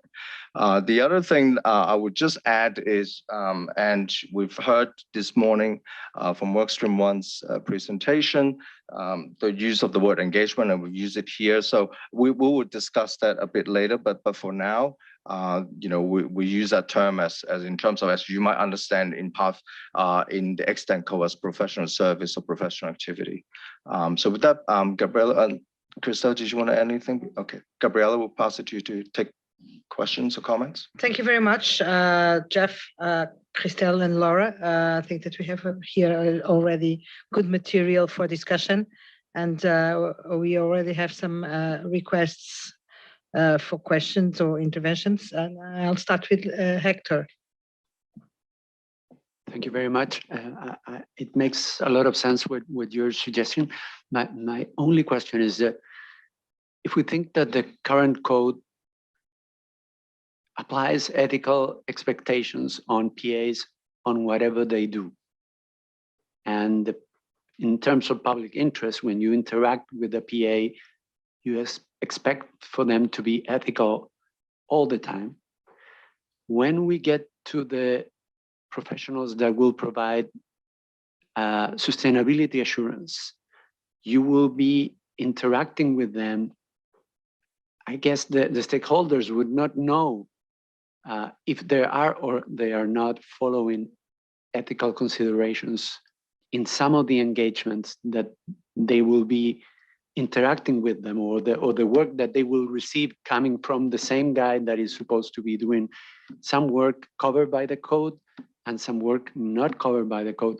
Is there any way, maybe it's not for us to do it and not the code, the instrument to do that, that we could signal to the stakeholders whether the work has been done following the code and the ethical considerations in the code or not? And just in terms of the stakeholders know whether the work has been done at this level or not. So part of the answer to your question is the extant code is now addressing ethical requirements for a profession.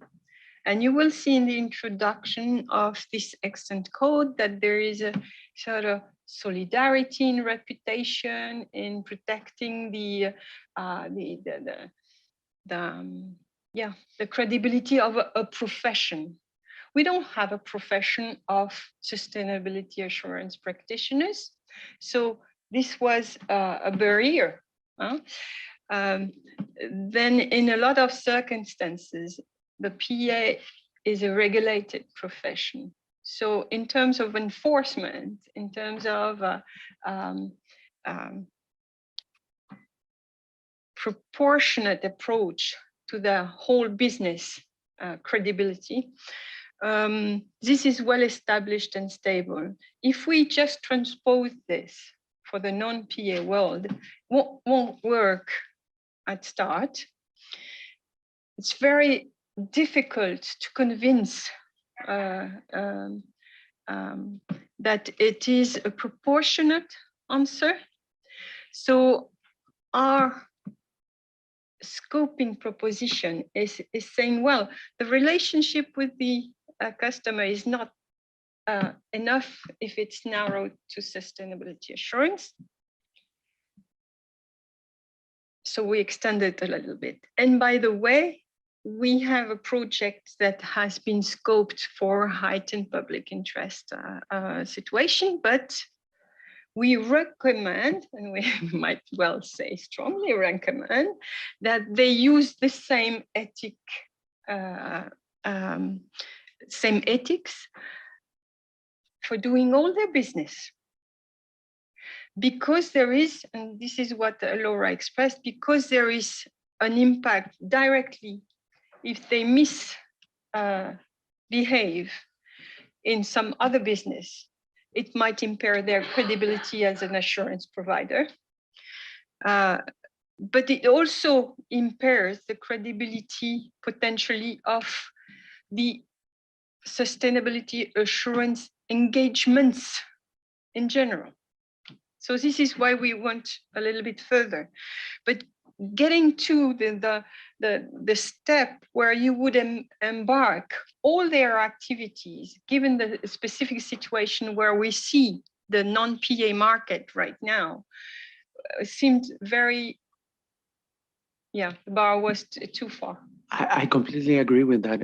I just wanted to know if there's any way to signal the stakeholders that they are in the Far West when they are in the Far West, in terms that they fall in the space where there are no ethical requirements, so that they know that they are dealing with this entity, maybe accountability, but they are dealing with accountability in a space where they are not bound by the ethical requirements of Part 5, and so that they know that they're not protected in a way by what we are offering in Part 5. That's the point. It's not about whether the scope is not correct or not. I mean, I just want stakeholders to know that the code is not being applied to this product or this service that they are receiving. Maybe it's not for us to do it. I started from there because maybe we are not able to. I think I certainly understand what you're saying, Hector, and where you're coming from. It is important that we're doing this not just for the practitioners, but really for stakeholders and for the public. So your question is, well, how would we inform the public in terms of the scope of our standards? And I guess, my immediate thoughts would be, yeah, we do need to do a lot of education.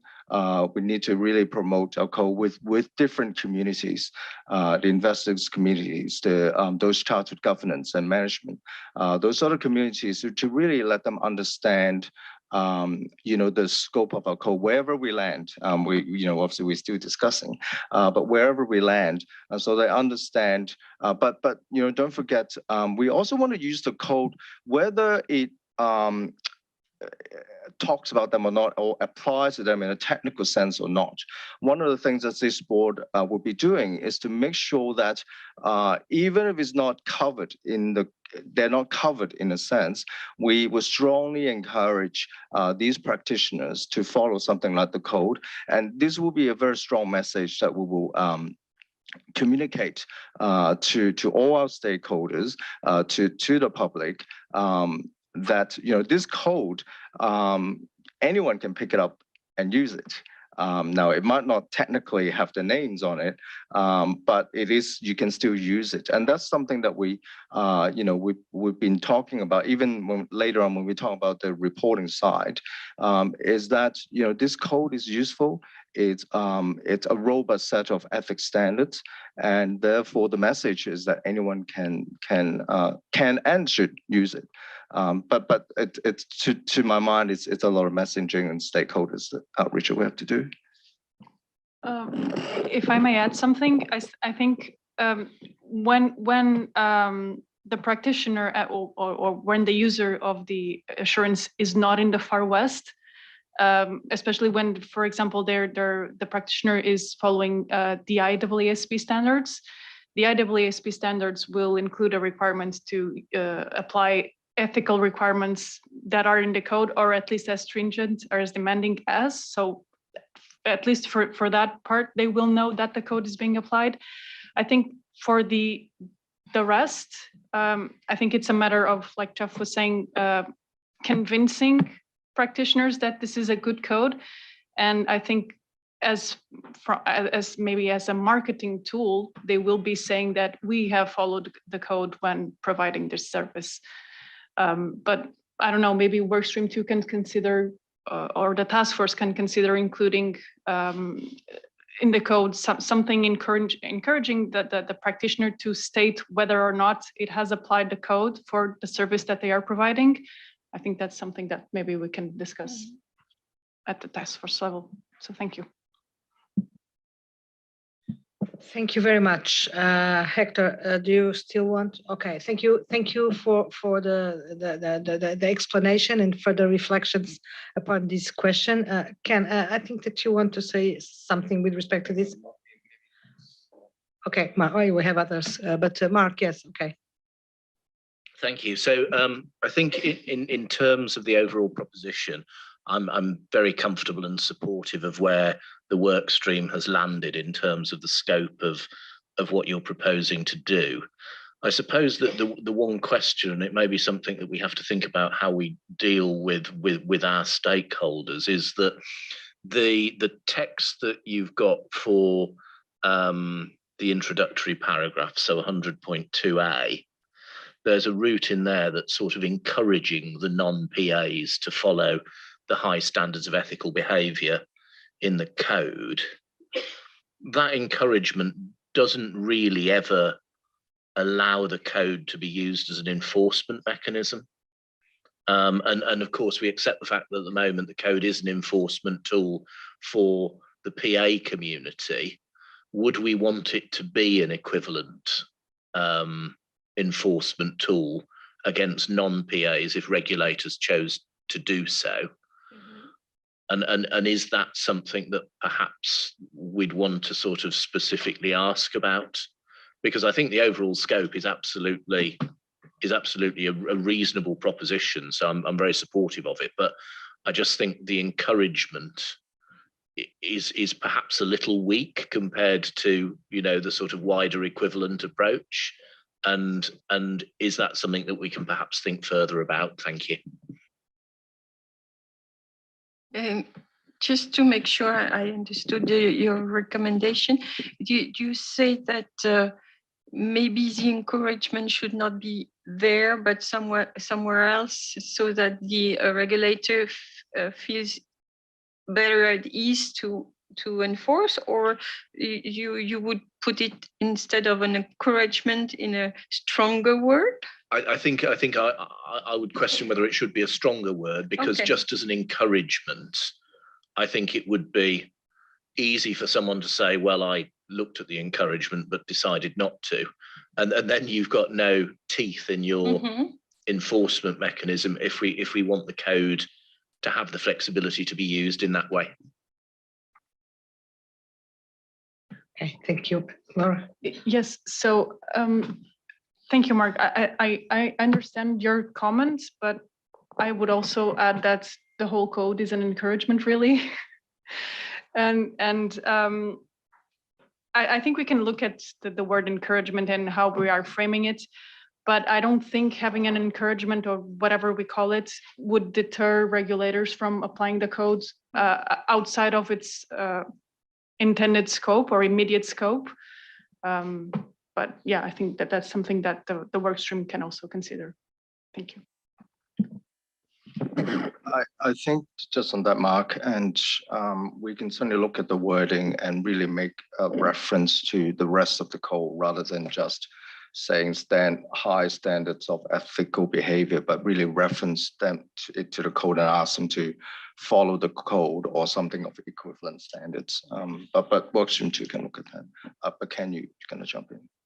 Yeah, I was going to come in, maybe going back to Hector's point about the signal or the messaging to stakeholders, which I took it was your question, or rather the point you wanted to put on the table, as to whether the board would find it in the public interest to have the entity presumably, or the firm, signal to stakeholders in the market at large that they have followed, in this case a firm, they followed those precise ethics provisions of the IESBA code. And maybe Hector, maybe that is more a question to you as to whether you thought it should be disclosure about the specific sections of the code that would have applied in the particular circumstances, or whether it would be just disclosure of the fact that the practitioner has followed the ethics and independence provisions of the IESBA code. Because if that's the latter,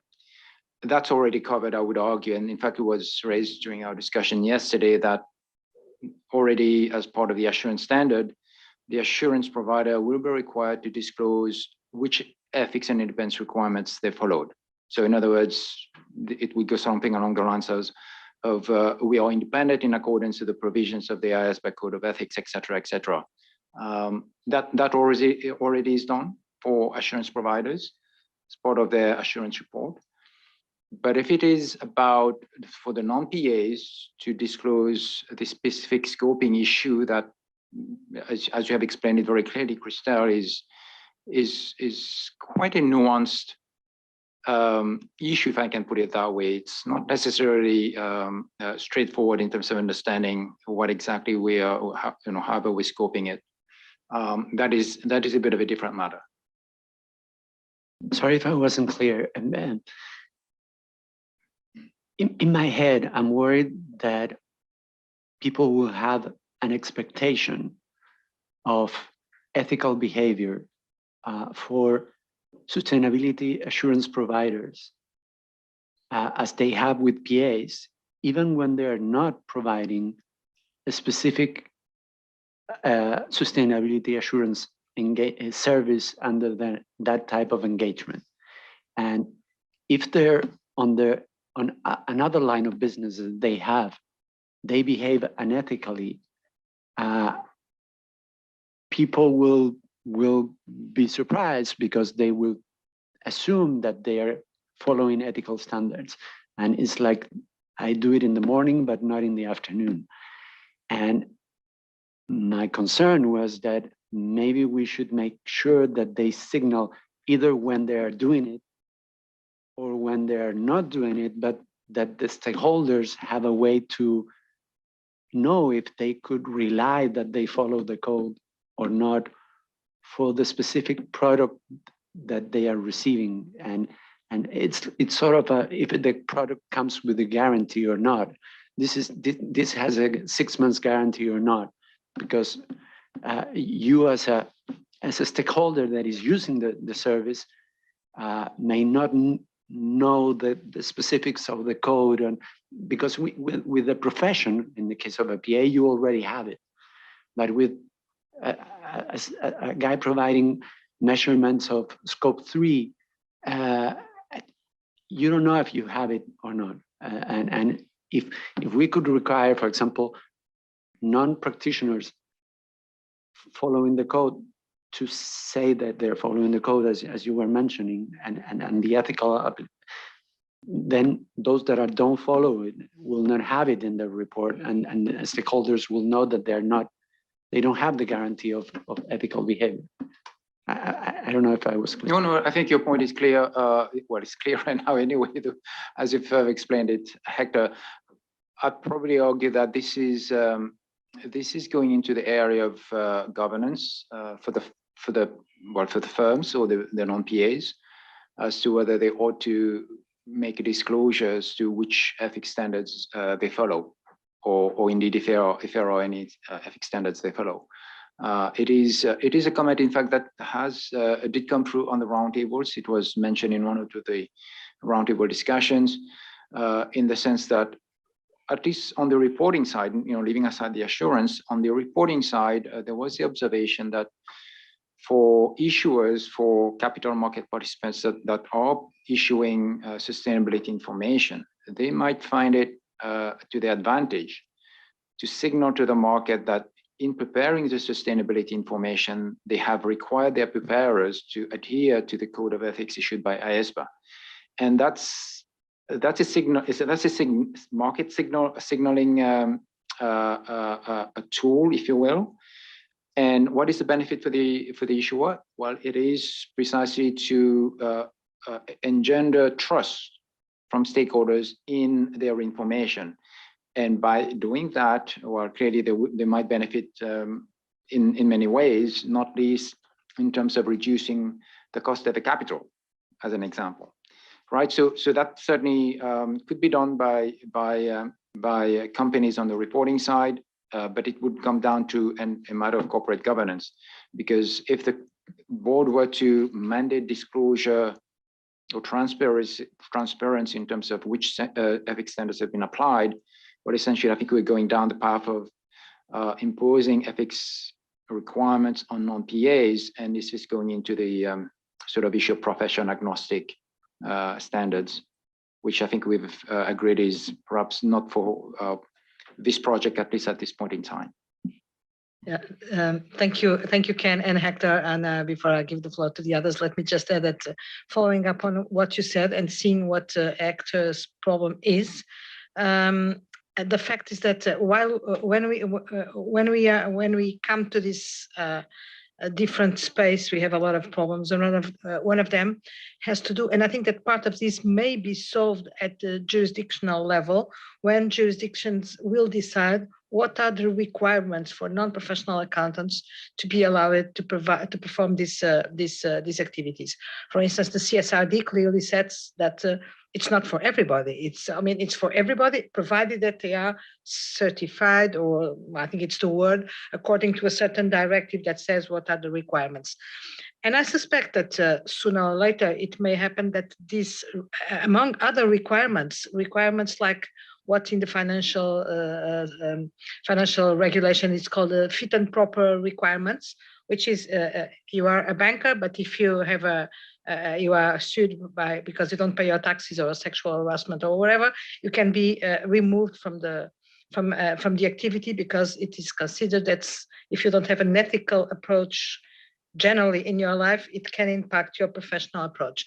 So is this a response to your question? No, but it's a follow-up on what Ken was saying. This is about corporate governance. This is about jurisdictional regulation, a lot of things that we don't control. What I would just add, well, I'll take the opportunity that I took the floor just to mention something that I think that I had already mentioned to you privately, but I think that one of the, it's not a problem, it's not an issue, it's an editorial question, but I think that slide 12, when it says that for non-PA sustainability assurance practitioners, part 1, 2, and 3 are not applicable, it makes it too rigid, the idea that it's not applicable. It can be applicable provided that there is an encouragement, or if they want voluntarily to apply it. I would be a little bit careful with putting it so clear that it's not, it's true that it's formally, technically not applicable. But what I got from the comments at the NSS meeting was that they concluded that they are simply not subject never to these ethical requirements, while it may happen. It's not, I mean, this is correct. This is fine. This is exactly what the architecture that you are proposing sets, but I somehow tweak this not applicable with something in addition, or put it in light rose or something like that, something that does not create that idea that in that part we are in the far west, as Hector was saying. So sorry for this. Would it answer to your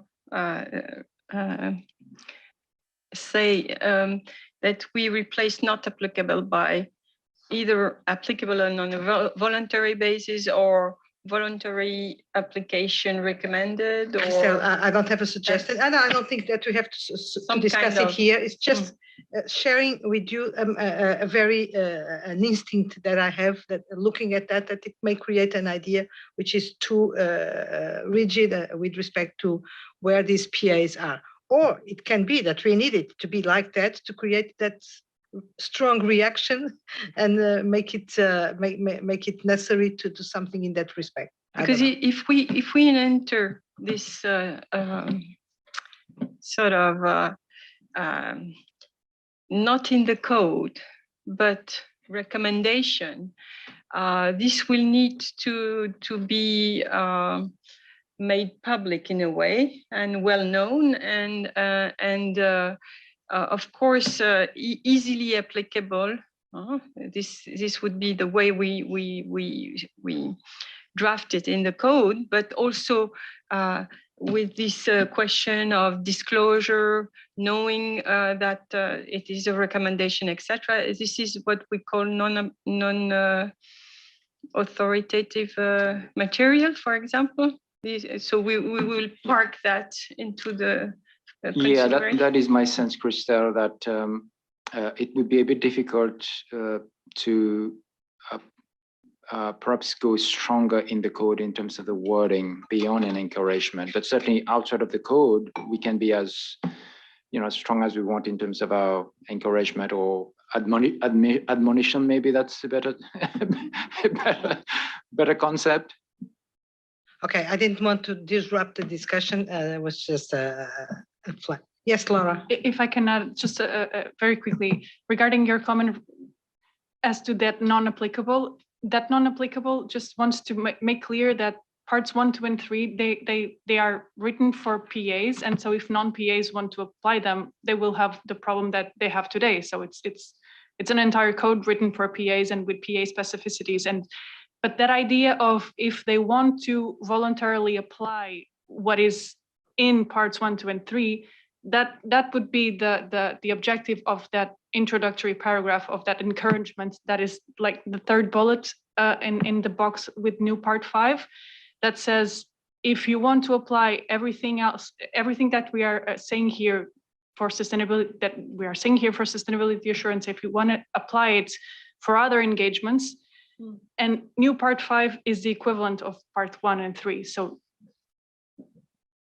we can, I understand your comment. I think technically we can keep the not applicable because your idea is already in that encouragement in the 3rd bullet of the new part 5.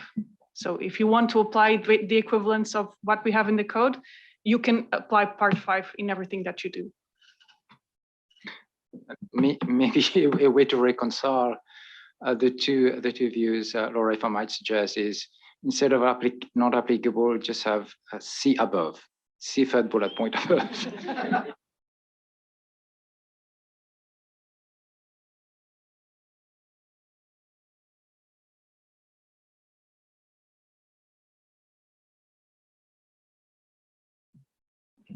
Thank you. Okay, so I definitely agree with, again, with where the work stream has landed in terms of, you know, the option, independence requirements, etc. But my question is with regard to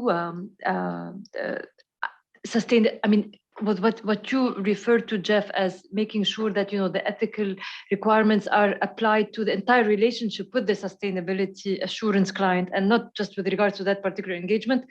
Totally agree.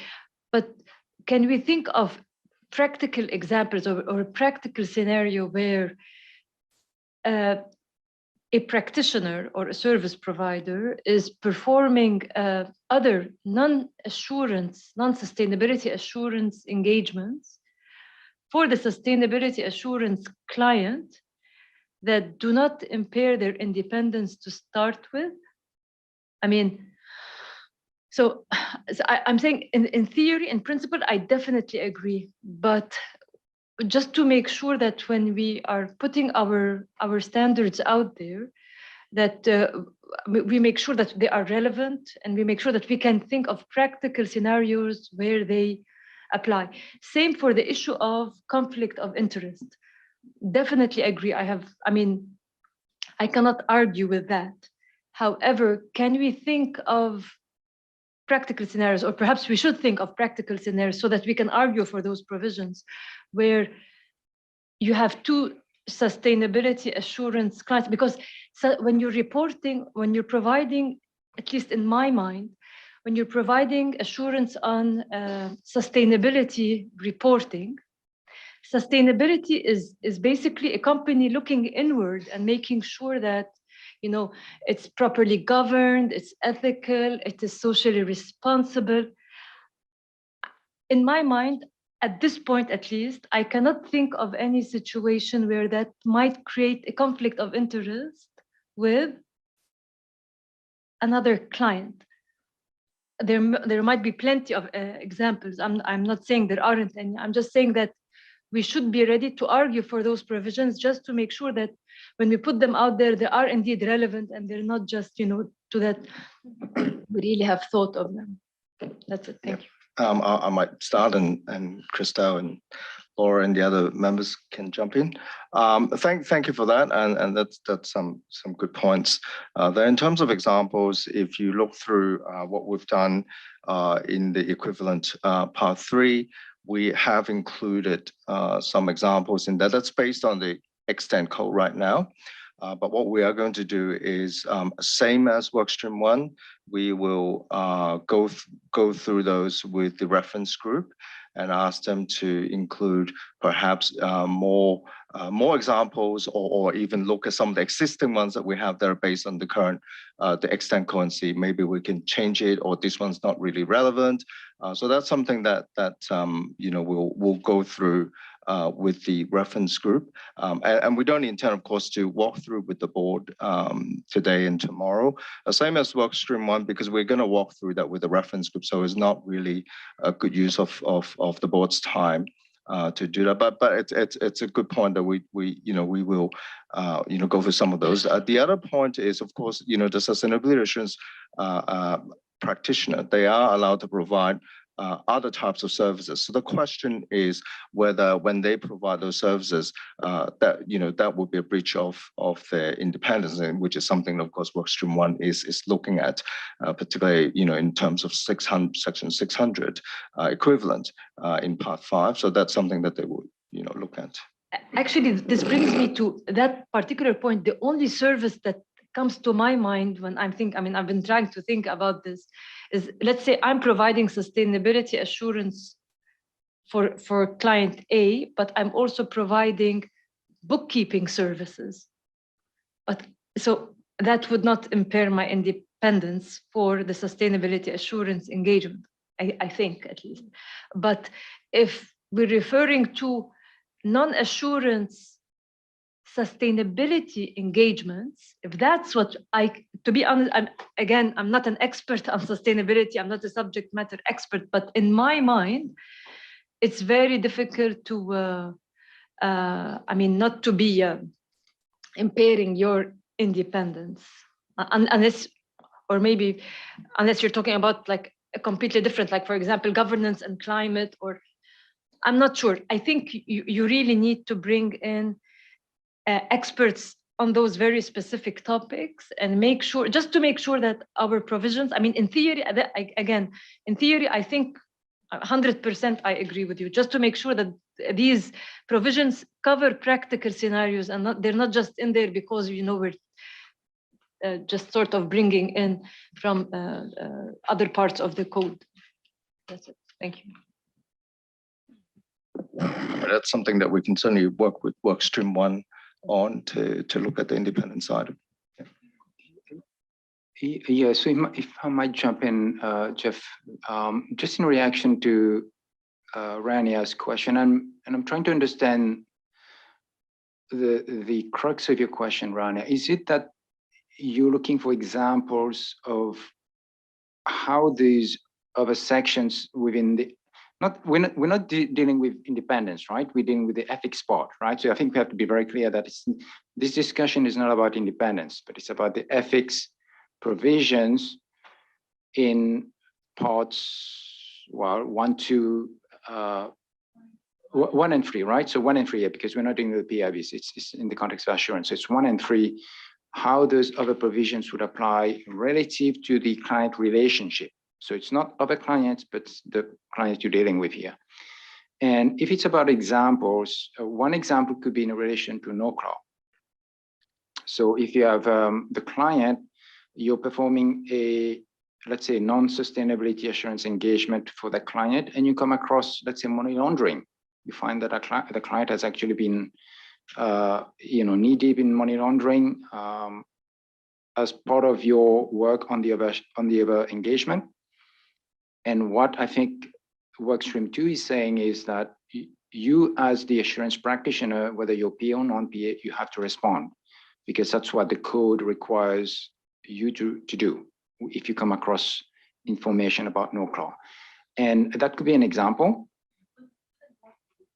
Wouldn't that be covered under the assurance engagement? You get my point? Isn't this part of, if you discover that the firm is engaging in corrupt practices? No, it would not, because it would only apply within your sustainability assurance engagement if you came as well. And maybe it's a bit of a question there, but definitely as part of your performance of the sustainability assurance engagement, if you were to come across information that indicates an instance of NOCLAW, you have to respond. Yeah. Right.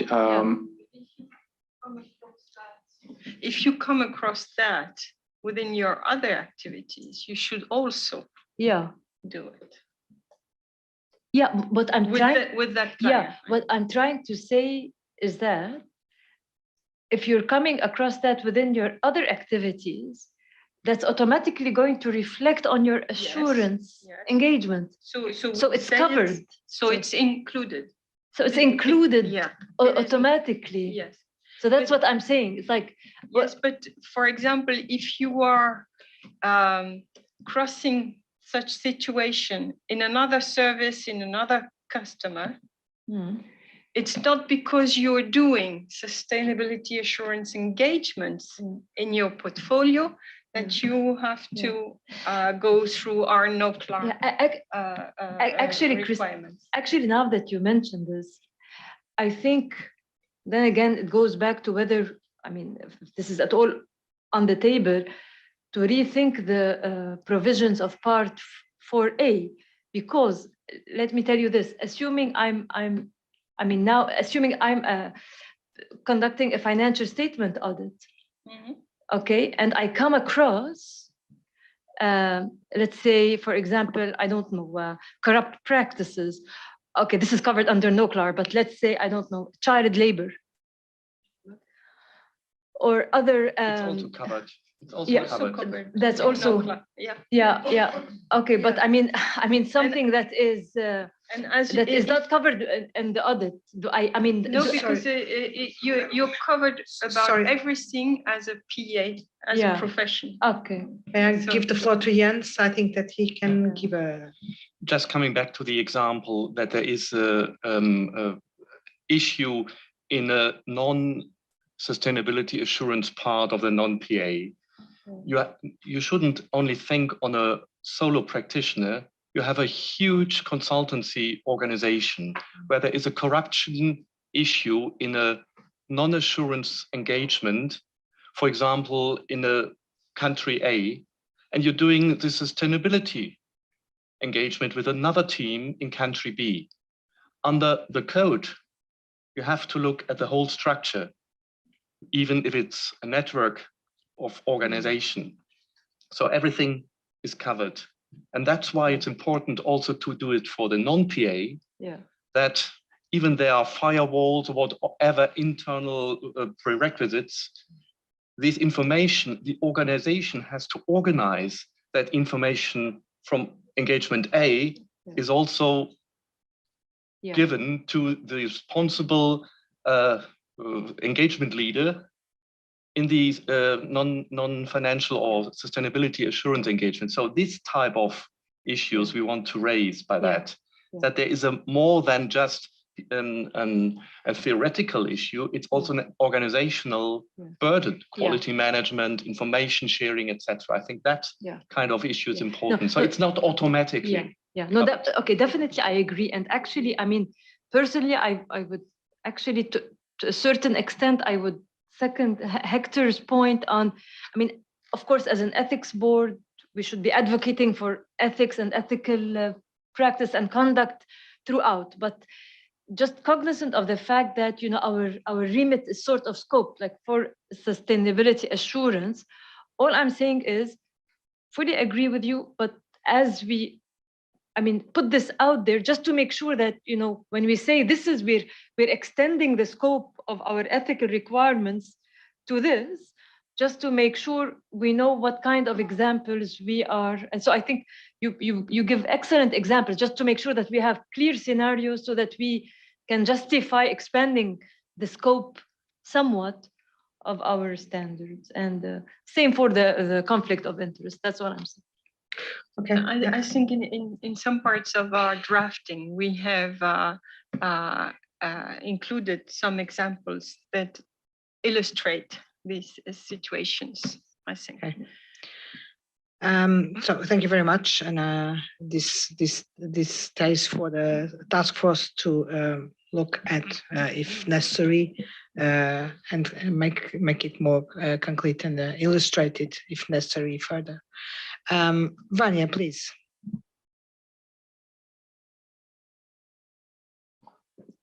Thank you, Gabriel. Just to, in connection to Hector's question about is it the whole of IESBA to do so to make sure that others are using the code, or if it is informed? I think that is where it is important, though, that ambassador role that Gabriela mentioned. In Brazil, we created a body that will be in charge of incorporating sustainability into the regulators, because we will be translating the standards and offering to the regulators to endorse it. And as the regulators take part in our meetings, we are addressing the regulators all the time to show them that we will be using other professions, not only accountants. So it will be good, it will be for the public interest that the other professions are also using a code of ethics. And that comes back to our role here, is to make this code proper to be used by other professions. So if the regulators decide to require any a code of ethics, ours is ready to be used, regardless the profession of those who are preparing, just as an illustration of what we are doing. Okay. Thank you very much, Vanya. Jens, okay. Luigi, please. Thank you to the task force for navigating in these difficult decisions. I support the direction that they have taken. Of course, I have some comments. First of all, in the option 2, which I support, it does seems to me that, at least on the basis of my understanding, the firm is not covered, because it was not covered in the definition of sustainability assurance practitioner. And even, let's say, the definition of option 2 doesn't seem to include the firm. We will come back to the definition of a practitioner, but it is included. Okay. So the definition of the firm is quite key into the consequences of that. Because I was worried about relationship or services put in place by other practitioner within the firm, or even by the firm, which seems to me that need to be considered.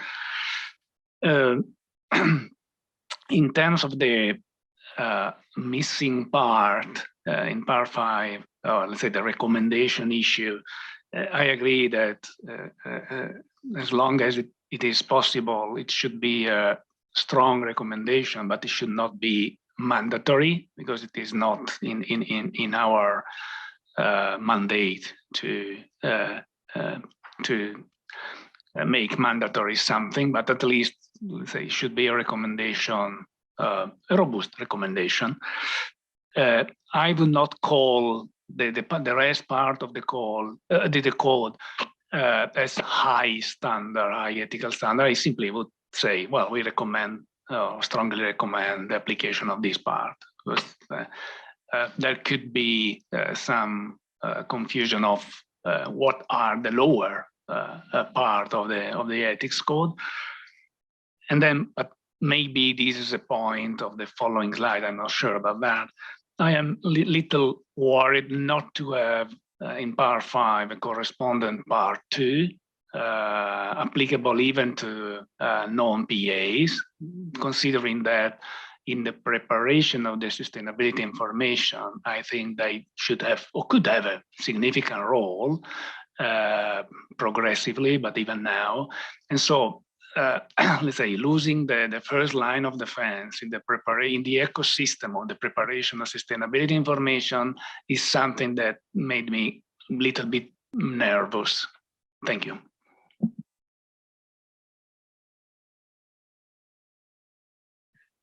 Thank you, Luigi. I think we will probably come back to that. I don't know if you want to react now to Luigi's comments. If I may.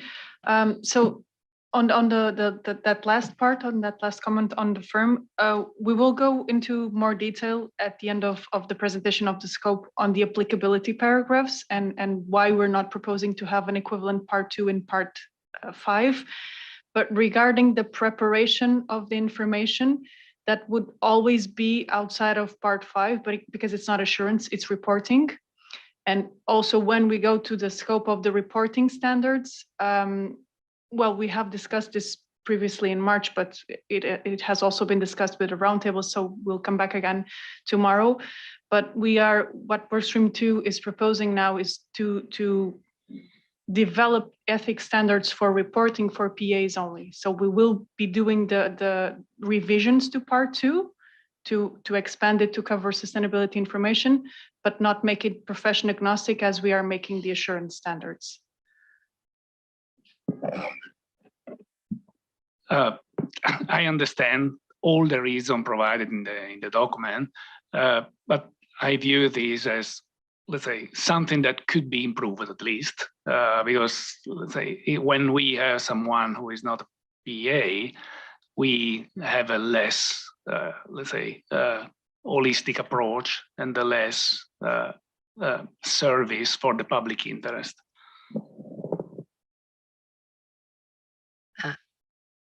No, I'm not going to respond because otherwise I think we will stay here. But as far as I understand, you intend to come back to this option, to this strategic option on not to develop profession agnostic standards for non-PAs with respect to part 2. And so I think that we will have time to discuss that, but thank you for raising that, because it's really a strategic question and a strategic decision to be made. And I'm not going to say anything else now. I don't know if you want to say anything else. So, okay, Luigi, keep it as an issue and a topic that to which we will come back in this discussion. Sadia, please. This will be the last one.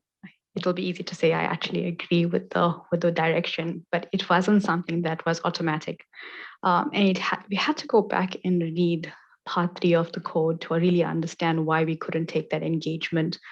And the example that really resonated with me was the acceptance of the client and the engagement. You can't separate one from the other, and that's really where it lands on when you're looking at general principles, that you have to look at the client as a whole. But I do think that in coordination, you're going to have to explain why part 1, 2, and 3 took a different approach from part 4A in getting them to part 5. In terms of messaging, and this is the slide that actually it speaks to, where we have that bullet and it says intro in part 5 encourages non-PAs. I think we must give the working groups due. There's a lot of things that are already included in part 5, and we should rather explain it using the public interest framework on why the other issues were not prioritized currently. One of them is adoption. Adopting an entire code for non-PAs at one time is going to be something that takes considerable effort, and having it done in doses might help with adoption and operability and implementation issues. So we've prioritized high public interest items, and we've left the ones in the red for consideration in the future. I think it will help with messaging on how we've applied the principles. I will hold comment on Louise's last part for next round. It's becoming promising. The next discussion. I don't see anyone else. Luigi, do you still want to? Yeah, you wanted, but okay. No other comments. So back to you, Christelle, Jeff, Laura.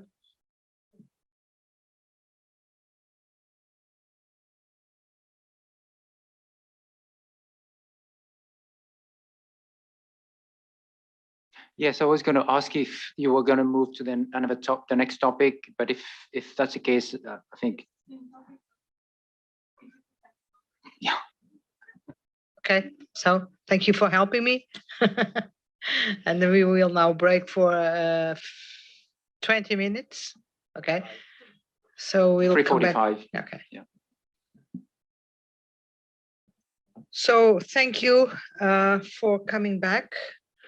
We are now reaching the last part of our today's meeting, and we will continue the discussion and the assessment of the proposals of Workstream 2 on the scope of this project.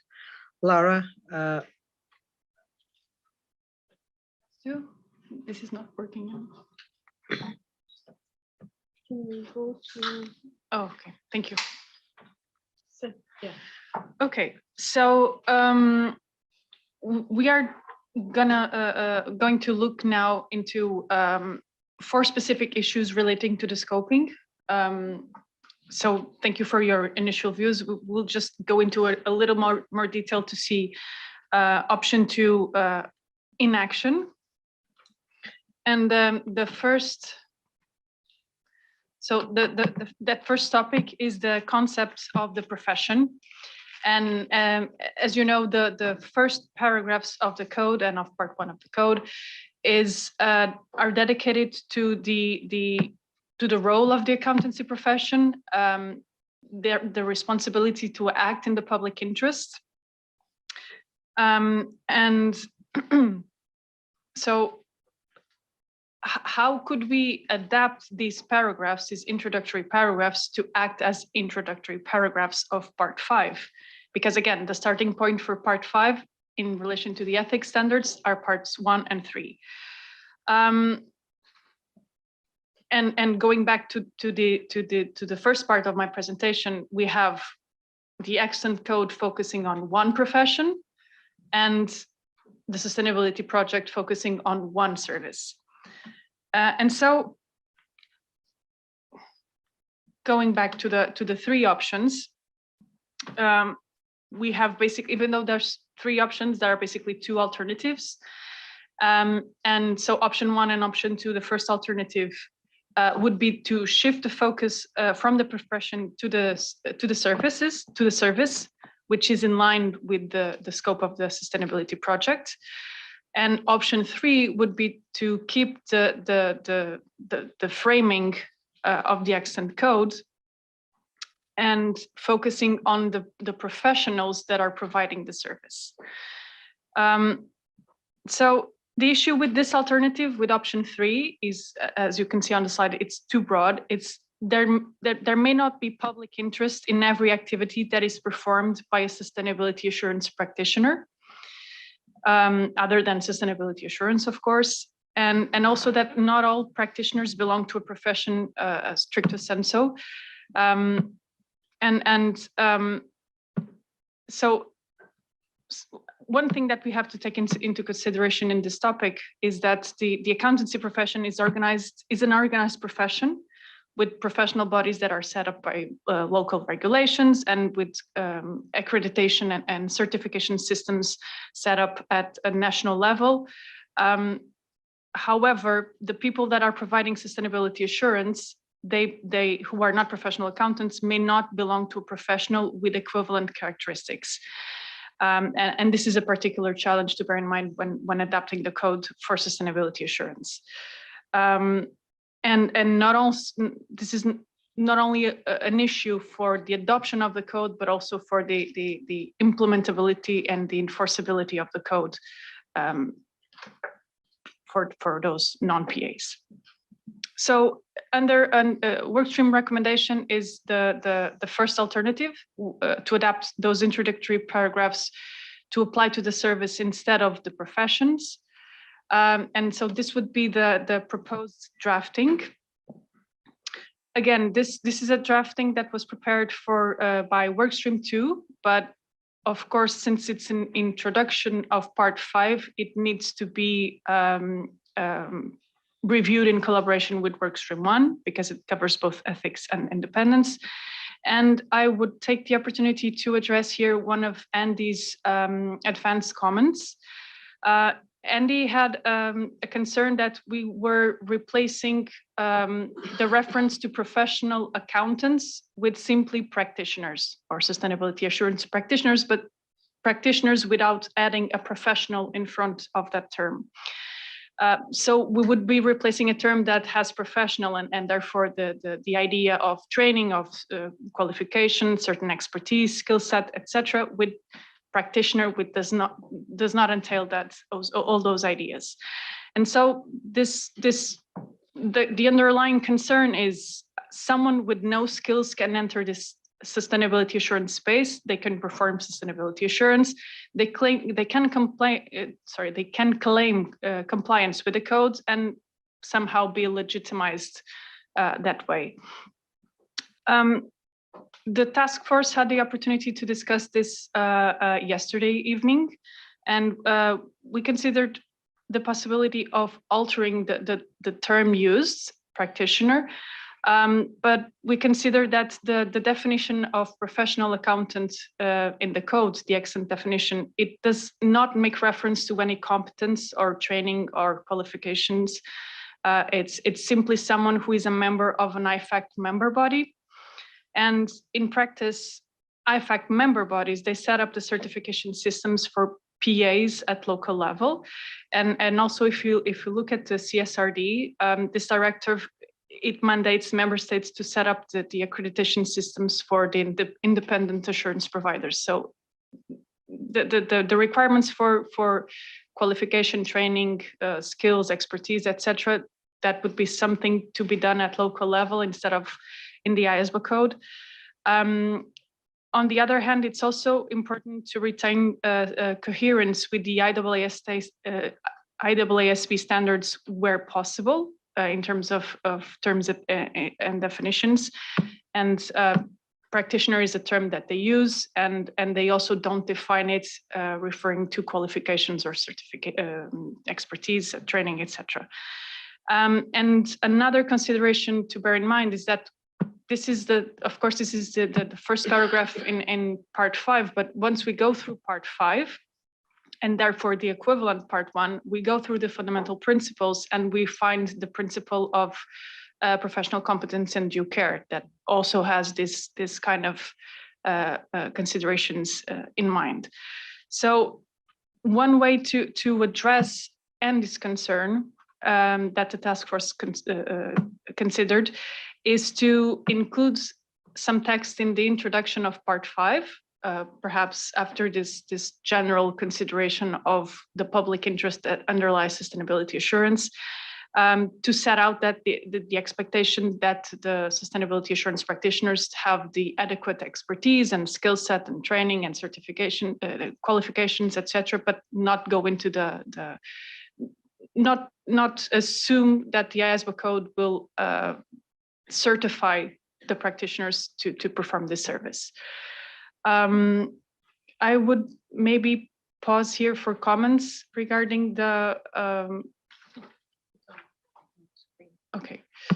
So again, on how option 2 applies in practice regarding the concept of the profession, if the board agrees with this approach. Thank you very much, Laura. Comments, welcome. Chana, please. Thanks, Laura, for the presentation. I mean, in respect of what Andy is raising, I can understand his concern, but the term practitioner, I think in the auditing standards has been there for a long time.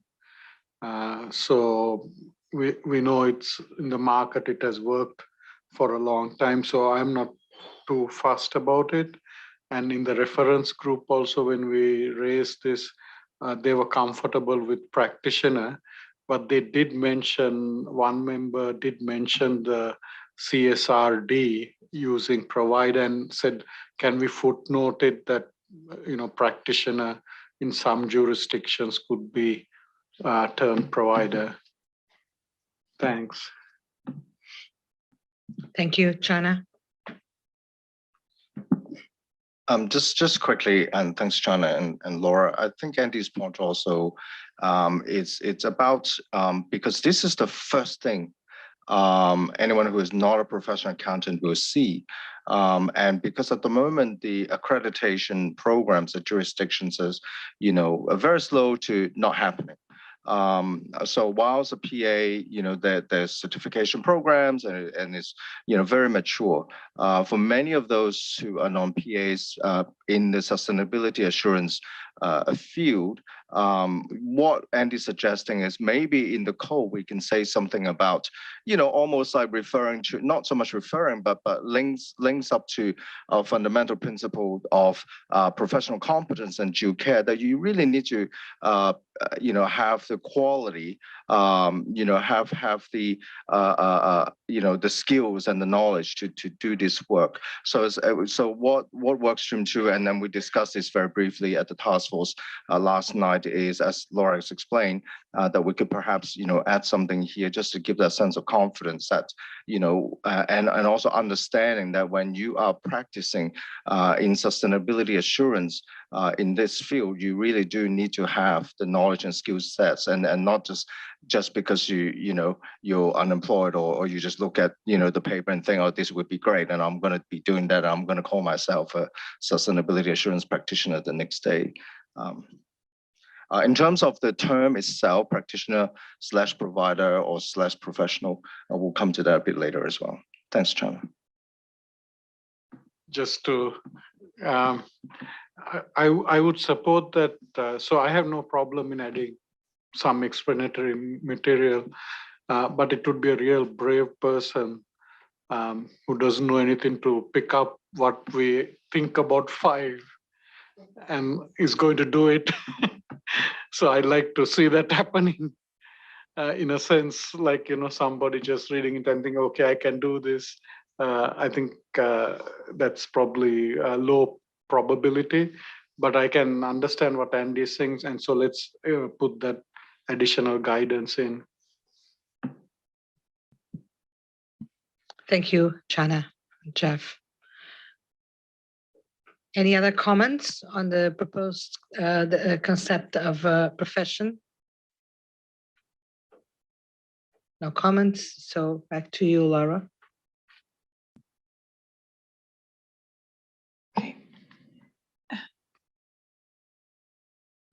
Okay, so the fundamental principle of professional behavior is, again, another topic where this is very linked to the profession.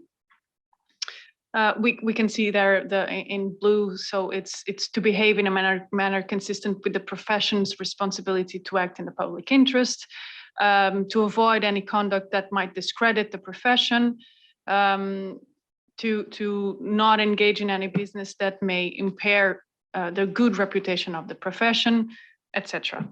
And so again, we have 2 alternatives. The first one would be to adapt these provisions to focus on the service, the sustainability assurance, and the public interest that is underpinning it. And this is workstream 2 recommendation. And the option 3 that would be in workstreams 2 opinion would be too broad, would be, again, to adapt these provisions to apply to the professions or to the industries to which sustainability assurance practitioners belong. So as we can see on the slide, the issue is that it's not only too broad, taking into account the scope of the project, but it also raises the question of whether IESBA is the appropriate body to prevent other professions discredit or disrepute. And this question is not only related to the current remit of IESBA and how that remit coexists with the remits of other international bodies that also set standards for their own professions. But again, it has relevant impacts in terms of the implementability and the enforceability of the standards, because who could do that?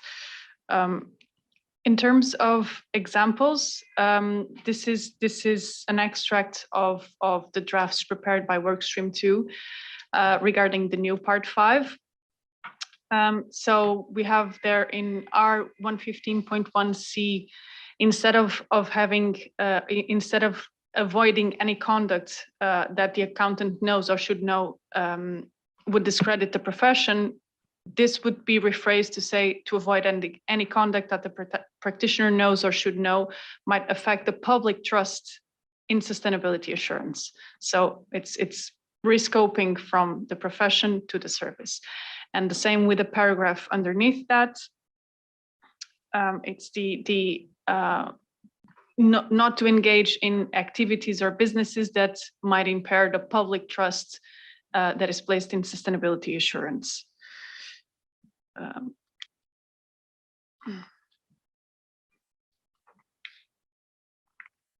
Sorry. And the same for this paragraph. Instead of we would avoid mentioning the disrepute of the profession, and we would just state that when they are the practitioners undertaking marketing or promotional activities, they should be honest and truthful and not make exaggerated claims or etc. So again, I would pause here for comments in terms of this. It is what option 2 would look like in terms of this fundamental principle of whether the board agrees with this. Thank you, Laura. Mark?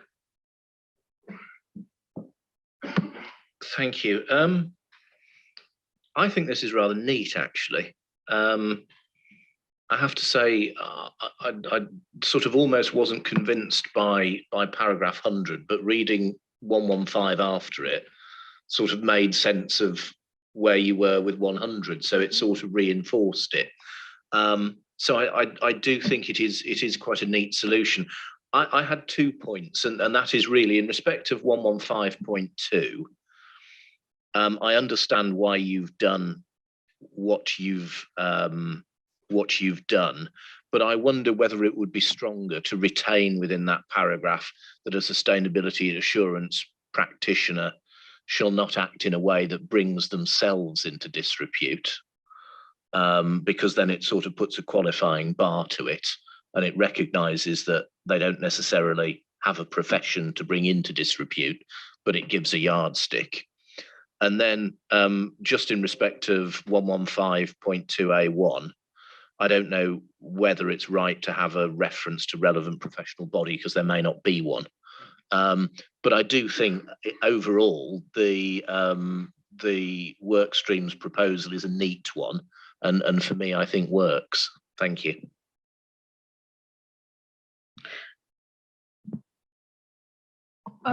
Yeah, so thanks, Mark, for your comments. I think the workstream 2 can think about your suggestion regarding our 115.2. In terms of A1, we chose to keep this provision because if there is a professional body, that might be useful. So it's a provision that might be useful if there is a professional body, and if there isn't, well, they can just ignore this provision.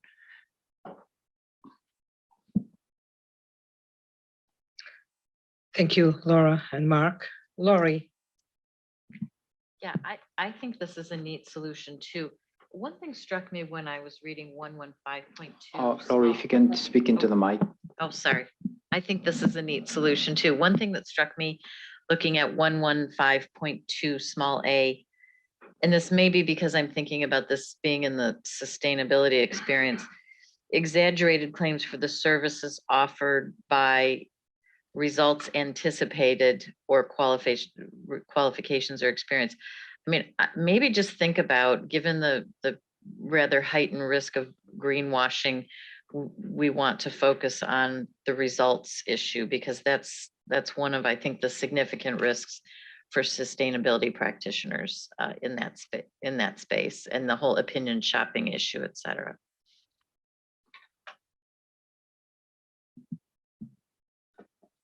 So your suggestion would be to replace or to add? Sorry, to add. To add. I would add something, you can play with the language, but exaggerated claims for the services offered by results anticipated or results, I'm thinking about results promised, or we can get you there type thing. It sort of calls it out a little bit more directly, the concern. Okay, and I understand why those should be added. I understand why, but should it also be added to the part 1? Because why, if I am in a PA profession, this is not accurate? The question of results.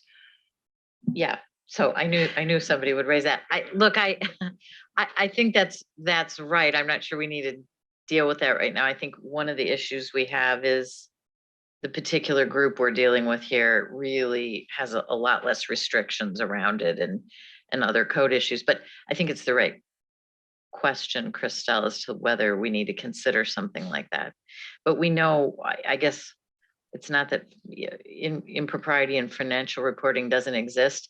It's that we know the greenwashing issue is significant right now in the sustainability space. And I feel like we should at least have a flag for it. And then maybe we consider, do we need to do something similar elsewhere? Does that make sense? Okay, thank you very much, Laurie. Jeff. Sorry, Laura, I just want to check. So this part here is in relation to sustainability assurance practitioners. So what you're suggesting then is that they might, in terms of the marketing and promotion activities, make certain claims about the results they could get them from an assurance engagement. Okay. Okay, thank you. Sadia, please. So on the previous slide and the slide, you have to read it together, and both of them are very important from a regulatory perspective. The one on acting in the public interest and not bringing the profession into disrepute. And for a minute, I was putting my regulatory cap on, and I was wondering if are these the provisions we're going to use in future investigations, and how would this apply to professional accountants in my jurisdiction? And there are a few provisions that we normally rely upon that would now be missing. The one on 100.1, I can live on, because that phrase, acting in the public interest, is littered throughout the code and in the conceptual framework. On the one where we're changing the definition of the fundamental principle and not bringing the profession into disrepute, I would suggest, I think it's the next slide. I would suggest bringing that exact wording into the application material. So not losing touch with, if you have a professional body, then you should have that consideration still apply to you.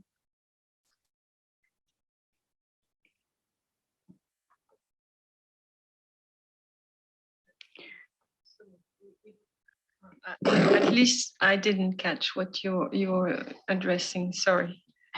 So from the requirement paragraph, we are deleting shall not bring the profession into disrepute. In the application material, we are talking about relevant professional bodies. And this is going to be read by non-PAs, understandably, but also PAs. And in a PA, I think you need to remind them that if you belong to a profession, you shouldn't bring the profession into disrepute. So you haven't watered down the fundamental principle for professional accountants. Thank you.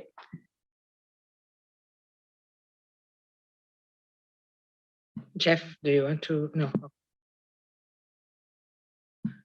Jens, please. I have a similar point as you and also Mark, and I would like to emphasize that even if you're not a member of the profession, you should consult with an appropriate organization or body. So perhaps in A1, encourage to consult and for the professional with a professional body. But I think the principle of consultation in a situation where you are uncertain is also relevant for non-PAs. Thank you. Thank you, Jens. Chana, please. Yeah, I'd like to also support what Sadia and Jens just said. I mean, we could keep,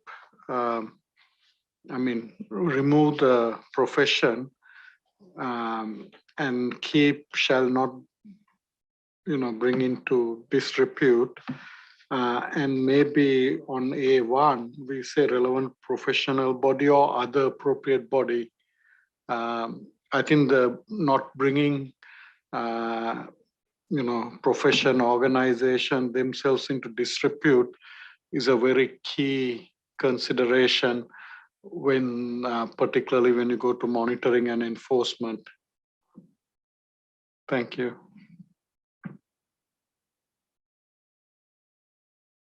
If I may, so the thinking behind removing these references to the profession and the disrepute and discredit of the profession, in respect of PAs, it was assuming that the rest of the code already applies to them. So we wouldn't be watering down in part 5 because part 1 already and would still apply to them.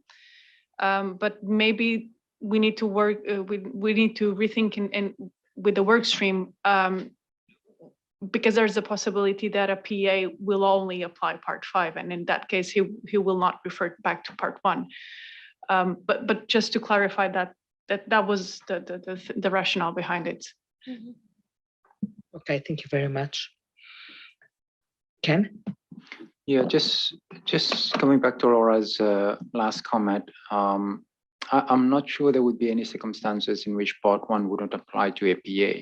I mean, once they are a member of the profession, they are essentially covered by the code. So even if they're just performing the sustainability assurance engagement and they're not the audit and they're just in part 5, part 1 should still apply to them. So I don't know that they would be exempted in that sense. You know, so I'm not sure. You know, the point is precisely what you said earlier, that the reason why this has been crossed out, the reference to the PA not bringing the profession to distribute, is precisely because it's already covered in part 1, and I think that's still valid. And I don't think it's. I mean, maybe that can explain as part of the you know, the explanation outside the code, but I don't believe you need to, because everything that's in part 1 will apply anyway. So I don't know that we need to remind PAs that they have to apply part 1, part 2, part 3, or whatever. And my second point is more an editorial, perhaps, and it's on A1, where we say encourage to first of all, I absolutely agree with Jens that the principle is about consultation. It's not necessarily whether it's a relevant professional body, but perhaps to make it clear that if the practitioner actually belongs to a profession. So in other words, make it conditional that if the practitioner belongs to a profession, then there ought to be a relevant professional body. Otherwise, you know, consult with another appropriate body, as the case might be.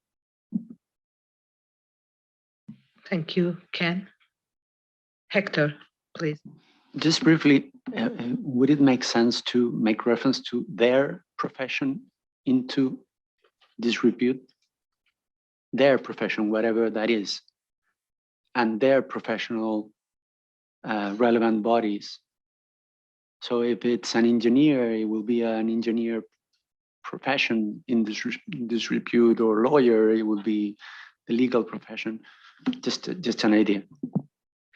My question in reaction to your question, Hector, is, and it's really a question, whether what we want to protect is the specific profession of the provider, engineer, biologist, whatever, scientist, or if what we want to protect along with the objective of the existing standards is it's not a profession, but activity of someone that provides sustainability. That group, which is diverse in terms of backgrounds and professions, but at the end, it's a group of people who provide a certain activity or product.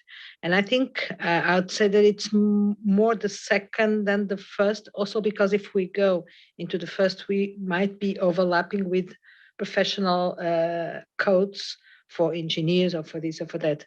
But this doesn't mean that I don't see a point in having something for the others along with what we have for professional accountants. So I think, yeah, that's basically it, Gabriela. So saying something regarding their profession would be that option 3, that the workstream to consider is too broad, because we are not setting standards for the professions and the professions as a whole to which the practitioners belong when providing or who provide sustainability assurance. We are setting ethics standards for a service, for an activity, regardless of the professions where the practitioner comes from. And so, and as Gabriela mentioned, we could be in conflict or overstepping our remits and then have a conflict with remits of other bodies, professional bodies, or ethics standards bodies like the IEEE or others.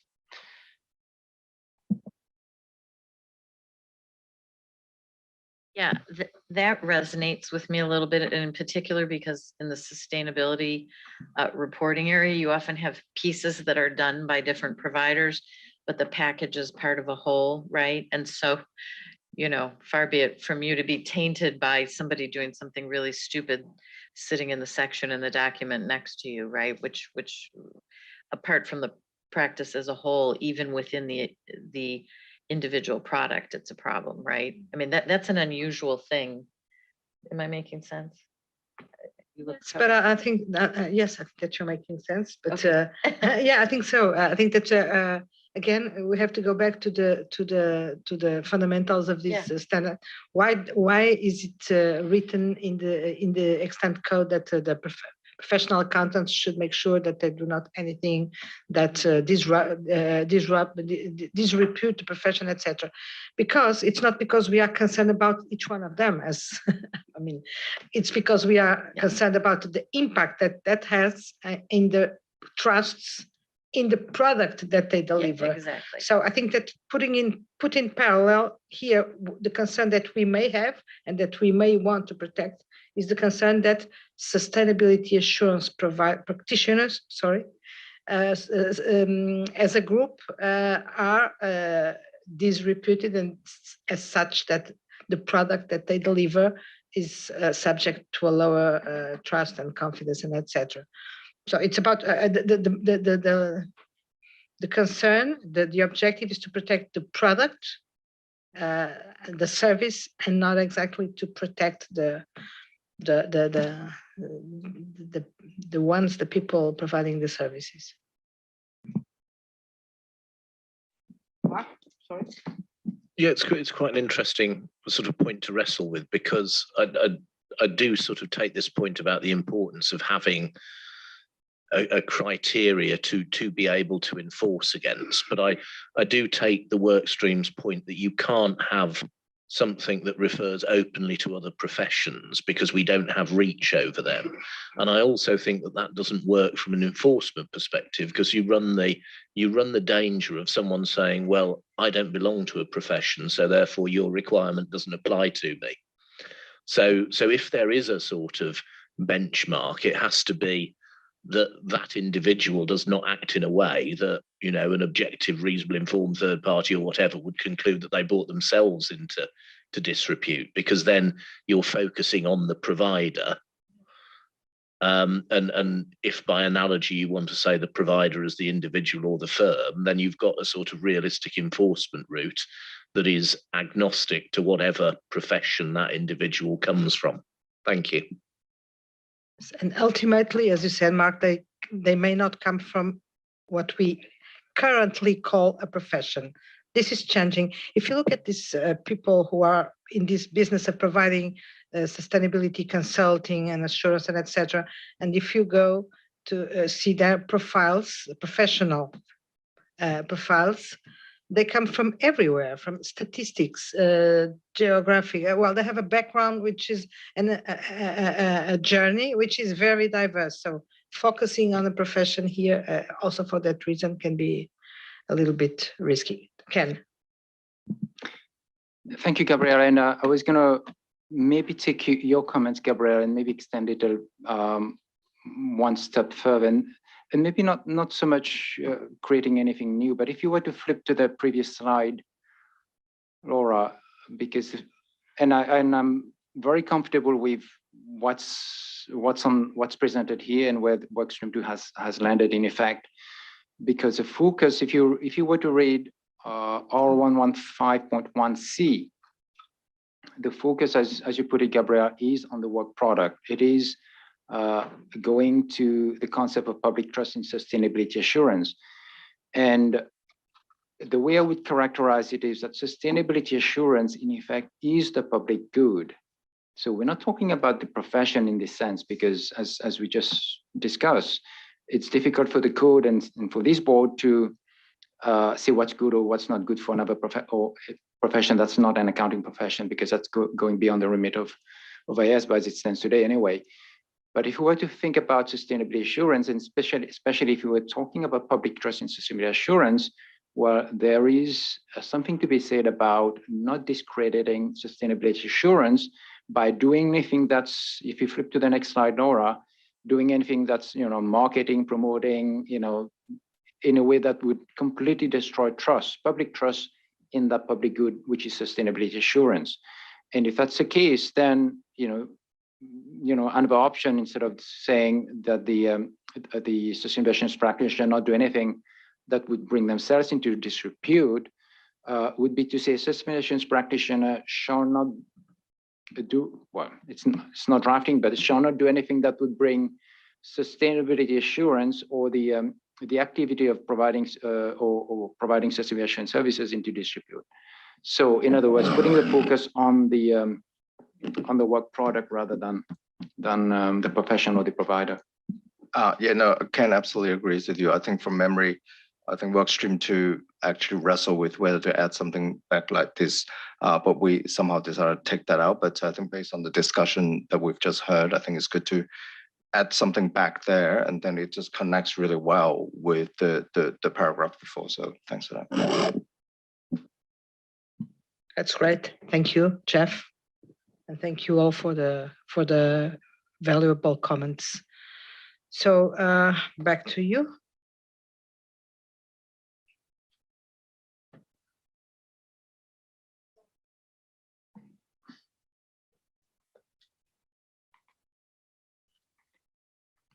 Sorry. So the next topic is the use of professional activity. So the terms professional activity and professional services, which are used throughout the code. We have here 3 examples taken out from parts 1 and 3. For example, that the PA must apply, so exercise sound judgment and applying professional knowledge and skill when undertaking professional activities. Threats that may be posed when undertaking a professional service, and an appropriate reviewer who is not involved in providing the service in this case. Again, when testing the 3 options and the alternatives to adapt these paragraphs, there are 3 alternatives. One would be to apply these provisions to cover sustainability assurance engagements only. The second option is we make them applicable to all engagements performed for sustainability assurance clients. So in other words, we expand the scope of these provisions to cover the full relationship with the sustainability assurance client. Or third alternative, we apply these provisions to all engagements performed for all clients. And so going back to that example regarding conflicts of interest that we saw earlier, option 3 would be too broad, and it would go beyond the scope of the project, which focuses on only one service. Option 1 would be too narrow, even though it technically corresponds to the scope of the approved project. And option 2 would be an appropriate middle ground, considering the public interest. So in this next slide, we have the same examples, but drafted to fit into part 5 under option 2. If we focus on the second example, we have the threats. So we have categories of threats that might create threats for a practitioner when undertaking an engagement for a sustainability assurance client. So we are replacing the references to professional services or professional activities to the engagements provided, the engagements provided to sustainability assurance clients. So according to the scope that which I described earlier, not only the sustainability assurance engagement of heightened public interest, but also the rest of the engagements provided to the same clients. Professional activity and professional services are terms that are defined in the codes. And if we look at those definitions in the glossary, they are intrinsically related to the accountancy profession. And so to avoid confusion with those terms, that are defined, and we will look at professional activity at a later session under workstream 2 topics. But to avoid confusion with those terms, workstream 2 is proposing not to use them in part 5 and instead use the word engagement. So this means these two terms would not be used in part 5. And I would again pause here for comments to see if the board agrees with this approach regarding option 2 in these 2 topics. Thank you, Laura. Any comments on this proposal for the professional activity services? Mark? Okay, no comments, agreed.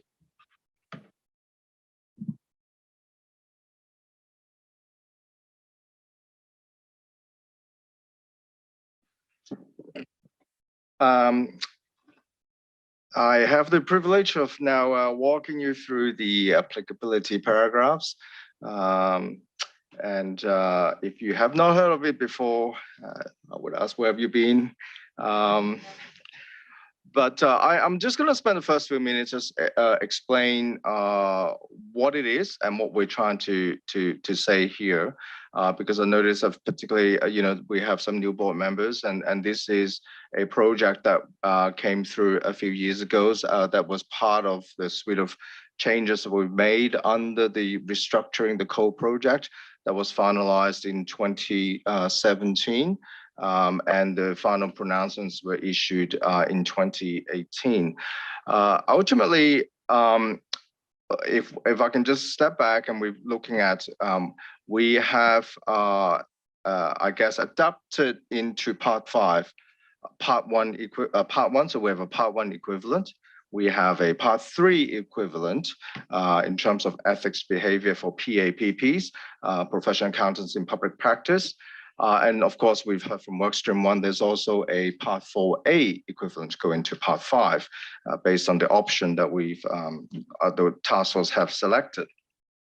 So the question remains is, what about part 2 of the code? Now, as we know, part 2 of the code relates to really professional accountants in business, PAIBs, and it's about their relationship with their organizations in terms of, for instance, conflicts of interest. Even in NOCLA, for instance, it's about if you come across NOCLA or suspected NOCLA that's committed by someone within the organization, say a management of the organization, towards charged with governance. So it's really about your relationship, largely about your relationship with your organization. Now, the board had looked at this a few years ago under the applicability project and looking at under what circumstances that part 2 would then apply to a PAPP, a professional accountant in public practice, and hence the applicability paragraphs. So in effect, as we've got there in that first I guess box there, PAPP is providing audit and assurance services in the to their clients need to comply with ethics requirements, not only in part 3 in the extent code, but also in certain situations with provisions in part 2. So essentially, that's what the applicability paragraph is about. So instead of recreating another lot of sections, and we call it whatever part 2A, and then this is only applicable to PAPPs, we have used the applicability paragraph to say that if you are a professional accountant in a firm, let's say you've come across NOCLA for someone within the firm that's committed NOCLA or suspected NOCLA, then part 2 would apply. Same, for instance, if another example would be, let's say you receive an inducement, you've got tickets to the Super Bowl by as potential supplier because you're sitting in the tender panel or something within the firm. Then in that instance, 250 on inducements would also apply to you as a PAPP working in a firm. So the question is, should sustainability assurance practitioners not only comply with the equivalent part 3, but also with equivalent part 2 just like the PAPPs that we have.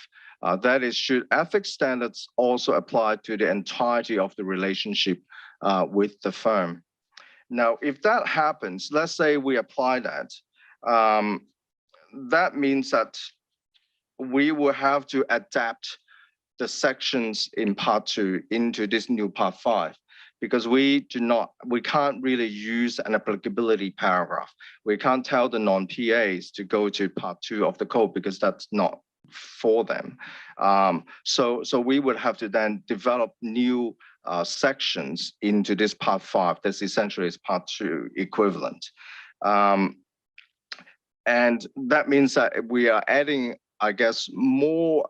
Now we are starting to include ethics standards about that look at the relationship, these practitioners' relationship with their employer, with their firms, and that means that it's essentially, moving even, setting it further away from the scope of independent standards or from the scope of us setting standards for sustainability assurance engagements, because now we potentially are looking at the relationship in its entirety with the employer, with the firms.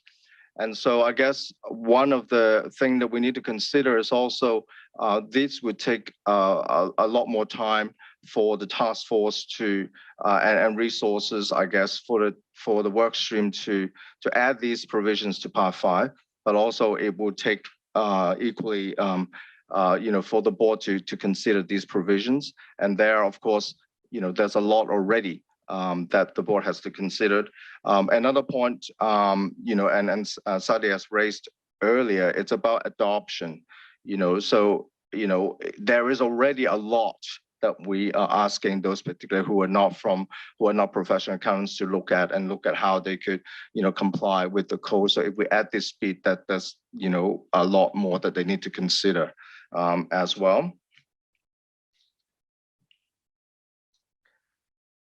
So what the workstream 2 is recommending is it's again following its preference of the second option, that the middle of the ground option, is that these standards really focus first on the relationship with the sustainability assurance clients. And therefore, as a result, Part 5 should not include any equivalent Part 2 provisions. And noting, of course, that the equivalent parts 1 and 3 already cover certain aspects of the relationship with the firm. For instance, in section 300, it covers firm and the operational environment. And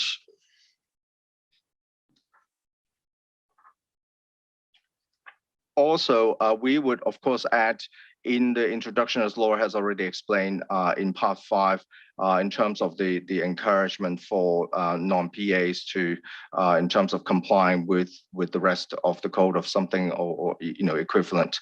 So that's something that we would look at.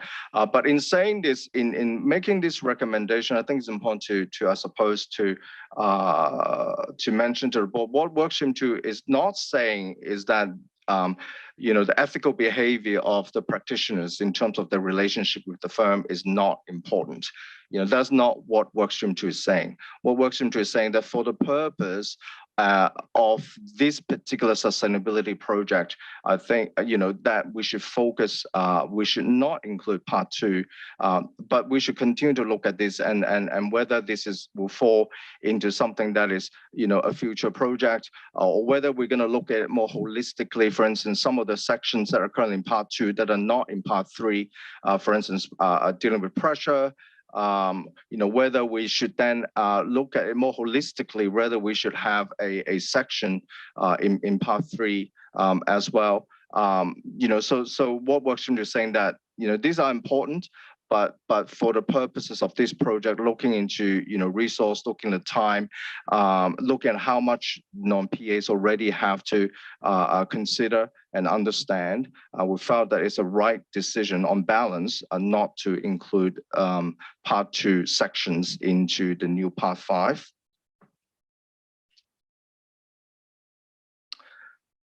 Just to round that up, when the board was discussing the applicability provisions, they did recognize that when you are dealing with the relationship with your firm, there are some instances where it does spill out into your client, particularly in terms of, say, preparing information for clients, or pressure that you might get, from a client, and in terms of Section 270, and what the workstream 2 has considered this as well, and excuse me, their view is that irrespective, we should not add these sections into part 5 of the code. In terms of 220, is mostly dealing with, in this instance, sustainability reporting, so it's not really part of the scope. And again, in terms of pressure, of course, the encouragement that we're going to put in the introduction as well. But also when it comes to dealing with pressure, that you will notice that in a fundamental principle of integrity, we have addressed it to some extent as well in terms of standing your ground, and also in terms of dealing with misleading information. So, and in terms of that relationship with Section 220 as well. So on balance, again, the work stream, whilst with these couple of exceptions, felt that it is still the right approach not to include all the sections in part 2 into the new part 5.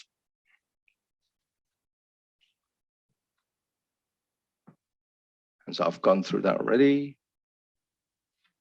Oh, sorry, Laurie. So Section 220 there, presentation and preparation and presentation of information.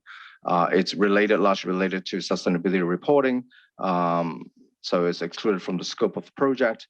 And also 270, we would, of course, in the introduction, we would encourage them to look at the rest of the code, but also fundamental principle of integrity has covered some of that.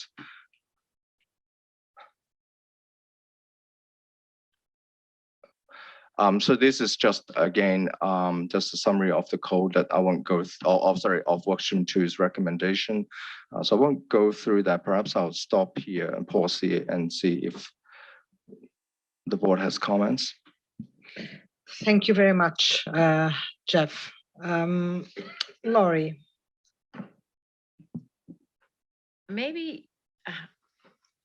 Maybe I'm not thinking about the pressure issue right, but it concerns me a little that we're only encouraging that, and I'm not stuck on one channel, which is greenwashing, but I do think that's a real risk in this space, especially given the lack of standardization of standards, but some of the public nature and reliance on the work that's taking place. And I just help me understand a little bit why we wouldn't want to be more direct in the requirement around pressure. I think it's about adding back the rationale of the workstream 2. It's about whether we should add the different sections in part 2 into the new part 5, and I guess as I've sort of tried to explain, workstream 2 felt that meant number one, it would essentially almost making it a whole code within a code, but also it's a scoping issues in the sense of whether, we're not, that's what I'm saying, that is, we're not saying this is not important. We are saying that whether this should be form part of this particular project and whether it is something that we can look at later on, whether it's under sustainability assurance engagement or whether it's more broadly in terms of how we address pressure through the whole code and not just in part 2. Because there are other things as well. NOCLA, for instance, we're saying that we're also not adding that, and that you could come across, a sustainability practitioner could come across NOCLA within their own organization, and for a PA, they would have to report that through the applicability paragraph. Yeah, I agree completely with what you're saying. I just think the pressure is a very particular issue, very direct to sustainability. So maybe just have a think about that. I mean, I think it ties to probably one of our biggest risks that we know right now. But yeah, no, fair point. Okay, thank you. I agree. Mark, please. Thank you. So 2 points for me. One very much sort of aligned to Laurie's comment, and that is, if we're not going to have something specific around 270 within part 5, for the very good reasons that you say, I do think we need to look at a way of expanding the text in the introduction to part 5, perhaps to explicitly acknowledge the heightened risk posed by greenwashing in the context of this type of work. And although the scope of the project is sustainability assurance, we can actually put a hook in there that says there is going to be a particular pressure, perhaps on the preparation of this information, which lends the assurance of that information to particular challenges. And I think that I would feel more comfortable if there was a sort of longer articulation in your introduction to part 5 to try and take account of that. And then at least we're able to say we have a route to make this operable within part 5 of the code, but we recognize the, I'm not going to say heightened public interest because everyone will beat me if I say that, but of greenwashing as a public interest issue, and therefore we've sought to take account of that. So that's one comment. And I think my other comment is that I think that the work streams approach is the right one, but I sort of have a question for the work stream, and that is, if you were drafting the explanatory memorandum to go alongside your revisions to the code, would you feel comfortable articulating that the approach that you've set out still creates an equivalent regime for non-PAs? Because of course, this is particularly important from a CSRD perspective and maybe of equal importance in other regulatory regimes. Now, I think you should be able to, but I think the test is, could you write those paragraphs and actually feel comfortable in signing up to them? If you do, then I think that's a good thing and they should be in the explanatory memorandum. And if it's more problematic, then we may have a bigger question to answer. But I think broadly it's there in the right place. Thank you. Thank you, Mark. Jeff? Thank you, Mark. Just quickly, I certainly noted your point and Laurie's point on pressure, so we will take a closer look at that. So thank you so much for that. In terms of the equivalence question, I would say, I think at this point we would say that we would be able to explain, because it is about the sustainability assurance engagement, not that broad, to the whole of the activities. And I think therefore we do need to have to set the scope somewhere. But I don't have the exact words, but at this stage, I have an inherent comfort, I suppose, but that's just me. But we'll certainly take that point on board, and we'll talk to workstream too. Thanks, Jeff. Sadia. So I won't repeat the comments I had that were similar to other board members, but I do like the idea of looking at the first part and seeing if it can be strengthened by parts that were previously in 200. On the applicability paragraph, I actually wasn't comparing this between a PA and a non-PA. I was actually thinking about a higher level, and that is, can we expect someone to require ethics of a different level than you apply to yourself? And previously to the applicability paragraphs, we used to say it's already in the code in the fundamental principles, because the fundamental principles is something that you should be acting on and living on. And I think that a way of making this clear is that guidance document we're going to be looking at, that as you are applying the code and signing up for the code, you need to subscribe to the code in the way that you do things and the way that you do business. And then you can apply those kind of principles to those that you are sure of and hold them accountable. So you can't hold someone accountable to an ethical level that you don't yourself live up to. I think that's a higher principle that needs to be. So not saying that we're not taking into account, we're just taking into account in a different way. Thanks, Sidi. Thank you, Luigi. I agree the comments of everyone that commented before me. And in particular, my view is that if we believe that in section, in part 2, there are relevant provisions that we believe are relevant and key, also in order to address certain risks that had been listed before, my view is that this part should be placed in part 5 and without making reference or say other type of approaches like introductory paragraph and so on, because they should be very clear and should be applicable for all sustainability assurance engagements, like for example the one of the pressure.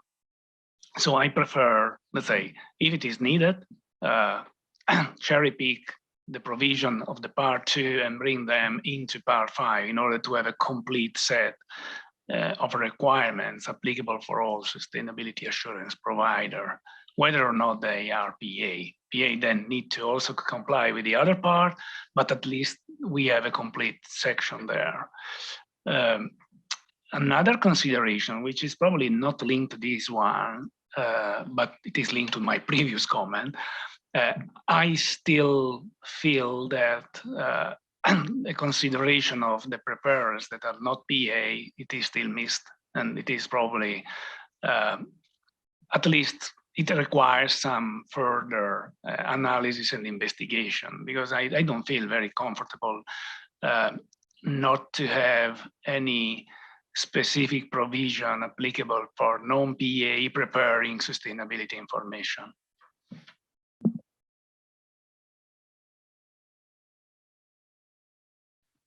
Thanks, Luigi. In terms of the first point, I think the workstream 2 will look at that along with the other comments, but it is going to be a bit of a challenge to go through part 2 and just try and dig out what we might think is relevant. It's in terms of, but we'll look at that. In terms of your other point, we'll come back to that when we're looking at reporting. But I don't know if Christelle or Laura or anyone else wants to. Yeah, if I may add regarding your first comment, Luigi, we felt it's very difficult to cherry pick sections from part 2, because part 2 relates to the relationship of the practitioner with the firm. So we can't really cherry pick. We either apply the full part 2, the equivalent part 2 in part 5, because otherwise, what would be the criteria to just import some sections instead of and leave others? So I think the decision here, and I think workstream 2 needs a decision from the board of whether we need to import part 2 or we can live without part 2, at least for the time being, and just with the encouragement, or if they're a PA, then send them back to part 2, because that really affects the scope of the work and the work of workstream 2, and it's a whole new section that we have to prepare. If I may, Laura, I think that, yeah, and I fully understand Luigi's question and your response. I think that what we have to discuss and decide is whether it is absolutely necessary to have or not. And then we can discuss if we have the resources and the conditions to do that or not. But I think that we should start with a strategic discussion about whether we can live for now or not without this part 2 for non-professional accountants, or if it's strategic and critical to have something. And we can come to the conclusion that we need it, but we can't have it. But I think that we have to make the journey to make sure what we are speaking about, because we will have to explain whatever we decide, we will have to explain it. And so I think it's good to have that discussion here and not after. Go ahead. And just to add and to reinforce something that Jeff mentioned, I think looking at this project and the scope of this project, it's sustainability assurance engagements. So it's especially focused on the relationship between the practitioner and the client. And so the relationship with the firm doesn't seem to be necessarily within the scope of the project. Just to add that. I think in terms of, thank you, Laura, and just an extra point is, as Workstream 2 had looked at a very preliminary review of part 2, and as highlighted in the basis for conclusions in the applicability provisions as well, it's really pressure is the one I guess ethics issue that really stands out. So if we were to add something, that is the one part that I think is the most relevant, and perhaps if we would call that necessary, I would say that would be the one part that perhaps we need to more carefully consider whether we need to add something on pressure. But if I may add, I think we would single out that section 270 on pressure, because as Jeff was saying, on the basis for conclusions of that project, it is mentioned that these two sections are the ones that would also relate to the relationship with the client. And so 220 would not be applicable because it's reporting, not assurance. And so the question is 270. Okay, thank you for scoping it that way. Rich, please. Yeah. Look, my view is we would love to be, I think, to think that anybody who prepares anything that's then going to be subject to assurance or audit would follow an ethical code. But strategically, as I look at this, and so I understand the points, in fact, but what I think strategically as I looked at this, we were giving a task from the FSB and IESBA to deal with ethics and independent standards as it relates to sustainability assurance. And unfortunately, that didn't extend to the reporting side per se.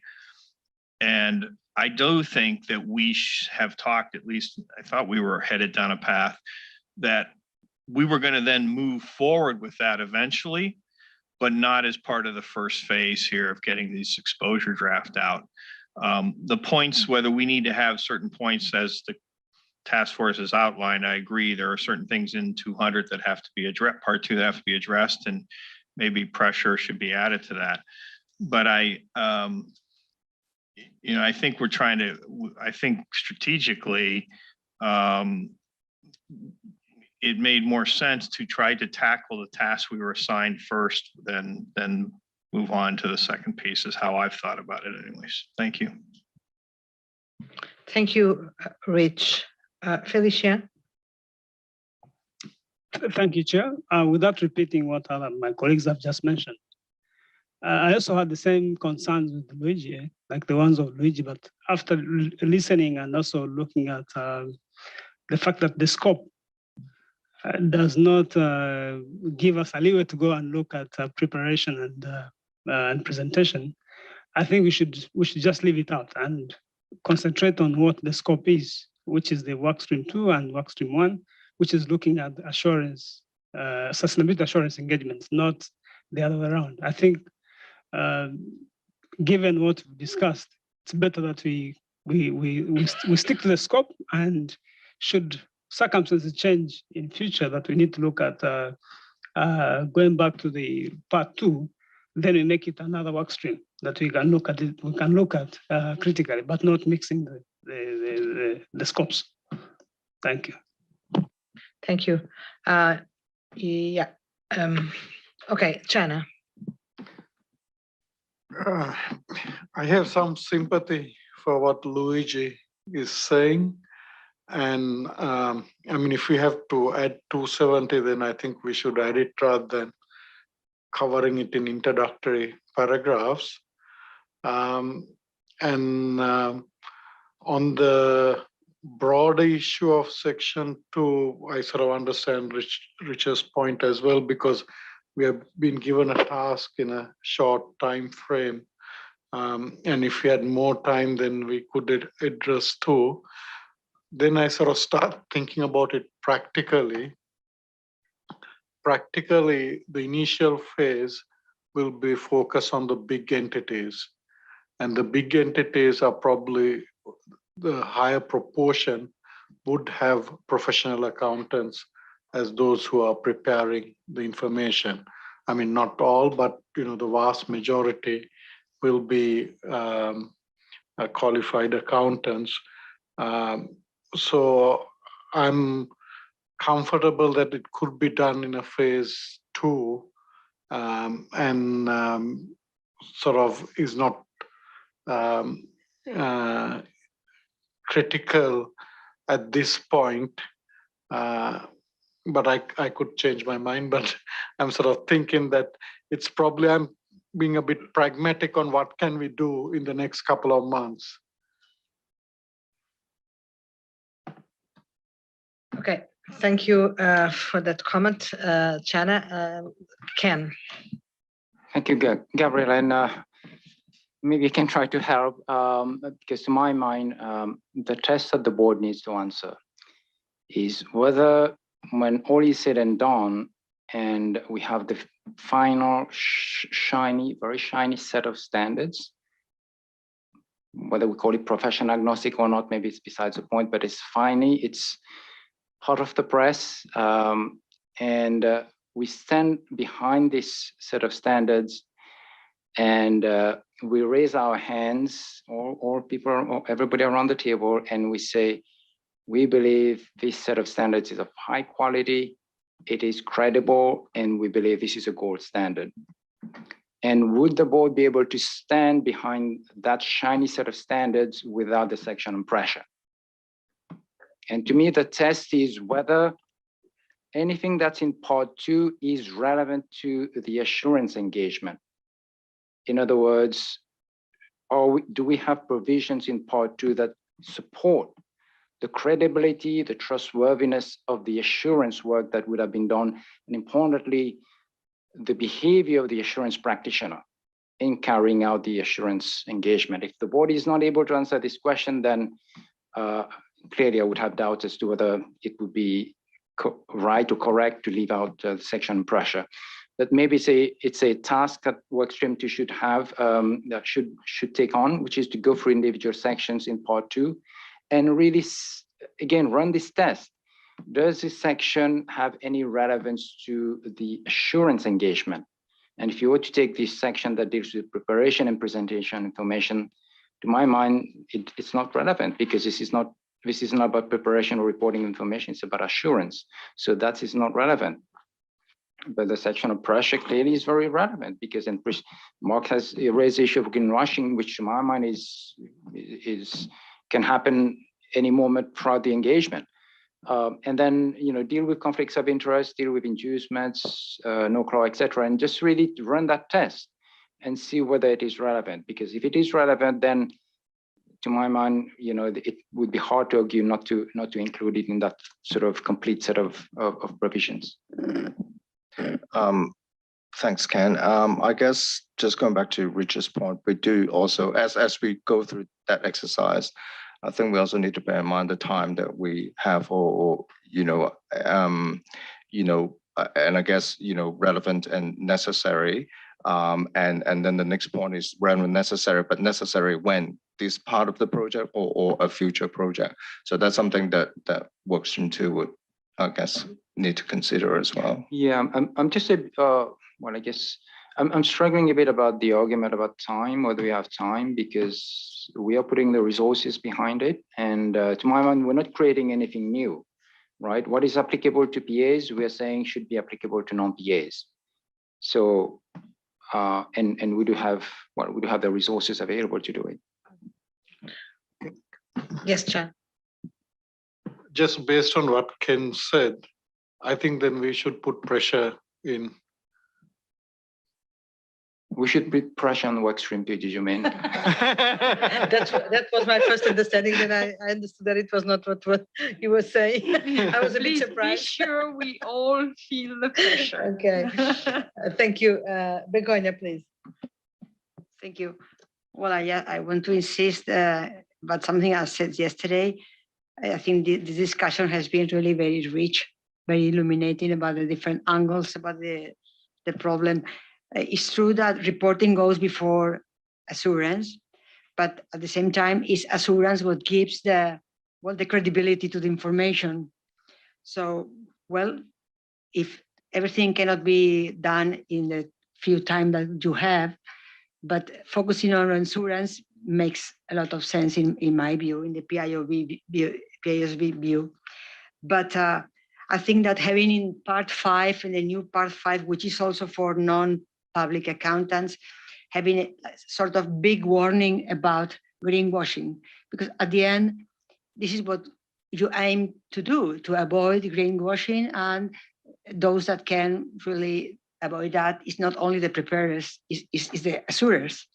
So it's in their hands to try to avoid that problem, and in case it happens, to make it evident. So yeah, I think you are following a reasonable approach. Maybe the future allows something else, but for the time being, I think from our point of view makes sense, and that's it. Thank you very much. Thank you very much, Begonia. If I may, I know that you should have finished already, but we can't avoid these discussions, which are absolutely critical. Also having in mind that the work stream asked us for decisions, and we have to have that on mind. So first, on the side of reporting, I think that tomorrow this will become clear, but we are not leaving reporting, sustainability reporting completely out of this project. Things are being done and will be presented. The difference is that these amendments, these proposals are not in part 5. So it's a different approach. They don't make part of this approach of option B, a separated thing within the code. It's more the integrated approach applied to reporting, but I think that the work stream tomorrow will explain it well, just to warn everybody that it's not being left out. Secondly, on this very interesting discussion, I think that I can conclude from what I heard that there is more or less an agreement, or there would be a preference that we would include something of part 2, and namely pressure, in this new part 5. I was sensitive to Laurie's skin reaction when Laurie understood that we were leaving pressure out. And this matters because Laurie's reaction and then the others' comments on the importance of pressure on greenwashing, I think is something that we have to have in mind. And greenwashing is the main problem that we are here dealing with, and greenwashing happens when pressure happens. Well, there can be other reasons, but pressure, like Laurie was saying, is probably, or is going to be probably, one of the most relevant root causes of greenwashing. So I think that I can conclude upon a preference from the board that we would include section 217. And this is discussion that I wanted to have, because then we will see we cannot have everything that we wanted to and that we would like to.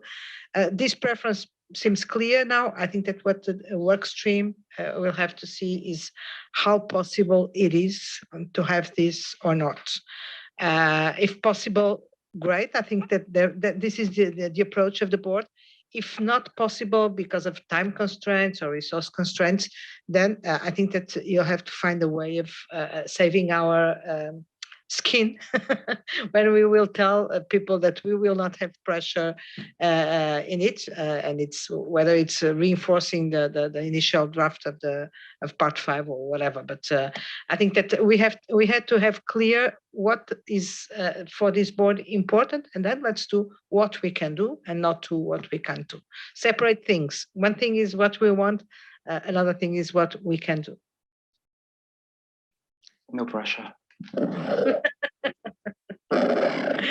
Okay, well, we are, Jeff, yes, please. No, I was just going to say thank you for everyone's comments. We will take those on board, and we do have a discussion tonight. So definitely no pressure, and we will do our best to incorporate, and we will incorporate the board's feedback, of course. But I think we will finish here, and we'll pick up the rest of the discussions tomorrow. Yes, please, Jeff, because I had a request to finish at 4:45. It's 5:06, because we still have to address the group, the reference group composition, and make a decision on that today. So I would immediately give the floor, if you don't mind. We will finish this discussion tomorrow. Now speak about the reference group. Thank you very much. And Gabriel, we will do that in the executive session, because this is about the discussion of the selection of the members. So we will go into executive session now as two. So if you don't mind disconnecting the public observers, and I don't know if there's any public, maybe 1 or 2 public observers. So if you would kindly leave the room, and then the board can move into the executive session. Thank you.